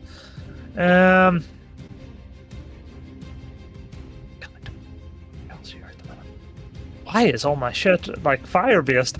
It's almost like you've got the spirit of fire. So now you're a wildfire druid or something, right? Yeah, that's totally what it is, right? Yeah, I'll kind of relay the information that I need that shield gone at the minute, and then I need to figure out what I'm going to do with my bonus action.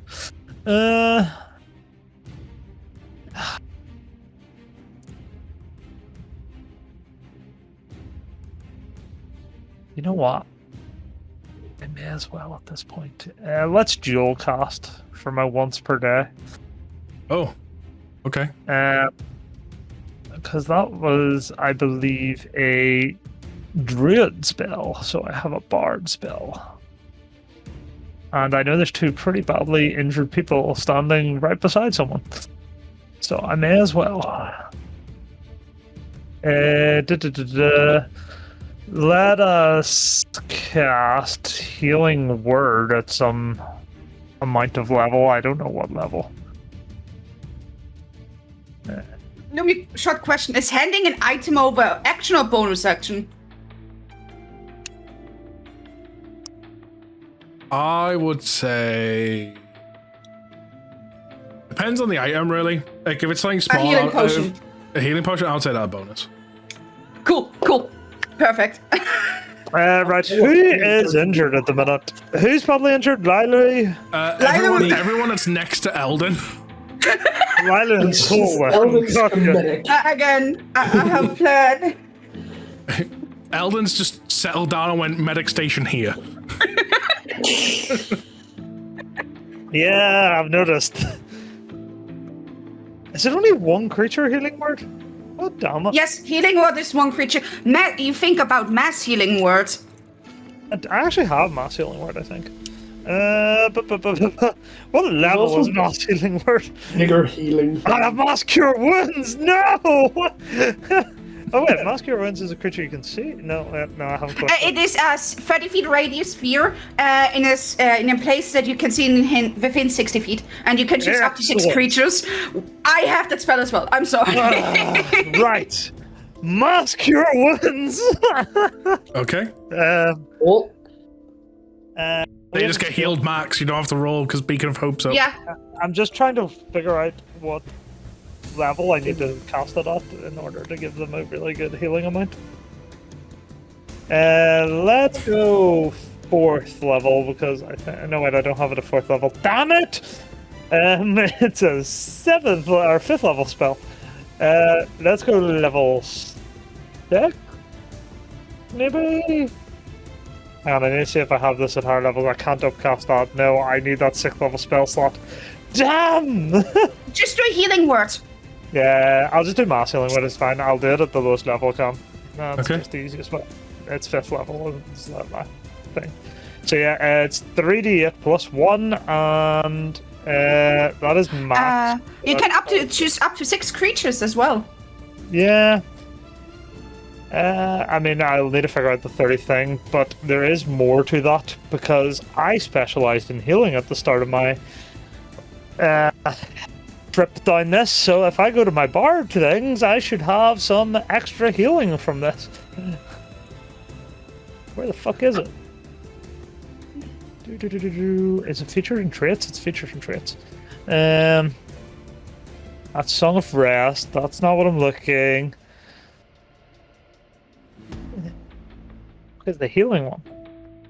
Anyway, healing because we didn't have a healer at that time. yeah, I do have stuff. It's somewhere here. Ah, there it is. Healer. That's not it, is it?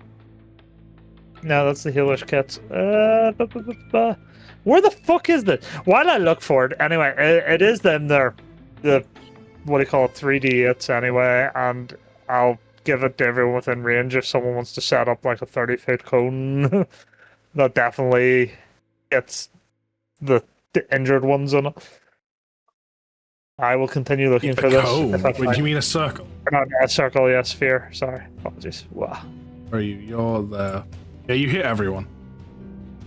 Yeah, we'll just give it the 6 of the most injured. You said 3d8? It's 3d8, but plus my spellcasting modifier. It's max though, because of speaking of So hope, you don't even roll. Yeah. So I heal 28 because of my own feet. I really need to find that. While I search for that, though, that's all I'm doing. So if you want to move on, while I search for the other thing. As we get to the end of your turn, gonna do a quick roll. Okay. Definitely something with like fire. There it is. Healer healing as an action. No, that's an action. Damn it. Where the fuck is this? I think you may be misremembering something. No, I definitely am not. I just can't find it. This is my issue. I can't find shit. Is it a feat or something you took early on? No, I think it might. I'll find it. It's fine. Just keep going. I will. Well, no, find because it. this involves you now. Enhanced Bond. Whenever you cast a spell that deals fire damage or restores hit points, while my Wildfire Spirit is summoned, which it is, because technically I'm in the cloak, roll a d8. You gain a bonus equal to the number rolled to 1 damage or healing roll of the spell. Okay, so everyone gets an extra 8 hit points. Well, that one's I'm rolling to add to it, so does that count as max? That'll also just get maxed out. Okay. Yeah, fair. because Yeah. if it's getting added, it's maxed out. Yeah. So, concentrate on this fight, trying to save your allies. almost the energy around you reacting to your magic,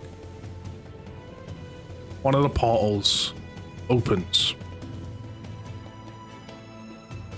And through this portal, you can see the woods of your village, Hart.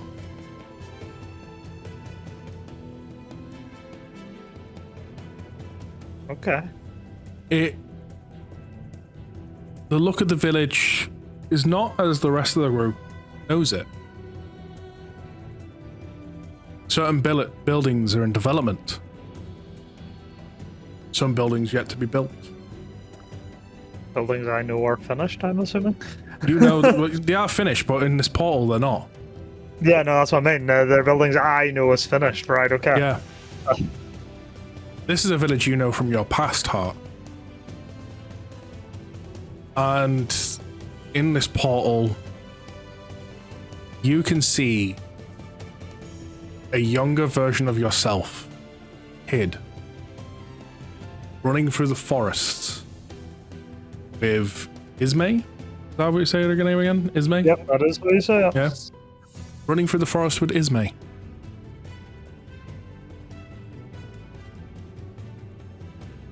You know this day, your mind, that's the day you decided to become an adventurer.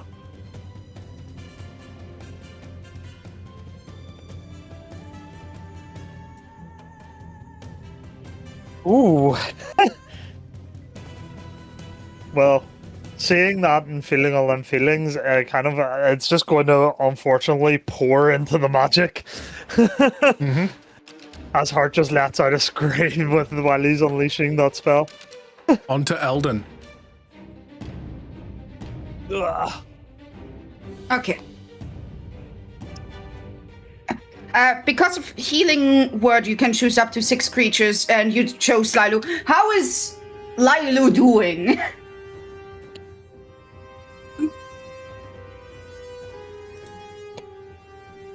To clarify, who all was getting that healing?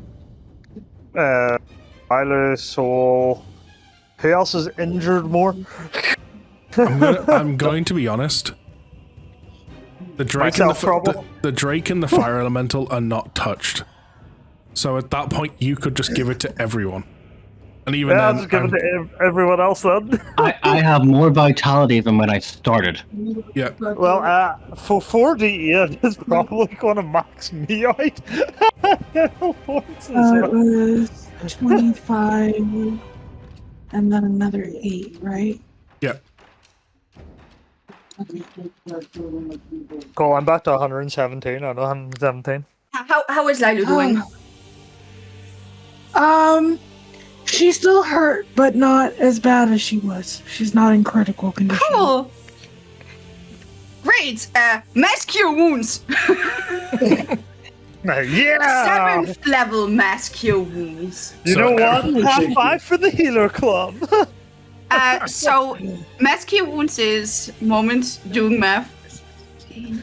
Wait, 8, 16, 32 plus 4, 36 extra healing. Ooh, here, hang on, that's a point. For anyone who wants it. With 36 healing, which for me will turn into 39 because of my feet. Cool. Where was that again?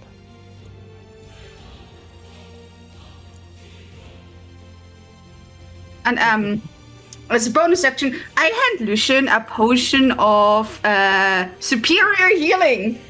Cool, I have one of those on me already, so now I have another one. Again, you use them, you're in the fucking fight more. Indeed. Is that your turn? Yes. Right, Bartholomew, you're going to be up next, but first... Oh. Again, the air reacts to your magic, Eldon. Another portal opens. In this portal, you see the city of gods 3,000 years ago. You see yourself laying on a hill. Person who was once your love. Check up. Hi.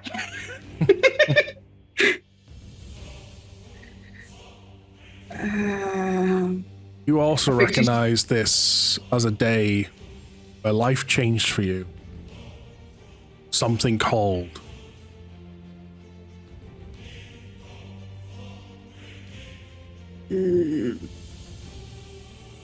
I think at this point I'm just more happy that Argo isn't here to see this. But happy memories. Follow me. Your turn. Okay.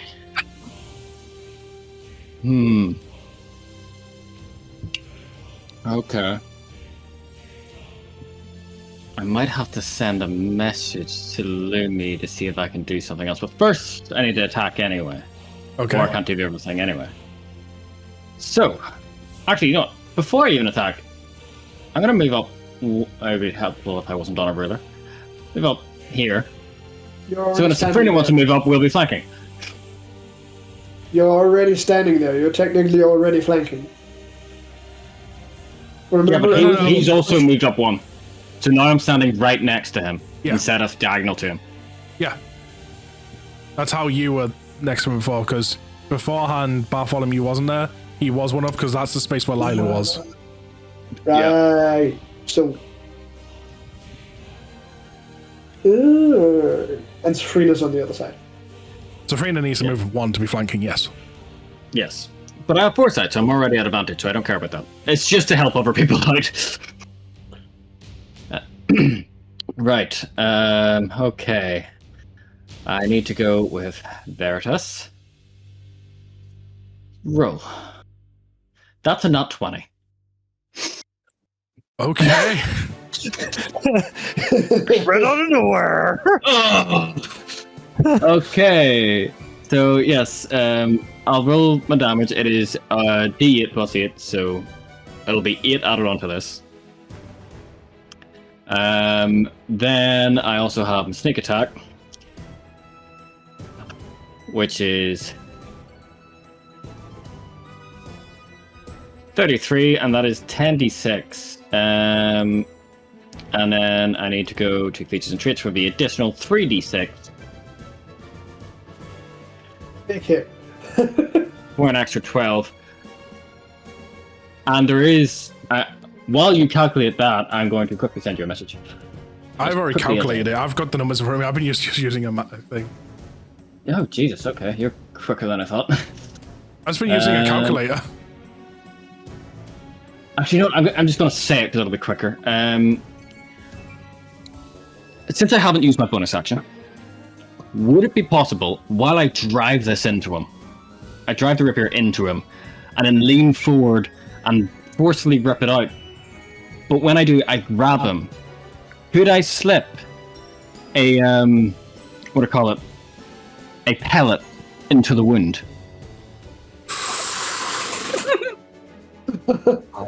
And do you need me to make a sleight of hand check to do that? Damn, that's some gore. That is some gore. That is. That means if someone hits him on that fucking shoulder or wherever the hell I just stabbed him, he's gonna explode. That feels. I'm going to be honest. I will allow you to do sleight of hand for this. The Okay. DC is going to be extremely high because only because you've killed this stage. And you've overkilled this stage by 121 HP. I'm preparing us for the next stage, guys. The only issue is you're saying it's a hard DC, and I do not have proficiency in sleight of hand. It's going to be a hard... So whatever I roll is what I roll. Although I do have advantage. But that's Good. yep. That's the 9 and a 2 for 14 in total. As you pull out the blade and go try to put the pellet in, Aura pulses out to push Yeah. back, and you don't get it in. Yeah. You watch as Malik's features turn more dragon-like, more dragon-born. One eye flickering through chromatic colors The corruption is really taking over. I will have my return! You will not stop me! I will open the gates of hell! I will rage through time itself! This is my domain! Hey, TOS. You are Hello. truly the king, the lord of small deck energy.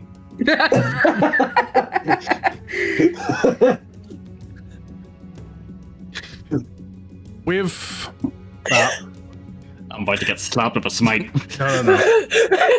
You're about to get smacked with a breath attack. The energy ripples off, Uh, and more portals open. One portal opens to the city of the gods during its final days. Something I don't even know. In this portal, you see Malik fighting. You see brave heroes.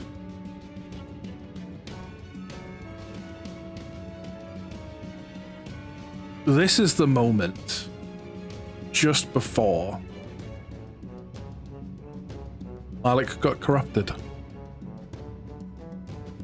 I also know exactly what happened in that moment. Yep. Another portal that opens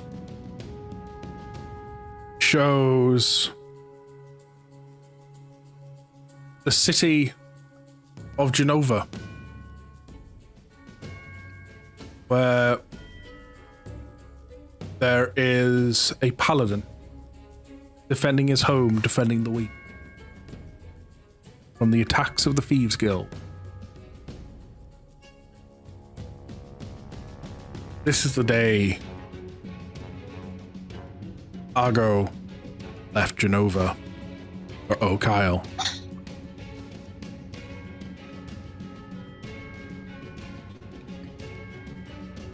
Another portal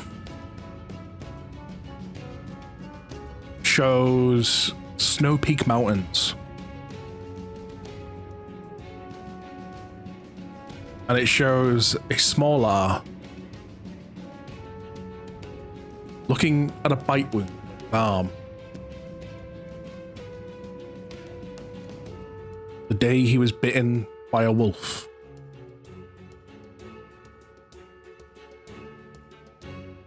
It's all important moments for us. It's the moments every single person decided that they had a way to become an adventurer. Hope nothing bad happens to them.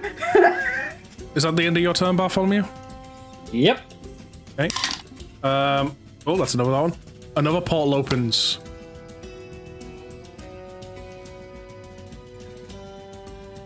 It shows you in your house, Bartholomew. Okay. This is the day your sister went missing. This is the day you got your sight.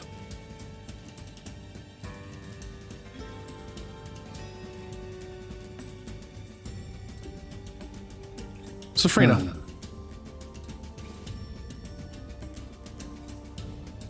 Oh boy.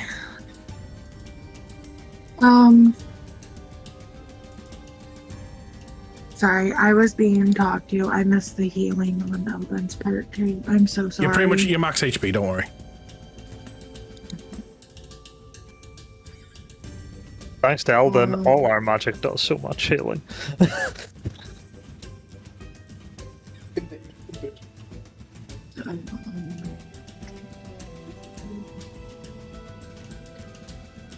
oh yeah, I should use that now.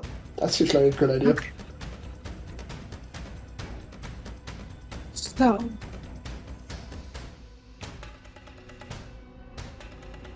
I am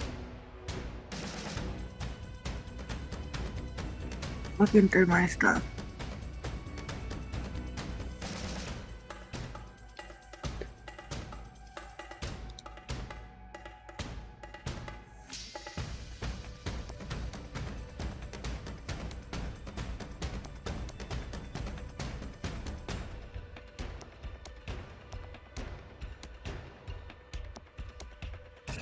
After this, it will be Shay.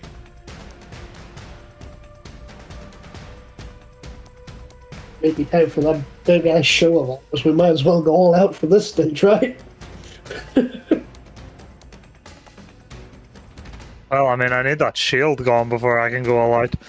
I know. That's going to be my next priority.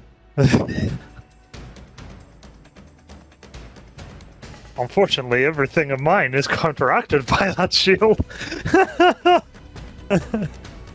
I'm just saying, you haven't tried your sun attack on the shield. Yeah. We're Yeah. not doing the sun attack on the shield that absorbs Lumi would fucking love fire. to absorb that and throw it back at us. Throw it back at us, and then I can absorb it again.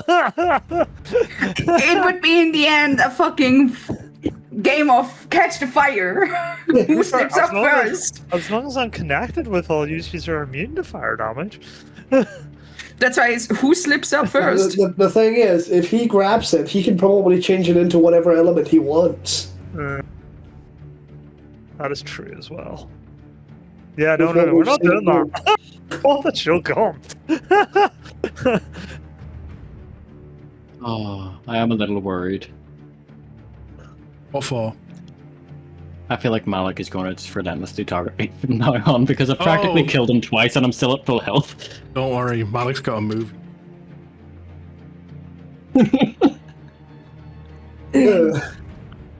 So, We need to start flanking after this being trucker pushed again. back and hearing his little "I will lend you" speech,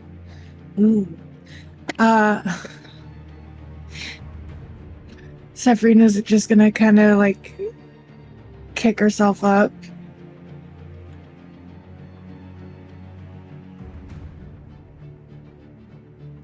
And just kind of brush herself off. Don't think I'm easy to push away as I go back in for my 2 attacks. That is a 19. That's a miss. UAC is 20. Can I give her inspiration? It takes Cost 2 me- inspiration. 2 inspiration to give her. Okay, I'll lose 2. I have it. I have inspiration points. It's okay. Okay, It's never mind then. already- I'll I take was those already gonna back. use more. Not Don't like waste we've your- been racking up all these inspiration points every session. I mean, don't forget, you can only you hold guys the are talking about. Don't forget, you can only hold the maximum 3. I started the session with 2, and then Lumi immediately gave us an extra one. Then I used one, and then we got inspiration again to You're back right. up the 3 again. I'm down to 1 now. Okay, so you swing I'm on again. the same boat. Yes, so that was a 21 to hit for the inspiration. That's a miss. Oh. Oh no. I just say, new Why AC. does it look like you moved back?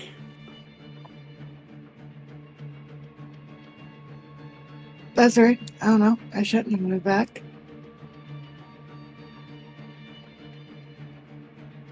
There's D&D and Beyond. then-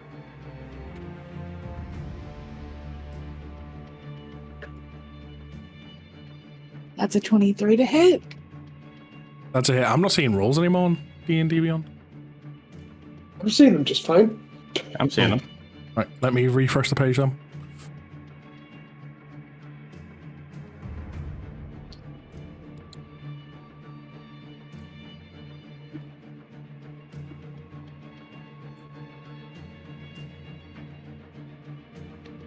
Okay, hopefully I should fix it. 23 you said? Yeah, it was a 23 to hit. Right, what damage have you done so far? Because I've not seen the rolls. It is a. Hold on, guys. I don't know. What? Oh, God. It was max damage 18 for the hit with the longsword, 9 for the 2d6, and 4 for the singular d6. Okay. and I have reminded myself of something. I'm wearing the Neurocommy's ring. Yep. So that's an extra D8 of damage. I have not been applying that this whole time. If it makes you feel any better, I forgot because Veritas has been messing with my rules to hit because it gets a +3, but for some reason it adds it to all my melee weapons. So I unattuned it while I was using my other weapons, and I forgot to reattune it. So for a few of those hits, they hit anyway. That's why I haven't brought it up. But I've been pretty short. Don't worry, because I forgot I had a legendary resistance. You have a what? I have a legendary resistance. So does and Shay. I forgot. Shay used hers, but Shay has legendary resistance. Yeah. Yeah, I have a thing. I still have a thing I haven't used for a magic item. I just apparently just went out of my brain while we were fighting Malik. I still got quite a few things that I haven't even fucking looked at. So that is I have a cool 5 for thing that. to do on my turn, That was that's a D10, not a D8. My bad. That was the wrong dice. Wait. Don't you sass me. That's 8 on the D8. Don't you sass me. Bummer. Okay. Wait. Is Lilu or the fire elemental doing anything?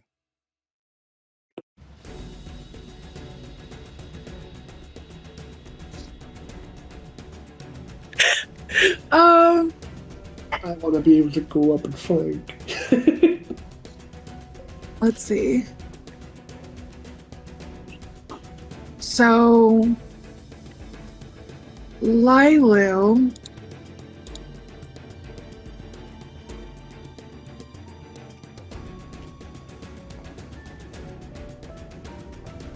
You know what? Right.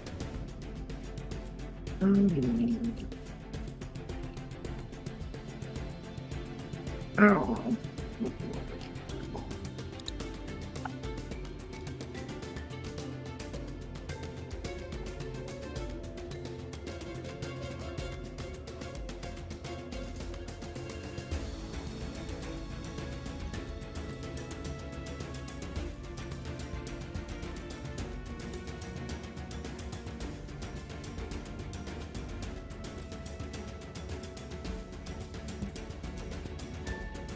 I think Lilu is just gonna take the dodge action for now. Okay. And the fire elemental?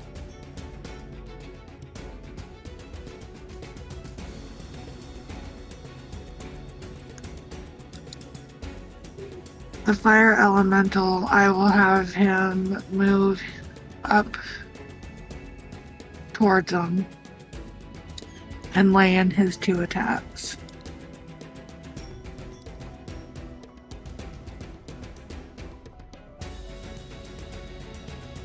That is a 24 to hit. Okay, I'm just gonna point this out. The fire elemental does nothing but fire damage. The shield absorbs every bit of damage. What is his AC now? AC is still 22. Okay.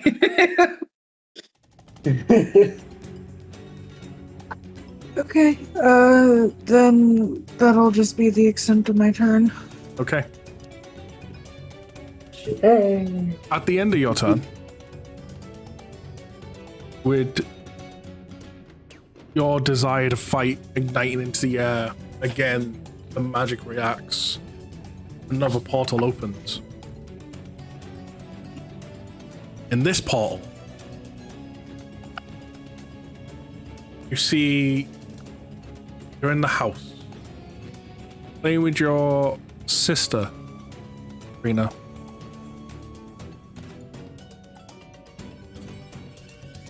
You recognize this day as the day you chose to become a Dragon Knight. is later this day you set off for your training.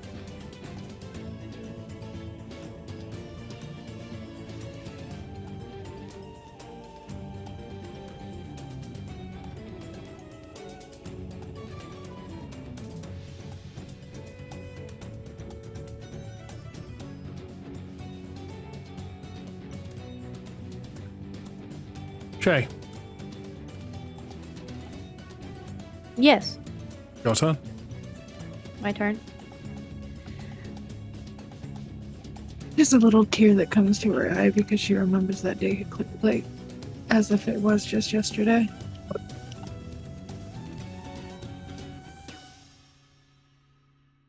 So is this shield in front of him, or is It's it on his covering- arm. It's on his arm. I'm still above him. Okay, right? Yeah, you're still above him. Yeah. Is there a chance he can move that shield upwards? You could try and react to you. By the way, roll me a d6. Ah, yes, thank you. I just remembered you did use your. Let me recharge it. Let me recharge it.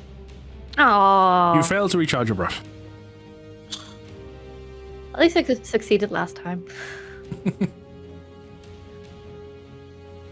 Well, I think worst case scenario, I'd possibly try to vent it to do a multi-attack. Okay. Which is a 1 bite attack and 2 claw attacks. So just to get this clear, is your goal to like try and like disarm the shield, like occupy the shield? I can try and occupy the shield, so then... Okay. Yeah. Just so I understand the goal here. Yeah.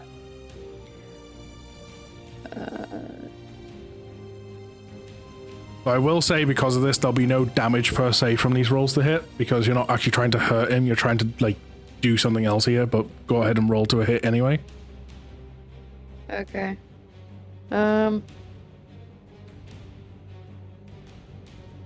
It's been a while since I used this. Do I use the sheet? Yeah, so you Or take do the I you take roll? the plus 13 to hit.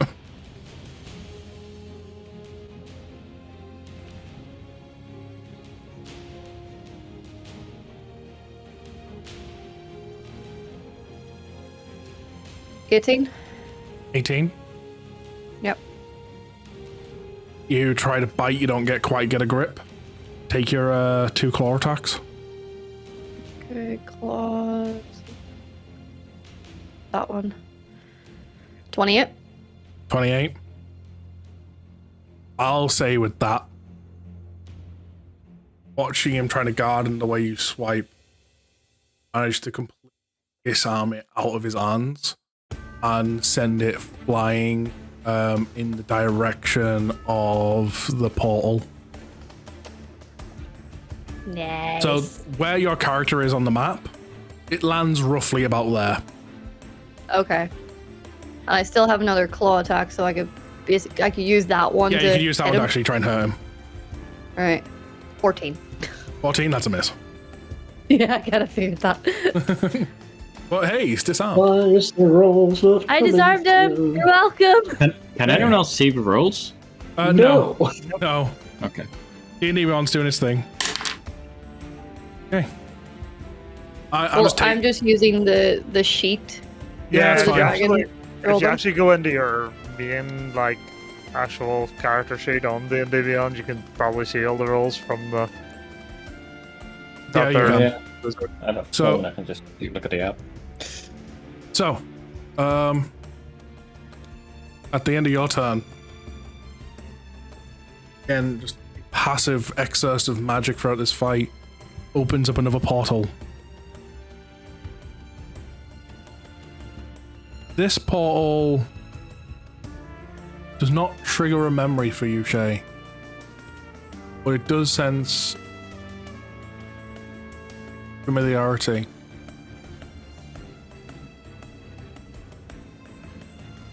In the portal, you see a woman you recognize. This woman is your mother.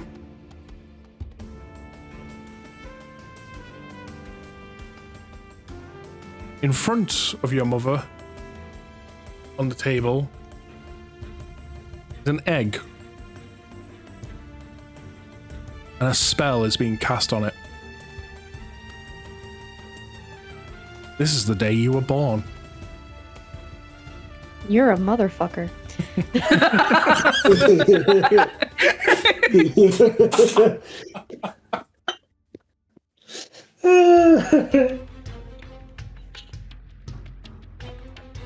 Lucian, your turn. Seeing Malik disarmed of his shield, everyone's moment, the way everyone started being an adventurer, a fire blazes in Lucian's eyes as he touches the second amulet around his neck. As he enters his eclipsed state, as the power of both the light and dark fuse into an eclipsed moon on his chest, and he rushes towards Malik. No. You've inspired him that much just with all of You just made him go, you know what? I've seen all these memories now. But Essentially, yeah. Just a build up of a Super Saiyan. ha. And now doing an additional 1d6 necrotic on every hit.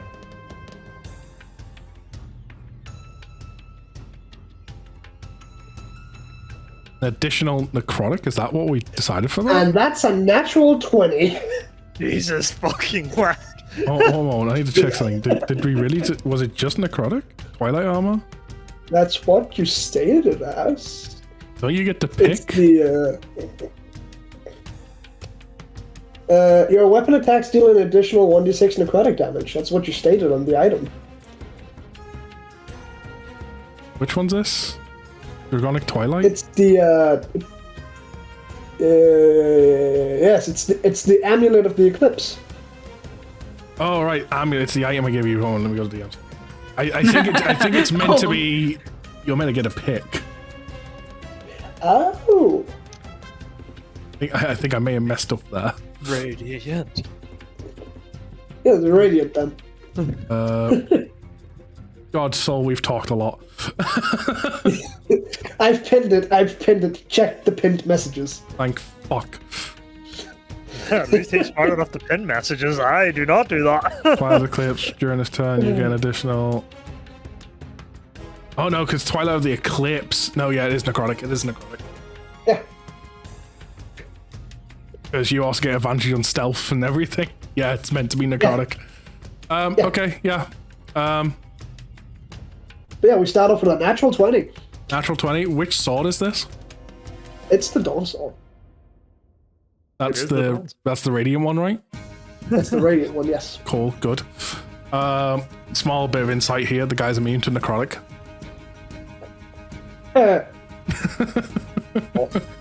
That's max damage on the slashing. Okay, because I can't get the fucking dice rolls in front of me, I'm gonna have to go to this. So 1 1. So that's the crit. So that's the damage. So plus 11, and then the roll itself is a 6. 6, and then that's 10 plus the 5. Okay. 36? If I calculate it correct, right? Something like that, yeah. Because it's 11 plus 10, which is 21. Then he rolled an 11, which is 32. Then 5. So yeah, 37.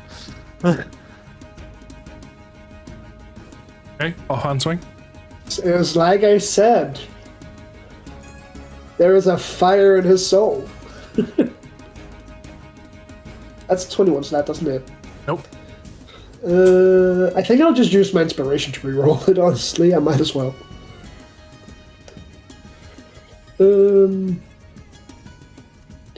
you just reroll that hit. Just reroll that.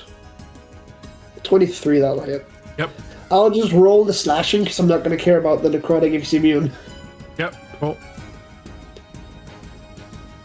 Then back to the Dawn Sword. That's a 27.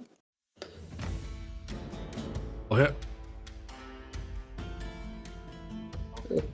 Right.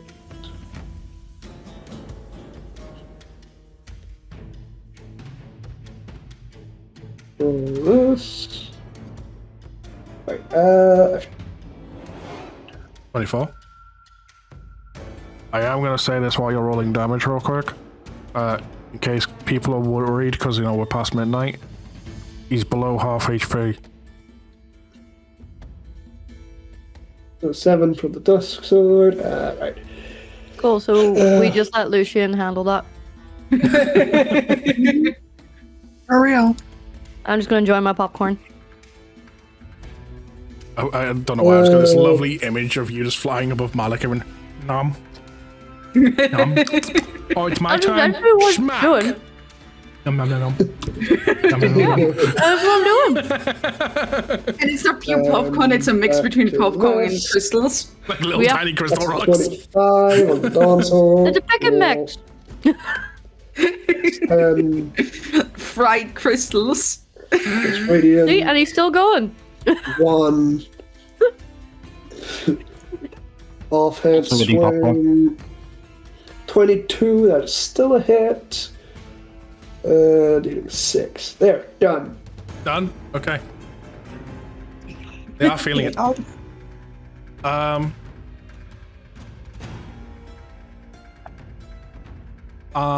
Is that your entire turn? That is 6 attack, and I used my bonus action to enter the Eclipse state. Now knowing he's immune to necrotic, that didn't really do a whole lot for me. But hey, I got a cool transformation moment, so yeah, that's my turn. Okay, at the end of your turn, again, another portal opens. It's your farm. And you're sitting on a wall, reading a book.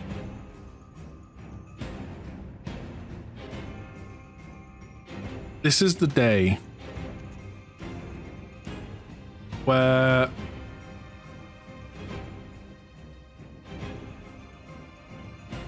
you got inspired by the stories you read. You got inspired by heroes that would visit. This is the day you decided, I'm going to be an adventurer.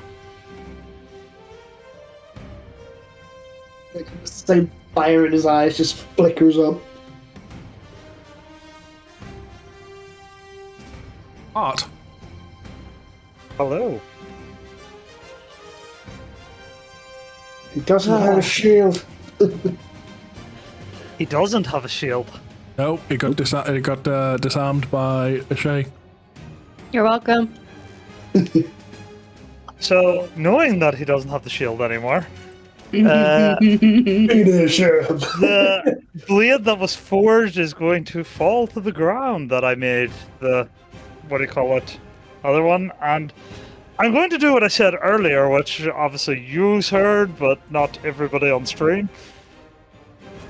I'm going to, after seeing everyone's flipping moments and stuff, I'm going to like close my eyes, concentrate on the bonds between them and me, and because I'm actually touching them, as he pulls out his dagger, he asks Infrared to help make the flames not just damaging, but invigorating to his allies, because they are immune to the damage now.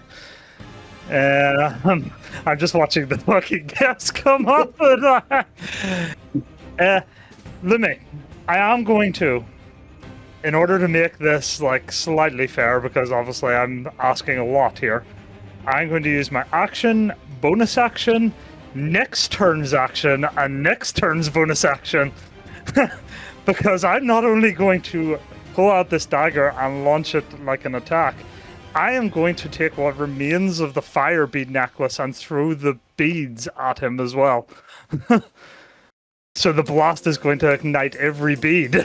So legit, just here comes the sun. If that's fair with you. Cruel sun is essentially what I have essentially learned. it's Cruise Sun, essentially, at this point, right? Throwing the fire beads in and asking for help.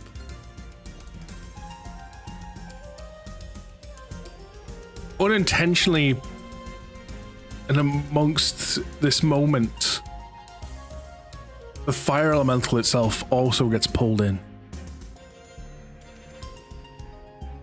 to add into this.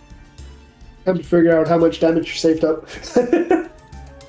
I have a name for this attack because I've been waiting for it for so long. What you ask of Ifrit, he responds to you. I can help with that. With an image, that'll be perfect. Magic is that of the mind.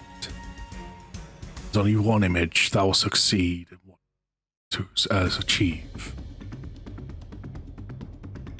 A memory locked deep within you. You feel something very bright, very warm in your head coming to the surface. Fuzzy at first, starts to become clear as Ifrit uses his magic from within to almost burn it into reality, to burn it into your mind. It's the day your mother protected you from Amia, sorry.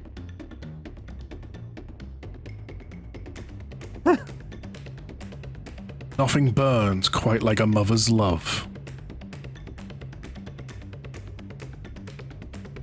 Yeah, I'd focus on that image. I have the name for it, Lemmy. I will send you the name for it. Okay. As this happens, I'm assuming, like, they can feel the flipping wildfire They can spirit, feel like, heat pulsing. building up from inside of them. Not painfully, just warmth. Your dagger starts to flare up brighter and brighter and brighter. The fire elemental gets it pulled into it. You pull the fire beads out and just kind of put them into the dagger itself. Boom. And there's a hashtag in there. Ignore that. The move is called hashtag.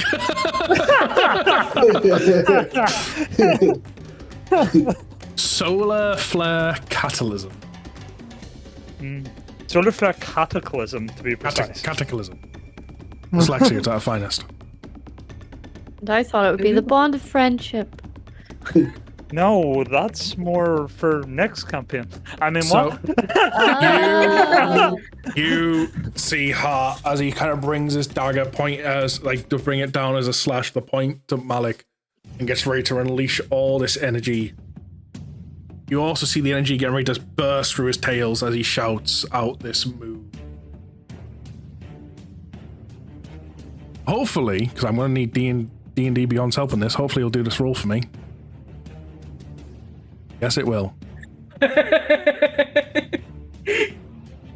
Sorry, no, it's. I don't post it. So, originally, you stored up 20 of the sun. With the fire beads and the fire elemental, gives you an additional 10 rolls.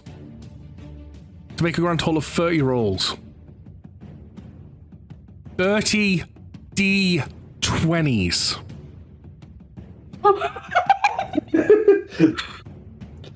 Every absorption has been a fucking D20. Here comes the sun. This fucking cruel son, this mother trucker. 11. You can see the blast from the dagger about to like literally form an orb. Thinking back to what happened on Crescent Isle, you again channel its shape to be that into a beam, highly concentrated, blasting out. As it leashes from the dagger, from every one of your tails, energy blasts.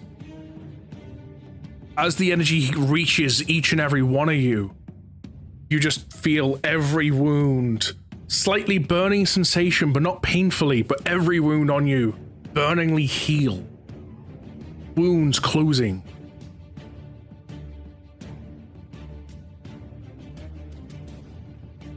Malik gets blasted by this attack. And even with the resistance they have to fire, they are left with a hole in their chest. Lume, Yep. just for this being this, everybody could roll 5 d20s, right? What, does 5, he- 10, 15, 20, 25, 30. What? So you want us to roll 5d20s? I've already done the roll. If you want to roll yourself, you get 5d20s to see if your roll's better than mine, but I've already got a roll number in front of me. I mean, the power of our group versus the DM. That sounds fun. Let's go. Are we really gonna do this again? Look, he's not going to make us choose between them. It's just... right? Right? You're gonna make us pick, are you? I mean, now you said it.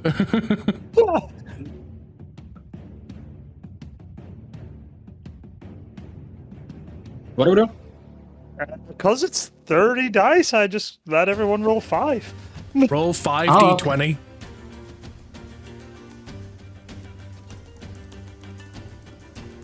Damn it, Adam. Don't worry about it.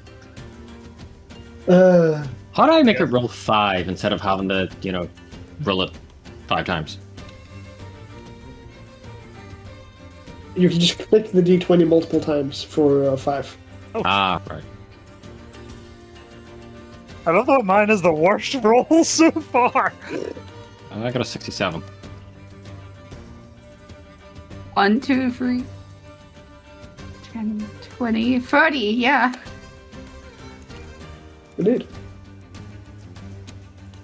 So, I'm gonna give you the option. Would you like to take yours or mine? I don't know, mine was pretty bad. I'm not going to lie. Let's calculate how much damage it would be. Grand Toll, you do 348 damage. I calculated for you.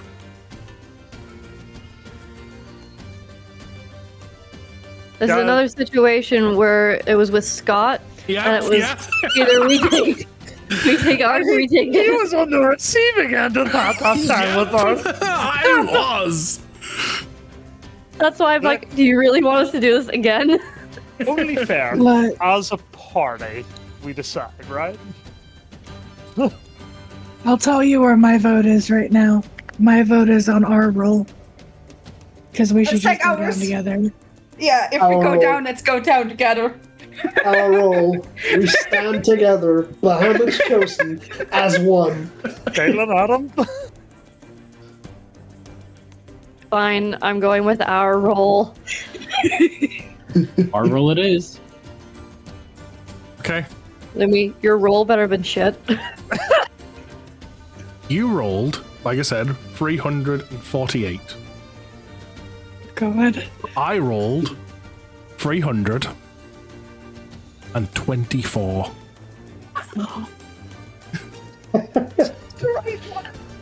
It was meant to be. It was, in fact, was meant to be. I'm also not gonna lie, you've all fucking safe Bartholomew because fucking Malik's next move, if he got a turn, was he had a multi-attack that was gonna do a lot of damage, and the end of the multi-attack was power word kill. Holy shit! Well, power word kill is a saving throw, isn't it? No, No, it's not. It's No, just it's If not. you're below 100 hit It's just if points, you're below you're 100. done. Gone. It's okay. Adam, if that happened, I did have reincarnation. I and had materials to still, use I it. still had Revivify.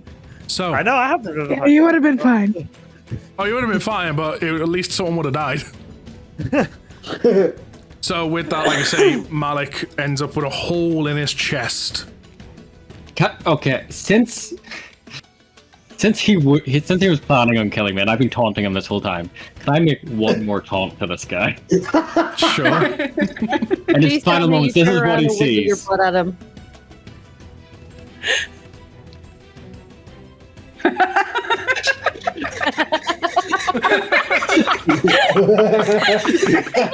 Doing the fucking Peter Parker dance on him. Fucking Bully Maguire. The Tobey Maguire dance Yeah. specifically. So with that, you watch as Malik starts to collapse, hearing in the last bits of breath. No, this.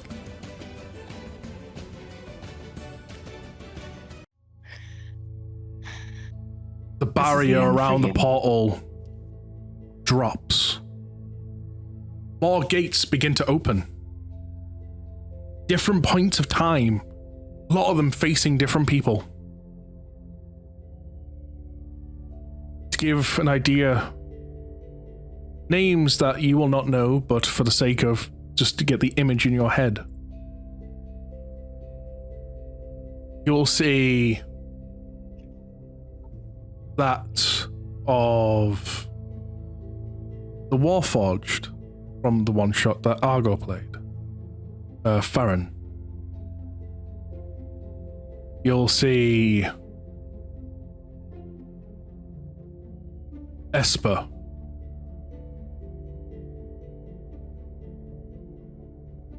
You'll see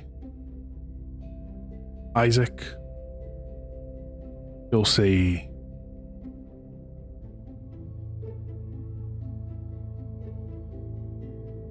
Thomas, Sego, many adventurers that we've played throughout all of this campaign through various one-shots. You will also see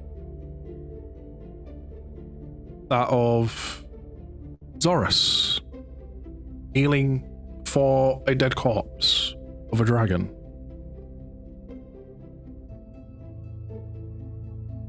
You'll see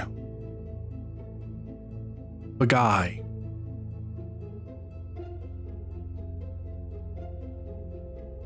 day he gets ready to set off for Draconia. You'll see a priest in a church.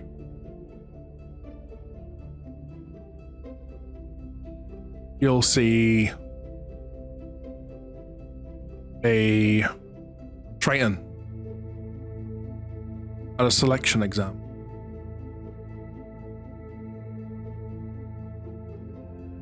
You'll see a water genasi communicating with a spirit. You see many characters all around.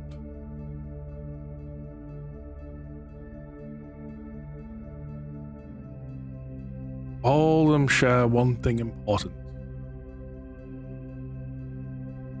It's the day that changed all their lives.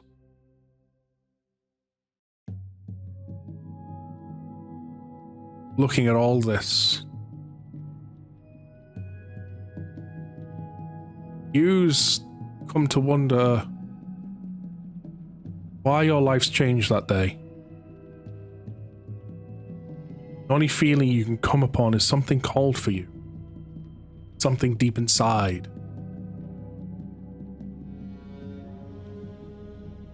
Shay, in your head, you're a small whisper. Your own voice. The time is now. Call out the dragon's serenade. Call out to the fragments of your soul. Call for them to be heroes.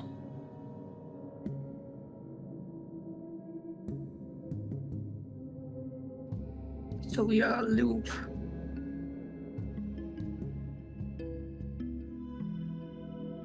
What do you do, Shay? I call out.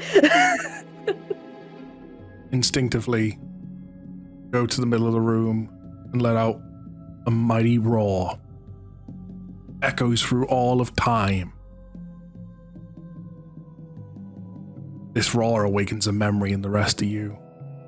You all heard it so faintly on these days. It's with a small piece of your soul inside, woken.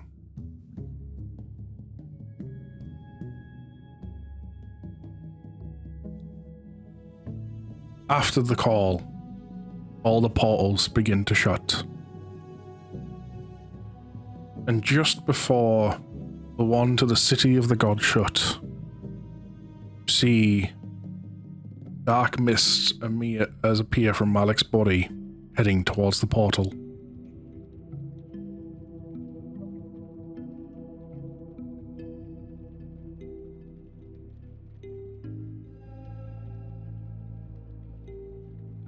Portal's still active, right? It's slowly. I'm on about the portal to the City of the Gods, not the big portal. Okay. It slowly makes its way through the portal just before it shuts. That can't be good. No, that's Tiamat. Oh my gosh, I just realized what happened. We are I've been running this on repeat forever. It's a we are in a time loop. motherfucking loop. Time Yeah. loop. We aren't. Malik is though. Oh my god! When you made my when my character like opened all them portals of time, like fucking at the end of the Battle of the Gods. Are you serious? I've had this plan from then, Mitch.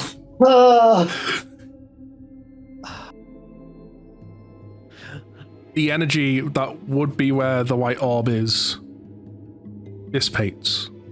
All that was opened shuts.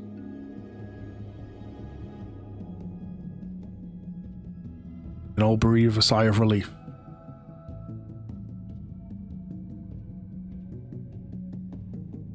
Anything anyone would like to do in this current moment? Art would like to collapse after using so much magic. I'm gonna start picking up all the orbs that have been left behind. I think Ellen, out of a reaction, would run towards Hart to make sure he's fine. Yep. Yersin's swords would drop, dissipate. Same thing with his armor. Just everything just dissipates. He just stands in his normal outfit, and he just looks to the rest of them. We fucking did it. We did. We stopped. Are you okay, Hart? Heart's fine. Heart's just exhausted. Picks you up. There's a reason I used 2 fucking rounds of moves on 1 attack. Is the shield still on the ground? Yes. I'm gonna use detect magic on it. Cool. You also detect magic from his sword. Okay. Because the shield was absorbing fire, right? Oh yeah. Oh, I'm bringing that to heart. Let me reopen Obsidian so I can tell you exactly what it is. But both the sword and the shield you detect magic from. Both of Malik's weapons. Okay. I don't have identify, so I don't. Anyone have identify? I do. Would you like to cast identify? I am passed out at the minute. I'm not. I'm gonna help with the orbs to put them in. I don't have again. identify, but yeah. So let's just pick it up and try and find the child. Okay. Yes, let's go find his daughter, like we're promised. I cannot really. My Drake, I place hard on my Drake. You explore the fortress and eventually find your way down to the dungeon. Here you find a bunch of gods locked up, chained to something that's been channeling their energy away from them. A lot of them look drained, exhausted. And another cell. See a little girl. Tattered clothing. Small bruises on her face.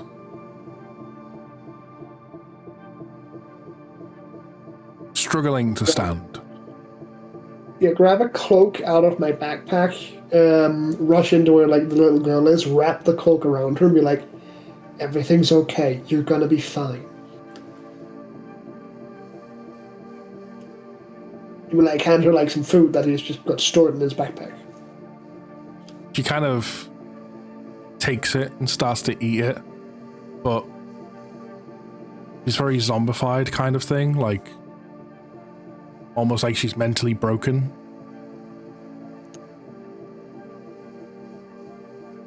And we should call out to Eldon. Yeah, Eldon, no, over here. Alden walks over and just to see how she reacts, the kid, a phoenix that appears, and Alden casts light on it. She looks up. I just grabs it, stares.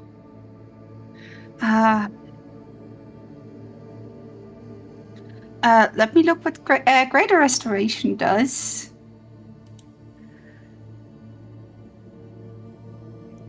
She still just kind of stares into it. I would try with the... At this point, like, you can tell... Yeah. This is not something magic's gonna heal. This is something therapy's gonna heal. Yeah. I think Alden just head pets her. Everything is fine. You're safe.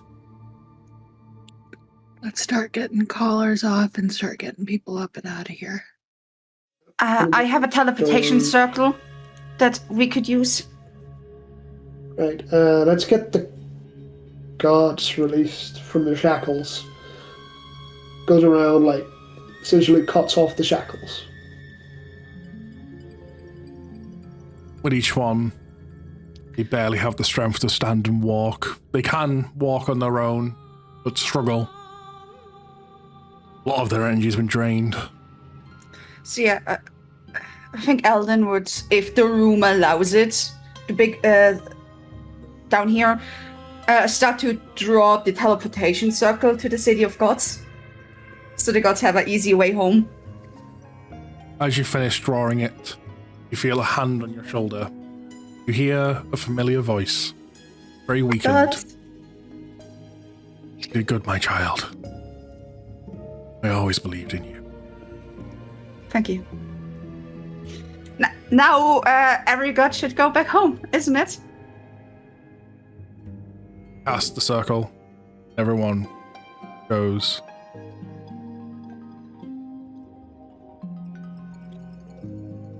Your sister is nowhere to be seen, Shay.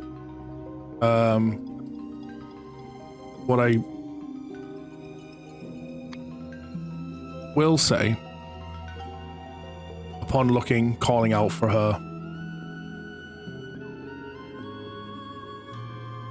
being so close to main divine entities right now, and as well as technically, while here in Pyre Isle, you're in the existence of your domain that was cast thanks to your mother. You will get a divine message. You suddenly see a boat traveling to a far-off land. On this boat, see many travelers. All kinds, ship workers. You see a man with 2 robotic arms. But you also see, in a cloak hidden in the back, your sister. In the distance, you can just barely see land that you would recognize as home. The land of Draconia.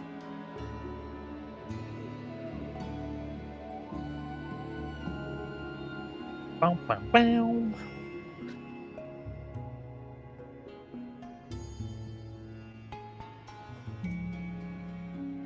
Okay, I'm gonna need to change some details up then.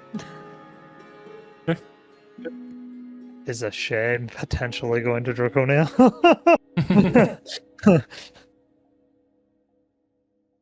So, you send the gods off to the Golden City. At this point, kind of decide with what energy you got left to maybe join the battlefield, assist.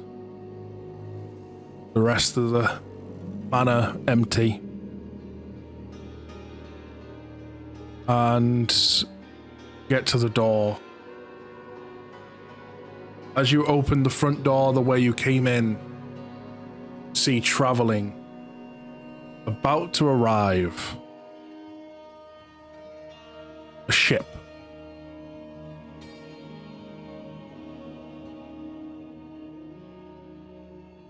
From what you can tell from the sight of the doors being open, immediately you see a figure jump from the ship, come down. Standing before you all is Zorus.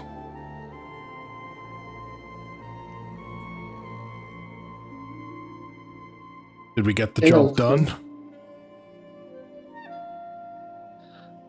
Hey, old friend. It's done. We did. Malik's gone. I traveled back as fast as I could. You were right on time.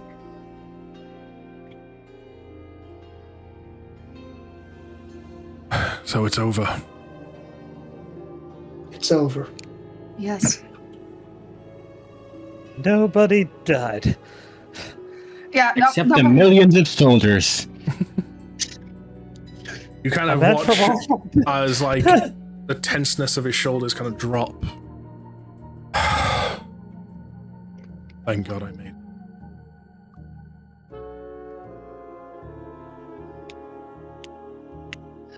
He kind of looks up towards the ship.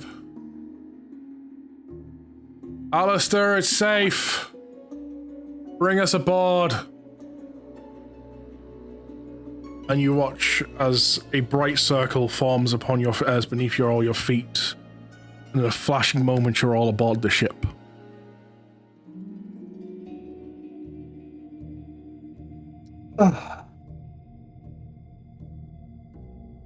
You see a bunch of people immediately charge you and cheers. Hey, way to go! People tackling you pretty much like they go to put their arms around you, but you just don't have the energy and kind of come to the floor. Alistair stands before you all. Time for a celebration. Let's go home, shall we? Let's go. It's just a slow, exhausted nod from Safrina. You all make your way eventually back to Terragon. Parties are held in your honor.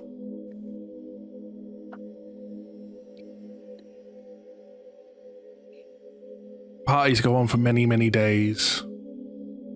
Eventually, feeling like rest is deserved, one by one, you agree you'll meet up again someday. One by one, you start to split up, spend a time for resting. I mean, that I hate to say it, that someday might be in part of what I had planned for after. I know.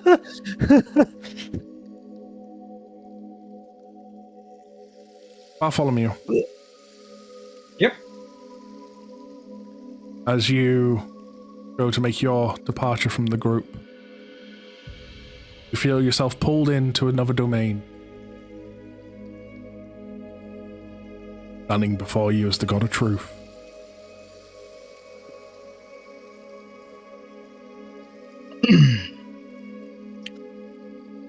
Well, I held up my end of the bargain. Still a part of the bargain you must hold, but I trust you will. That was a different bargain. All bargains tied together. But like I say, I trust you.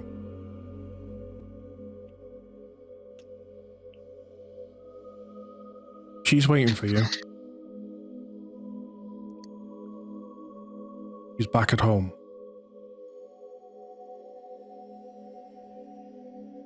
With my explicit instructions not to venture too far. Not at least until she sees her brother. I do have questions about that. You may have answers. Has she aged at all? Does she have any recollection of her time away?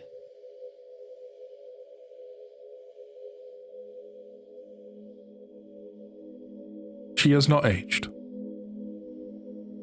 She does have the memories. After all, she was always there with you. As he raises a hand and pulls 2 fingers. You get to keep your sight, but you feel some of the magical abilities from your eyes dissipate. Could I hold on to one of those abilities before you take it away? You may choose one. To see through the eyes of another. I would like to keep an eye on Lunaria while I'm in Draconia. Certainly. His fingers, he kind of waves it to kind of split the 2. Grasping the ones he's...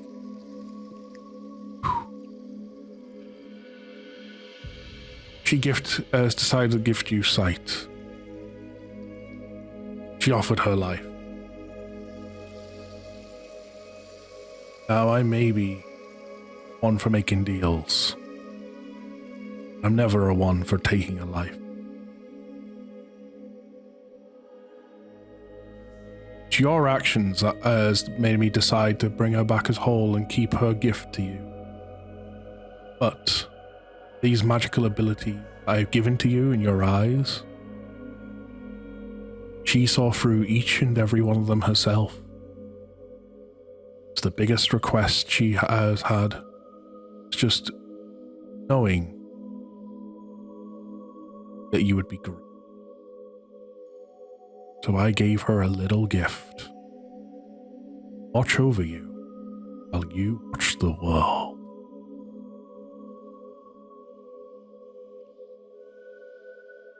I apologize for misjudging you at the start. A lot of people misjudge me. It seems my insight isn't what it used to be, or isn't what it should be. And maybe they got a truce, but I do keep many secrets. Gotta keep everyone guessing.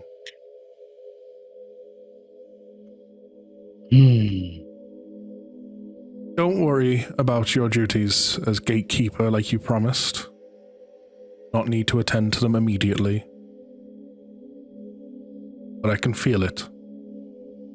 A shift in those gates are coming, and they are gonna need you.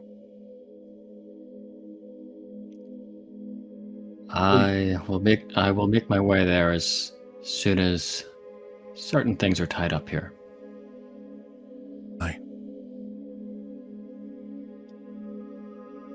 I won't be making regular contact anymore, only if time is dire. Our job as gods upon this world is time to take a back seat. More backseat than before. I have a feeling you might not need to contact me. Eventually, I might find you. Of anyone that has ever been a follower of mine, or had my powers, you I believe the most. Inquisitor. And with that, I take a bow. He bows back. There's only a few I respect as much as you. Now go. Enjoy your life while you can. With that, you find yourself back in reality. Back to reality. Oop, there goes gravity.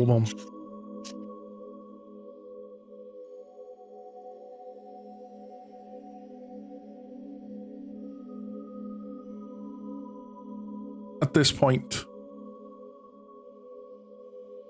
with everyone making their ways, parting, I would like to ask one by one, for those that wish to say it out loud, what does your character do in the events after this story? Starting with Soul. What is next for Lucian? Before departing Tarragon, Lucian would go to Lord Alistair and ask for one final favour. To take Malek's daughter under his wings and guide her through her years of growing up, and bringing her with him, protecting her, make sure she has a safe life. Alistair would honour this request. I think of no one better. She raised in good hands with you. I shall also, to help with this matter, you wish for a life to settle down with. Once the Tarragon Academy is opened, there'll be a position waiting for you there if you wish to take it as an instructor. It would be my honor. Raising the future generations of heroes, I could see no better fit for my sword. He leaves Alice's throne room with a bow. Farewell for now. Farewell, Picks up the girl. my friend. Smile. Turns and leaves. Anything else you'd like to say for Lucian? Or is that it? Not done yet. So yeah, he would find the girl, take her with her, take her with him. He would go to Eldon. Eldon, Yes? where do you plan to go, and would you care to join me in settling down? By the way, when you found her, she was packing and she just looks... I'm packing for that. I'd like But to I need to introduce tell- you a little member of the Snow family. Had pets again. I need to talk to Lord Alistair as well, though, first. Of course. For the next 5 to 10 years, Lucian would, with Eldon's blessing, settle down with her. Ask her to marry Lucian. After the academy is built, he would take up the teaching position Lord Alistair offered. He would still tend to the farm whenever he has a trip back home, help his parents out, see how they're doing. Introduce Eldon to them. Spend his life Again. training the future generation. Still ready whenever his homeland needs him. Just to add to it, real quick.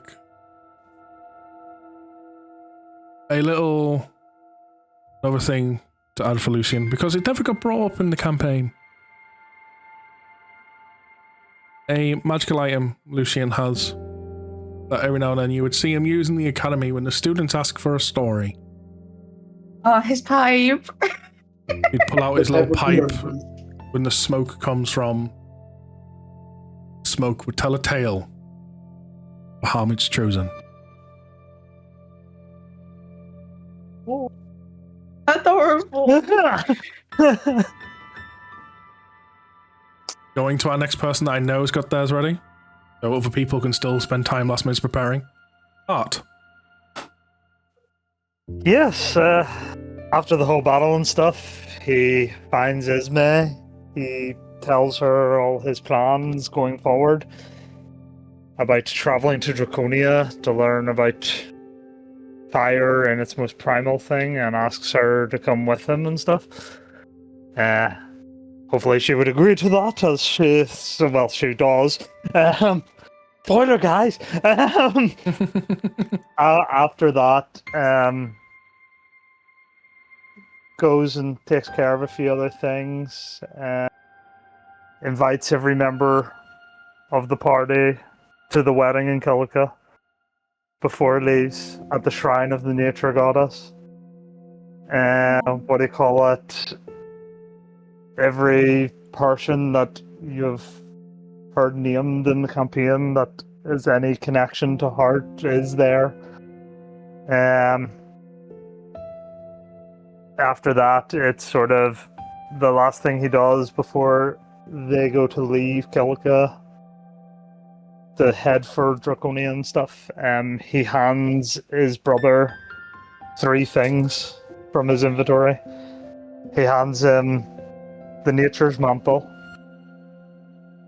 the fire dagger that was used in the battle, and a repaired orb so that he can watch and see that his brother is safe and sound at any point.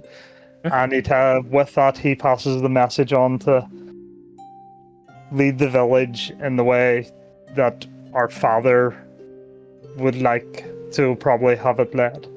You're stronger and more of a leader than you think you are. And after that, him and Ismay travel towards Draconia, settle down in the fire. I forget the name of the fireplace, but settle down there, and he sort of starts to learn about fire as they start a family together and stuff. And about specifically the region? Yep. The Blaze region. Yep. By the way, what I posted there in the voice chat, that was the shield and sword you picked up, because at some point you would have identified them.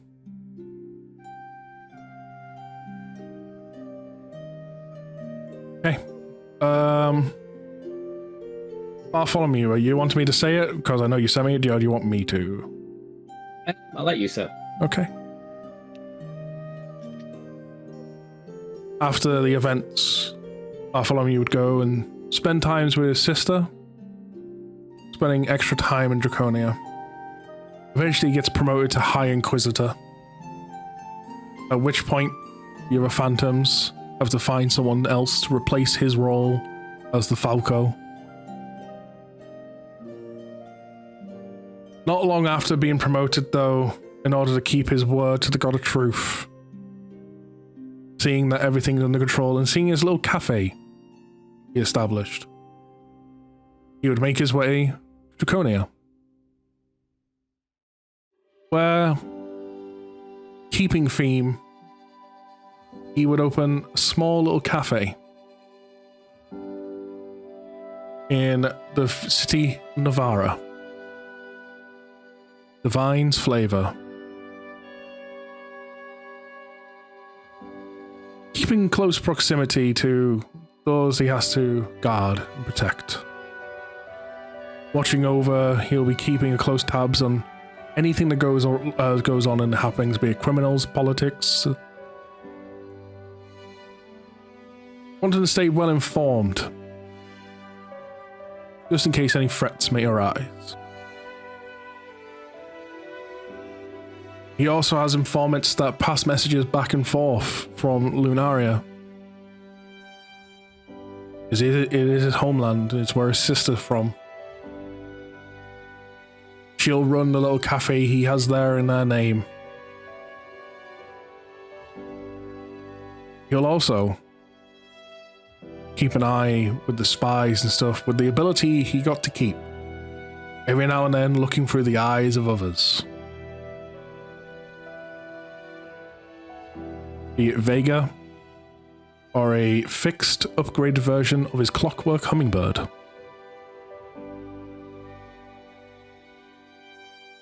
Vega's the name of the rock, by the way.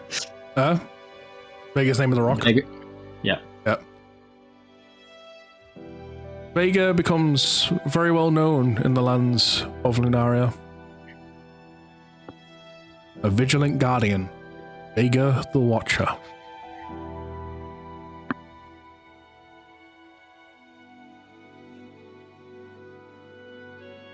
Via a deep bond they have anytime Vega sees something that Bartholomew needs to be aware of. They've got a way of communicating, alerting something in Lunaria is amiss. Not every time Bartholomew can go and answer it, but there are people he can call upon to go for him, that he trusts. The clockwork hummingbird would have been upgraded to the point where it's got no time limit. And he's got them in every city to watch over. Throughout his years of Draconia, the Inquisitor that he was doesn't stop. He searches and discovers some histories. And eventually he comes across some ancient libraries with knowledge long thought lost. He'll spend his days studying at this. During his days there, he will bump into many adventurers.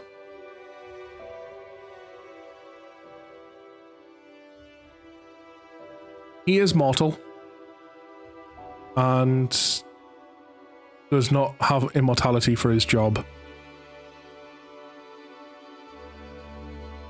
Maybe not today, maybe not tomorrow, but at some point Draconia will become his resting place, as he will fulfill his job to the very end.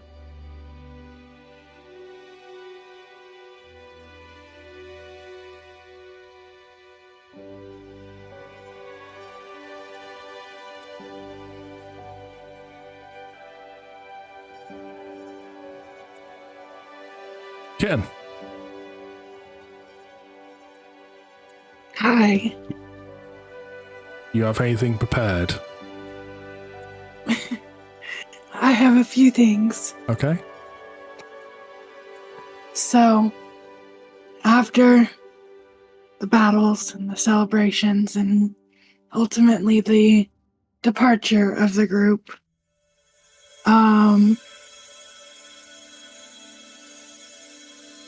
once things have settled down, I would be approaching Alistair.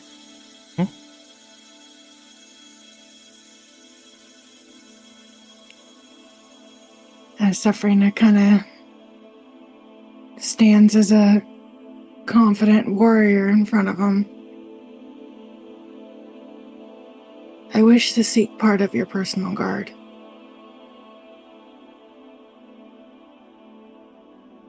Safrina.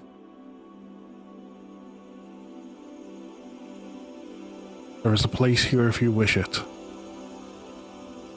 Right by your father's side. It's the very least I can do and grant after what you've done for Lunaria.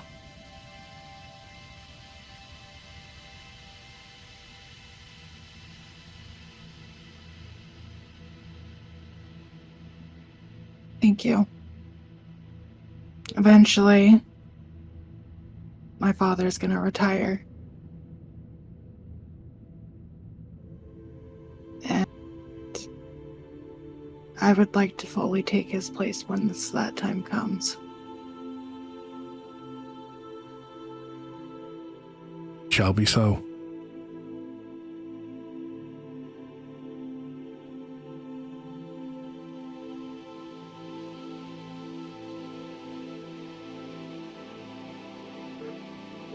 Before I start, there are a few things I do need to do first. Take your time. You need. Tarragon will be waiting.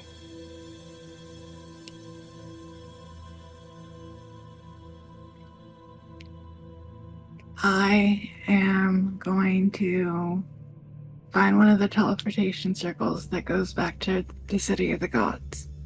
And I'm gonna go back there. To a certain little shop? To a certain little shop.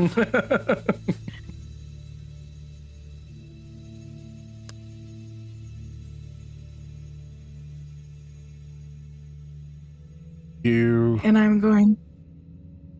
Go on. I was just gonna say I'm going to enter the shop very confidently. You enter and you see the man that you've been flirting with. However, now, see an eye patch on him, a scar across his face. You also see recovering one arm, or splint, like a cast. That's what I was looking for, a cast. He looks up at you. Despite how much it hurts, big old smile.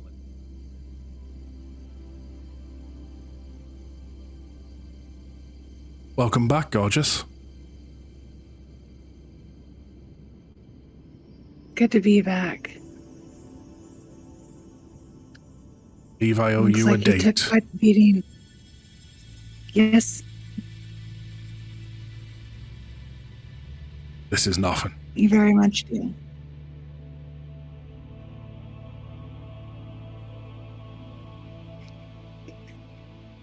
Shut up, you guys.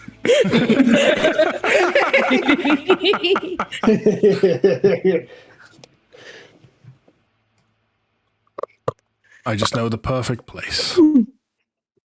I just may need, and he looked down at his cast.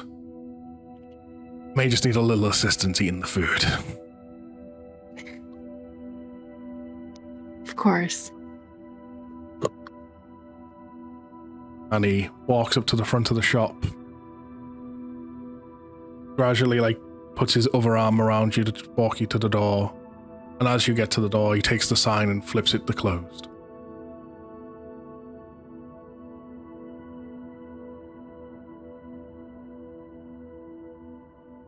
Anything else you would like Safrina to be doing?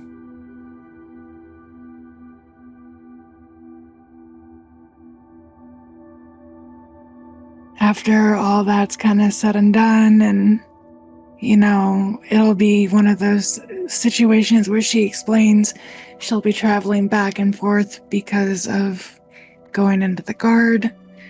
I'm assuming this is going to be somebody she ends up settling down with and having a family. But before all that, her last stop is to go visit her little sister. To head home and visit her sister. Yeah, you find that she's sitting there playing in the garden. Almost like unaware of the events that just happened. Just how it should be for a child. The moment she sees you, she runs. Big sis, big sis.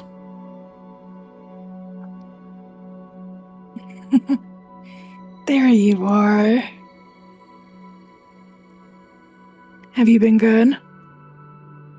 She looks at you with a very cheeky grin. I'm always good.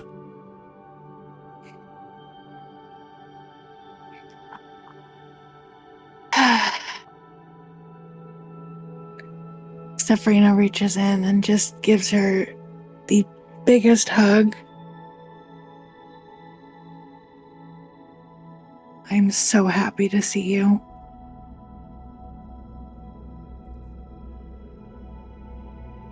You need to come home more often then. Then you'll always be happy. Well, I think we can arrange that.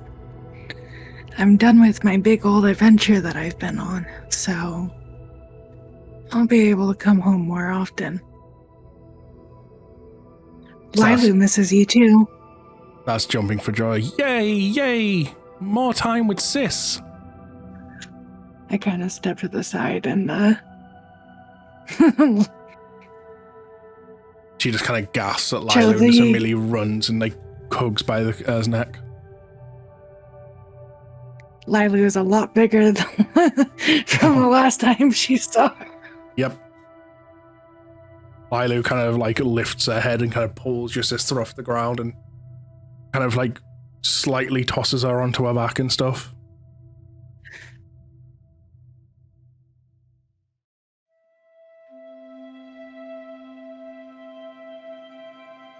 Anything else? Would her father be around right now? You would have seen him back in Tarragon when you were talking to Alistair and stuff, probably. Okay. No, but I would figure from there she would, go back and forth between Tarragon and the City of the Gods, working for Alistair and starting her life and settling down. Okay. On to our next person. Chaos. So, before Lucian ever met up with Eldon, she went to the City of the Gods to get symbols of all the gods from the temple. Was packing, and then after talking to Lucian, she goes to Sir Alistair. Okay. Sir Alistair. Eldon. And she hands him the arrows that she got with the crystals, the healing arrows. And on top of that, it's her personal one as well.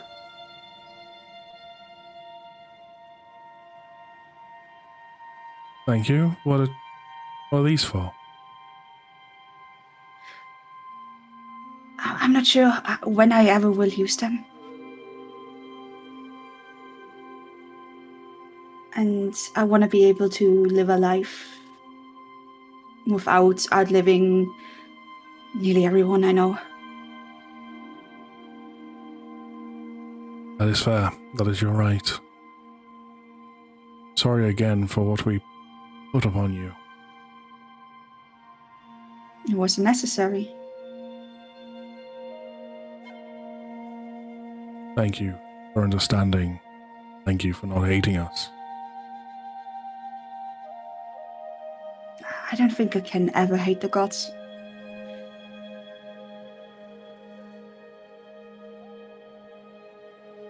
I'll make sure they stay safe. Thank you.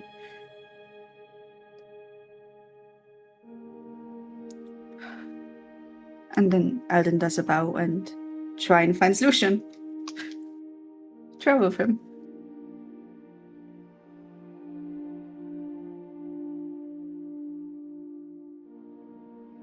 As eventually the two of you will find a home. A home has been arranged for you in Tarragon, with the idea of raising a child. Alistair went out of his way to make sure an accommodation was sorted.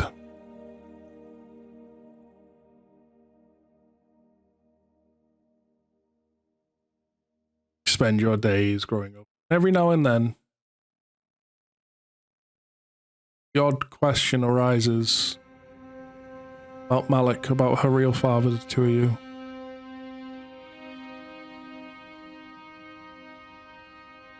You answer the best you can. And knowing the path that Malik had took, who he was before the corruption, try and remind her of all the best parts of him. Try and make sure the memory, what was Tiamat, not her father.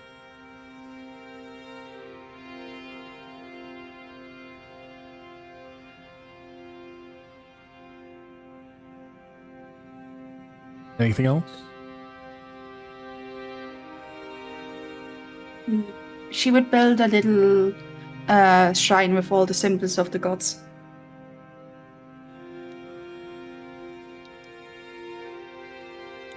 That everything? That's it. Yeah. On to our final person. Caitlin.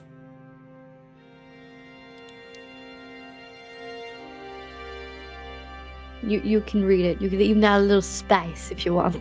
I can add spice. He can add some spice. A spice. So Shay just walks around the streets butt naked. Okay. I hear you. No, something doesn't seem right here.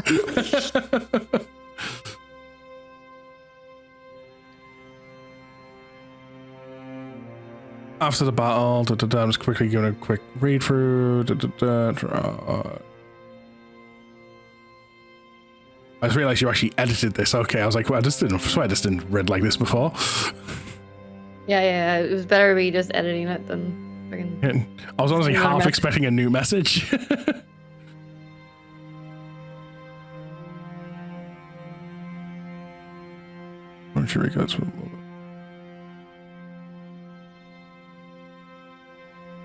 Da-da-da-da. So, afterwards, from the visions that she's seen, she takes time to help rebuild, reconnect with her mother with the time she's lost. The thought of her sister always on her mind eventually one day brings her up. The sibling that was made.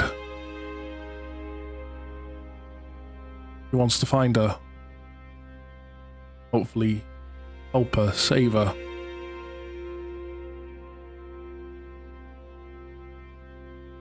Her mother encourages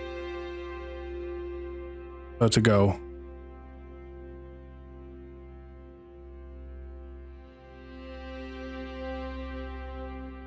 Always says there'll be a place back home as she settles down in Lunaria, finding peace amongst the people. Living the days away, partner that typically lives as a cat.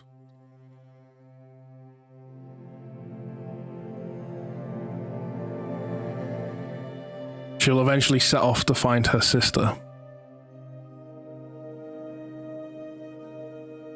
During the times of travel, she'll pray under the moon. Wherever she can to connect her to home. After all, home's not just Draconia, the land of dragons. Home is Lunaria, where she's seen as a god. All these people she got to meet.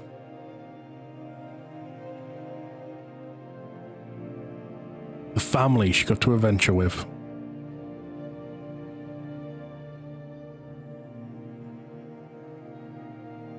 Once she finds her sister, she'll travel to domains of gods. As she discovers her own potential while trying to help her sister with hers.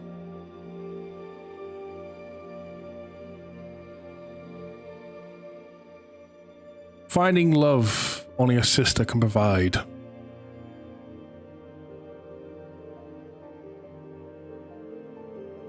The circumstances of their births may not be of what they've chosen.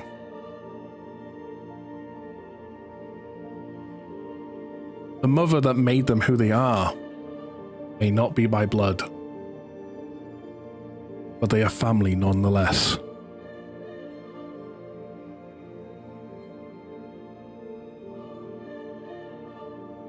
She'll speak to other gods, try and set new plans in order to prevent future conflict. Doing so, she finds her place in these gods. Finds answers to long lost questions.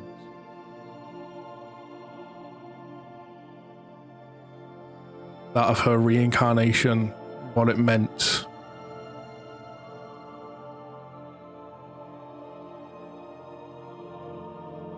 One of the answers brings her no surprise, as she is told a story about how a long time ago, when she was Navara, she sacrificed her life to seal away Tiamat.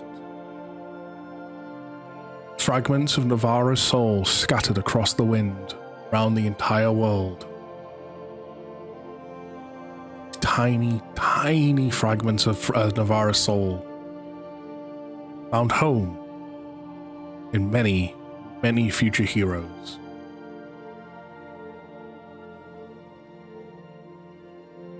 Navara set a plan in motion that Shay executed by calling out with the dragon serenade. Fragment of Navara's soul activated. ever point in time when the world needed a hero, small dragon's cry could be heard. Hero souls awakened.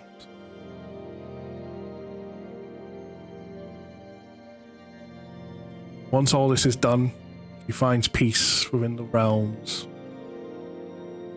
She would return to her mother, along with her sister. Just live together in peace.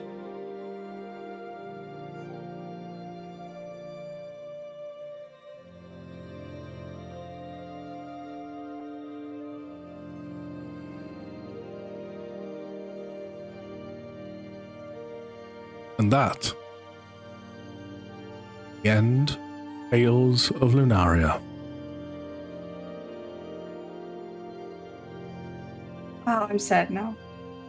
Uh, Oh, I'm sad now. I don't like it. we're actually We are done. Uh, I'm That's a not move. crying, you're crying.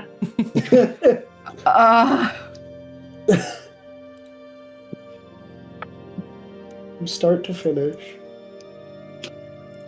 Did we really just finish this campaign? Yes, Mm-hmm. we actually did.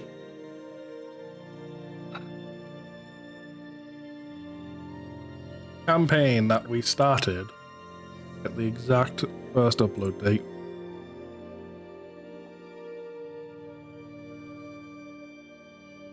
We started it apparently. First video uploaded December 2023. Holy fuck. 2 years in the making.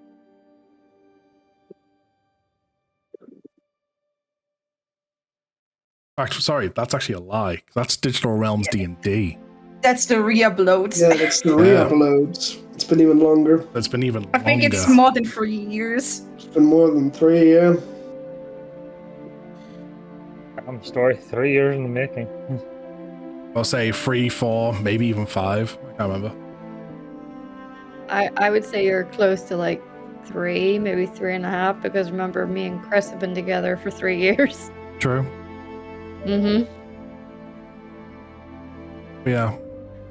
So 3 to 3.5 years in the making. So it was started in March, actually. What a grandiose tale. So I want to say probably 3.5 years. I hope you all liked it. It was great. This has been one hell of a ride. And Caitlin now has a book to write. I mean, what? All I gotta say is, fuck you, Lumi. This campaign has been with me through years of studies in my life. Honestly, it's kept me going. I won't lie about that. It's kept up my mood. It's kept me going when Yeah, the going because- got hard. Yeah, and the big thing was every time before the session, immediately like, yes, session happens this day, yes! Yeah.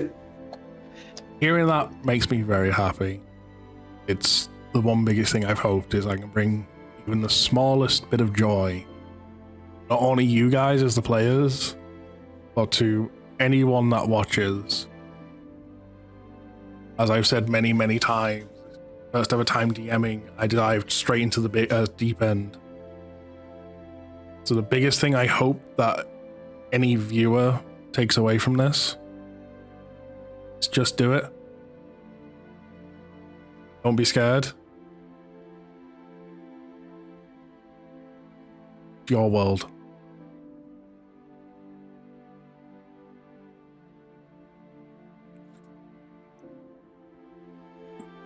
So, Lulu, when are you going to host Campaign 5 of Critical Role?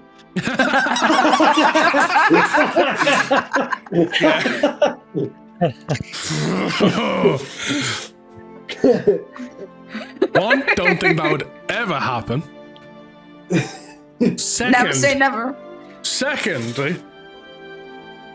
it's already stressful enough DMing for you guys. Could fucking hell. It's a whole other thing if you start DMing for like fucking like Stars. Matt Mercer, Brandley Mulligan, everyone like. Because at that point, could you might like if Brandon gets replaced as a DM, he has to be a player at that point, right? Fuck that. Oh, that'd be some fun. I was gonna say you also have the problem of if you were doing it, you would have to DM for Matt Mercer. Like, I mean, Keep in mind, it also means I'd have to be able to travel to America frequently. I mean, America can be your Draconia, it's fine. This has been so much fun. I can't believe it's actually over. Yeah, no, this sounds foreign in my head. Like, it's over. Does not seem correct. if I'm being honest, it just feels so weird that I've been playing this character for like over like 3 years, and it's like I'm saying bye to it now, and it's like Yeah, oh. it feels Tale foreign. is actually ending Lucian. Ah, my heart. Until we are used for one shots. Well, there will be a one shot eventually whenever we find time for it, and that is the one shot of you can either make new characters, use current characters or whatever. At the very least, there will be a Shay in it, and it will be a level. Well, at the very least, Shay will be level 20. If you try to play these characters again for it, you will also be level 20. An adventure of going to find Shay's sister. Depending how things go, Eldon might just stay back so the kid is safe. Blame her for that, honestly. Not with what she's been through. That is a one shot that I will be planning. It is something I plan to get into.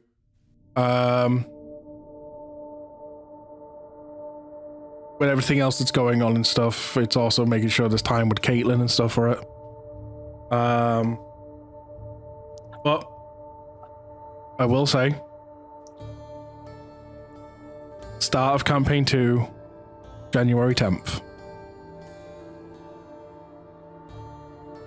Following our 2-week rotation of sessions, so every 2 weeks, that is the first session possible in 2026. I figured it would be the best place to start the campaign in a whole fresh new year.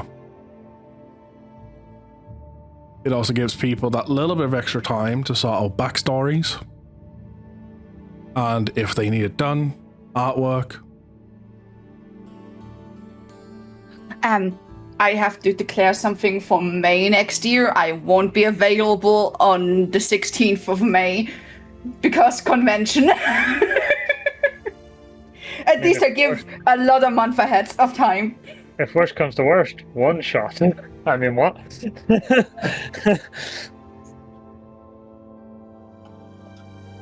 We'll cross that bridge when we get there. Like, Yeah, but at least May At 16th least does I'm fall nice. in that 2 week. It does fall into that rotation. Okay. it does. Yeah, that's why I'm like I calendar up to every 2 weeks. 16th is in. Give the information. Again, it's okay. We like doing one shots when there's not people about. We'll also have a new player that joins us. It's Thompson, isn't it? Thompson joins us. What did you let you know? Yeah. You're like the boy. yes, in fact, joining us. As Caitlin will be stepping away for campaign 2. Yes. Emotional damage. Exactly. Emotional damage. We're gonna miss you, Caitlin. Yeah, we're gonna miss you. Yeah, now that David Tennant meme rings through. Or GIF, sorry. It's okay. If Caitlin has time, we'll just convince her to come back for like 1 or 2 sessions. I mean, what? Just like, Caitlin, are you busy this day? No, why? Can you come join me real quick? Okay, what's up? You're in D&D. What the heck? Welcome. Not even playing a character, she is literally in D&D.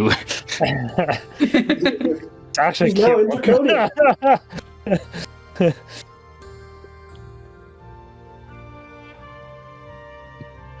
Killing So- finishes her broken makes an isekai. Before I go ahead and end the recording of today's session, has anyone got any final words they would like to say? I got a very important thing to say. I need everybody to listen very closely. You got special. And on the subject of special, Wow. there is one thing that has not been wrapped up in I Feel Tales of Lunaria. Because we've not been told what Granny did after the story limit. Yeah, what did Granny do? What that granny do? Granny just went to our little cottage on Oak Isle.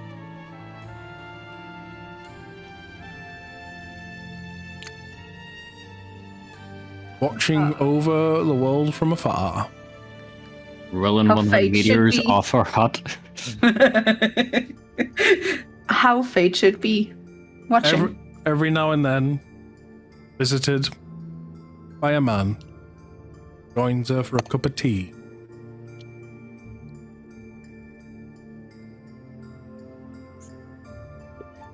Fate and destiny aren't too far apart.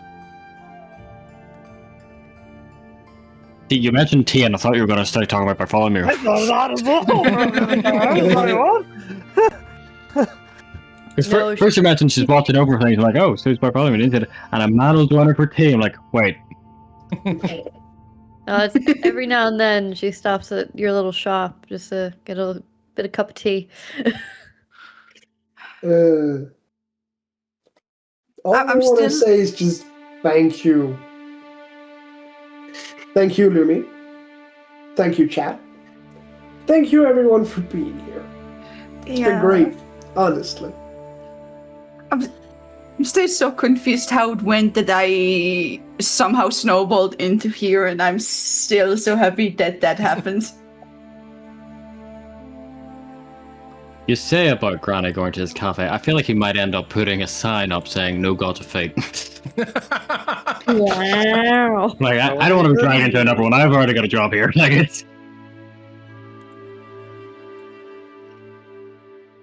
I really want to say that throughout this campaign, the most that I take out of it is how close we all are as friends. And how you guys have always been there for me, and I appreciate every single one of you.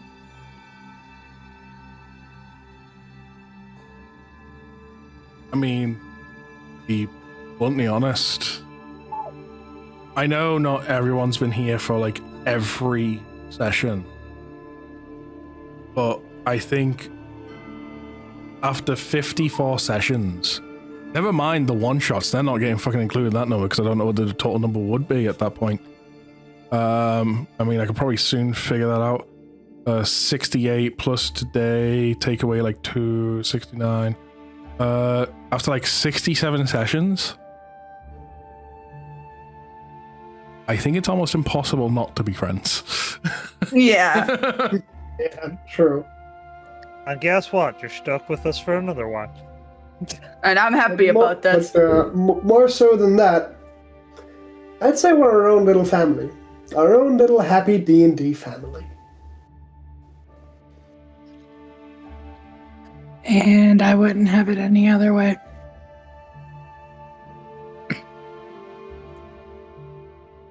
By the way, just for the sake of chat and stuff, I don't think I've fully announced, but just in case I haven't, the title of Campaign 2 that will take place in our homebrew land of Draconia is called The Tale of Dragons and Devils.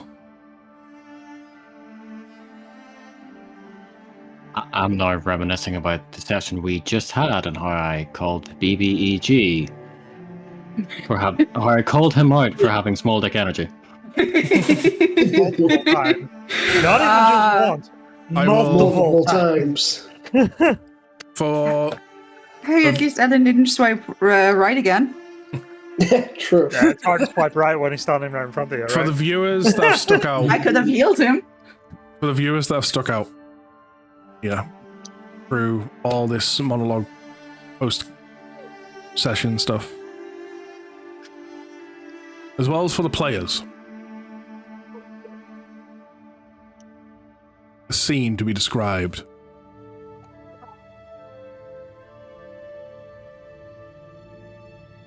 In a land where dragons fill, land of Draconia, where cities stand tall.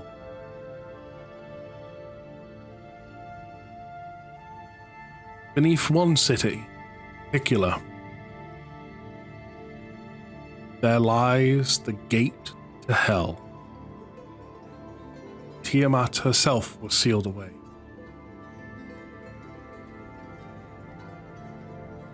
For a brief moment, the gate cracks open.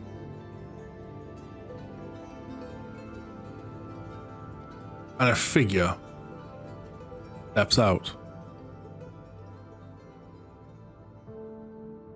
This event happened same time you took down Malik.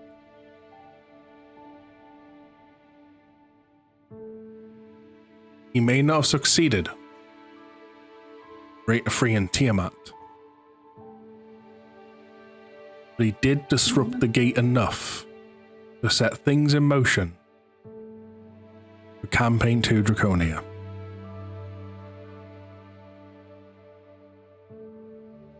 The amount of biting my tongue there not to ruin that moment. Because I just wanted to say, when he literally turned around and said, a figure steps out, I was like, attack of opportunity! Fireball! A lot of the things from hell are resistance / immune to fire, sadly. That's true. Water ball? I'm So gonna fling a it's a pellet at dagger him. of water? I'm just gonna fling a pellet at him.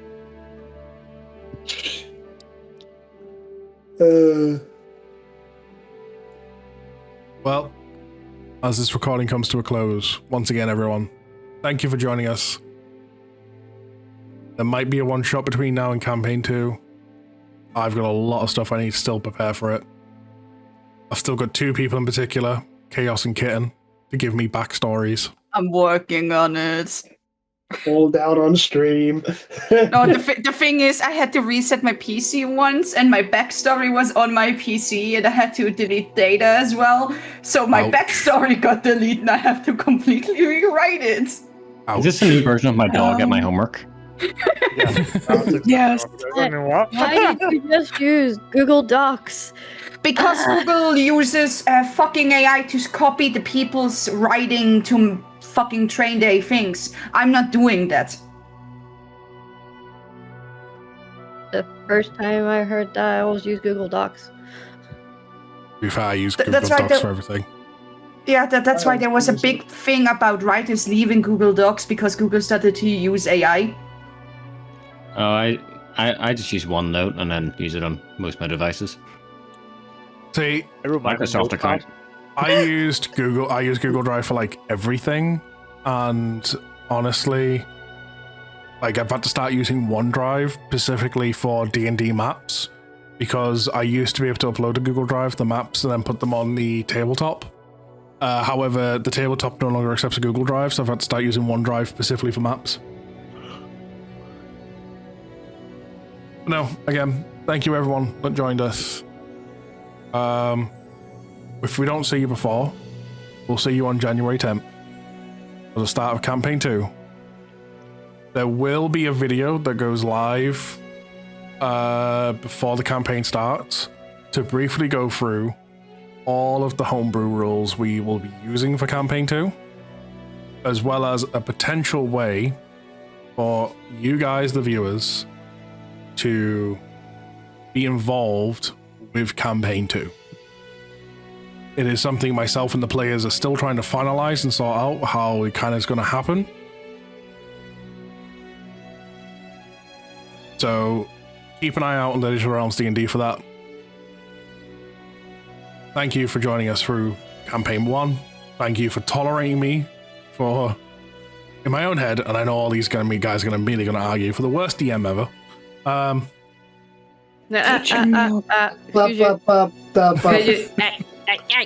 told you they're going to argue. Yeah, I have Don't let me drive down there and slap you right now. I mean, what? I have a give you, need like- to disagree with people, and I give because you, he like- said I'm going to disagree with him, now I want to agree with him just for spite. Everyone's going like, no, you're not. And then he's Adam, yeah, no, he is. He's the worst DM ever. Fuck it. If you I want gave something, you like yes. 4 lines of like what happens after, and then you extended it and made it better. So shut up. I mean, to be fair, if you want to remember Hart's original backstory was, I want to make the greatest song ever. Yeah. Now he can. He I did. think he hasn't. No, he hasn't. He's going to, though. His backstory developed into so much more, because I was like, let's add this in, let's just throw this at him. Yeah, but he is still going to write the greatest song. That's still in the Still cards. waiting on it. The thing is, it was just a tribute. Yeah, I cannot remember the greatest song in the world. I bid everyone on stream farewell. Till next time.